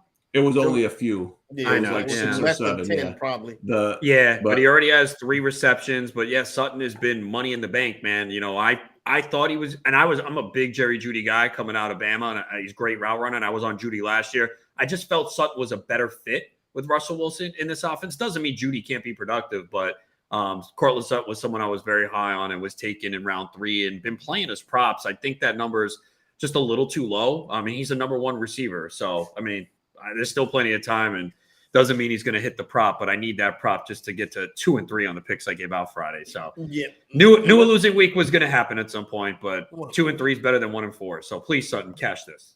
Yeah, Yeah, no doubt. I would, if when the odds come out, I would look at Josh McDaniels as the first coach to get fired. And do you think he gets another job again in 3 years? This has been a disaster. Like they just showed that the Broncos have the worst red zone offense and the Raiders have the worst red zone defense, and the Broncos won that battle. But that's what I mean. Like, there's nothing good about this Raiders team. Their defense stinks. Their offensive line can't block. They're not scoring a lot of. Nothing good about them right now. Yeah, and I know they were a desperate team, and I like to play that angle. I just couldn't do it. I'm like, I just haven't seen enough from them. And Denver they're going to get better. I don't know how much better, and their defense is pretty good. The defense is playing well. Right. Really well. I mean, they're putting a lot of pressure on Carr already today. So that'll be interesting. You mentioned McDaniels. Well, what if Kingsbury loses to Carolina? Whoever loses this game, Carolina or don't forget about Ron Rivera. Let's not forget. Do we remember the one Cardinals victory this year? How they got it? Yeah, right. Against McDaniels. So because of that, we'll give McDaniels a slight edge in the first coach because he lost to Kingsbury. Yeah, it's this Kyler Murray thing. It's not good looking today either. Browns and Vikings play next week. Boy, I tell you what, our slate next week doesn't look great, to be honest with you. I mean, we got Titans and Commanders, Texans and Jaguars, Falcons and Buccaneers, Dolphins and Jets, Saints and 49ers, Panthers. Oh my goodness, Eagles, Lions Cardinals? and Patriots. I'm taking off. Cowboys Rams is good. I know it's the second window. That's the second window. Chargers Browns is not bad. Chargers Browns not bad. Yeah, it's not horrible. You know what I'm saying? Yeah. Dolphins Jets. How do you think that's going to be, Dronis? You know Well, what I'm saying? awesome. What if? Seahawks and Saints are going to be a real barn burner, 13-13. You know what I mean? Geez, the Jets. I mean, Bridgewater is almost certainly going to play. The Jets could be 3-2 if they win that. I mean, good. At least Survivor will be easier next week. It's been a nightmare for the first 4 weeks. Oh, the Dolphins. They're on the road though without Tua. I'm against those upstart Jets after Salah said we're taking receipts. They're 2-0. I'm not going against the Jets. Taking receipts. They're 2-0 since he said it. He knows what he's doing. You sound like a jerk. Football night in America next week. Cincinnati Bengals, Baltimore Ravens. That's a big game. That's a big game right there game. in the AFC North right there. Winning that game goes to 3-2 on the season. You also got Eagles and Cardinals. Eagles could be 5-0 next week. 5-0. Eagles could be 5-0 next week. Cardinals do not play good at home. Eagles in a good spot. Watch. The Cardinals are going to look like garbage. They lose to the Panthers and beat the Eagles next week. Don't you know what's coming? Be serious. That can 100% happen. Yeah, I can definitely see something like that happening. You know what I'm saying? That's the way the NFL is. Yes. That's the way the NFL. Like the 49ers and the Panthers play next week. Would the 49ers go into Carolina and lose? That could happen. Yeah. I mean, is Baker Mayfield the quarterback though? I don't know if that'll happen against. But yeah, you're right though. If Mayfield is not playing, do you think they go to the Darnold, or do you think they give the other guy a shot? Darnold is hurt. Did they place him on IR? But he's hurt. Well, he could be back after 4 weeks. But he was hurt. I think roster. Well, that's Matt Corral. He's hurt. They'll probably stick with it. Oh my goodness, the Cardinals are 4th and inches. The snap went 80 yards over Kyler's head. This team is abysmal, man. There's so many teams but the Cardinals are lucky to have a win, man, against Vegas. They're terrible. I'm waiting to see this play here. My bad. I'm sorry. No, I know. I just want both my sons play center. They got to get them in there. They're 100%. My kids. They wouldn't do that. Oh my goodness, man. Bailey Zappi, Kyler Murray. This has been one heck of a Sunday. But yeah, they got Matt Corral, they got PJ Walker, Jacob Eason. They got 13 quarterbacks. They figure out. No, they're just going to keep Rule's just going to keep throwing one in until something works. He doesn't care. Basically at this point, you know what I'm saying. That's about all you can really do. Tough one, but they do have Christian McCaffrey at the end of the day. He did have one explosive play. Interesting to see how that one plays out. But we are getting ready to head towards the end of our block. Better Zone continues with Holden Kushner and Pilar Lastra coming up right here on the Better Sports Network. They'll take you through all of these games that we got going on right now to completion and up until football night in America. Once again, our superstars of the day today were, you wouldn't believe it, but it's been Jared Goff and Geno Smith at quarterback, the running backs Austin Eckler and Miles Sanders, wide receivers Justin Jefferson and DK Metcalf, and the tight end Mo Alley Cox. For my man Tom Casale and Adam Ronas, it's Corey Parson, the fantasy executive. Please enjoy your Sunday. Good luck to everybody the rest of the day. May your bets win and your fantasy teams as well. But we are out.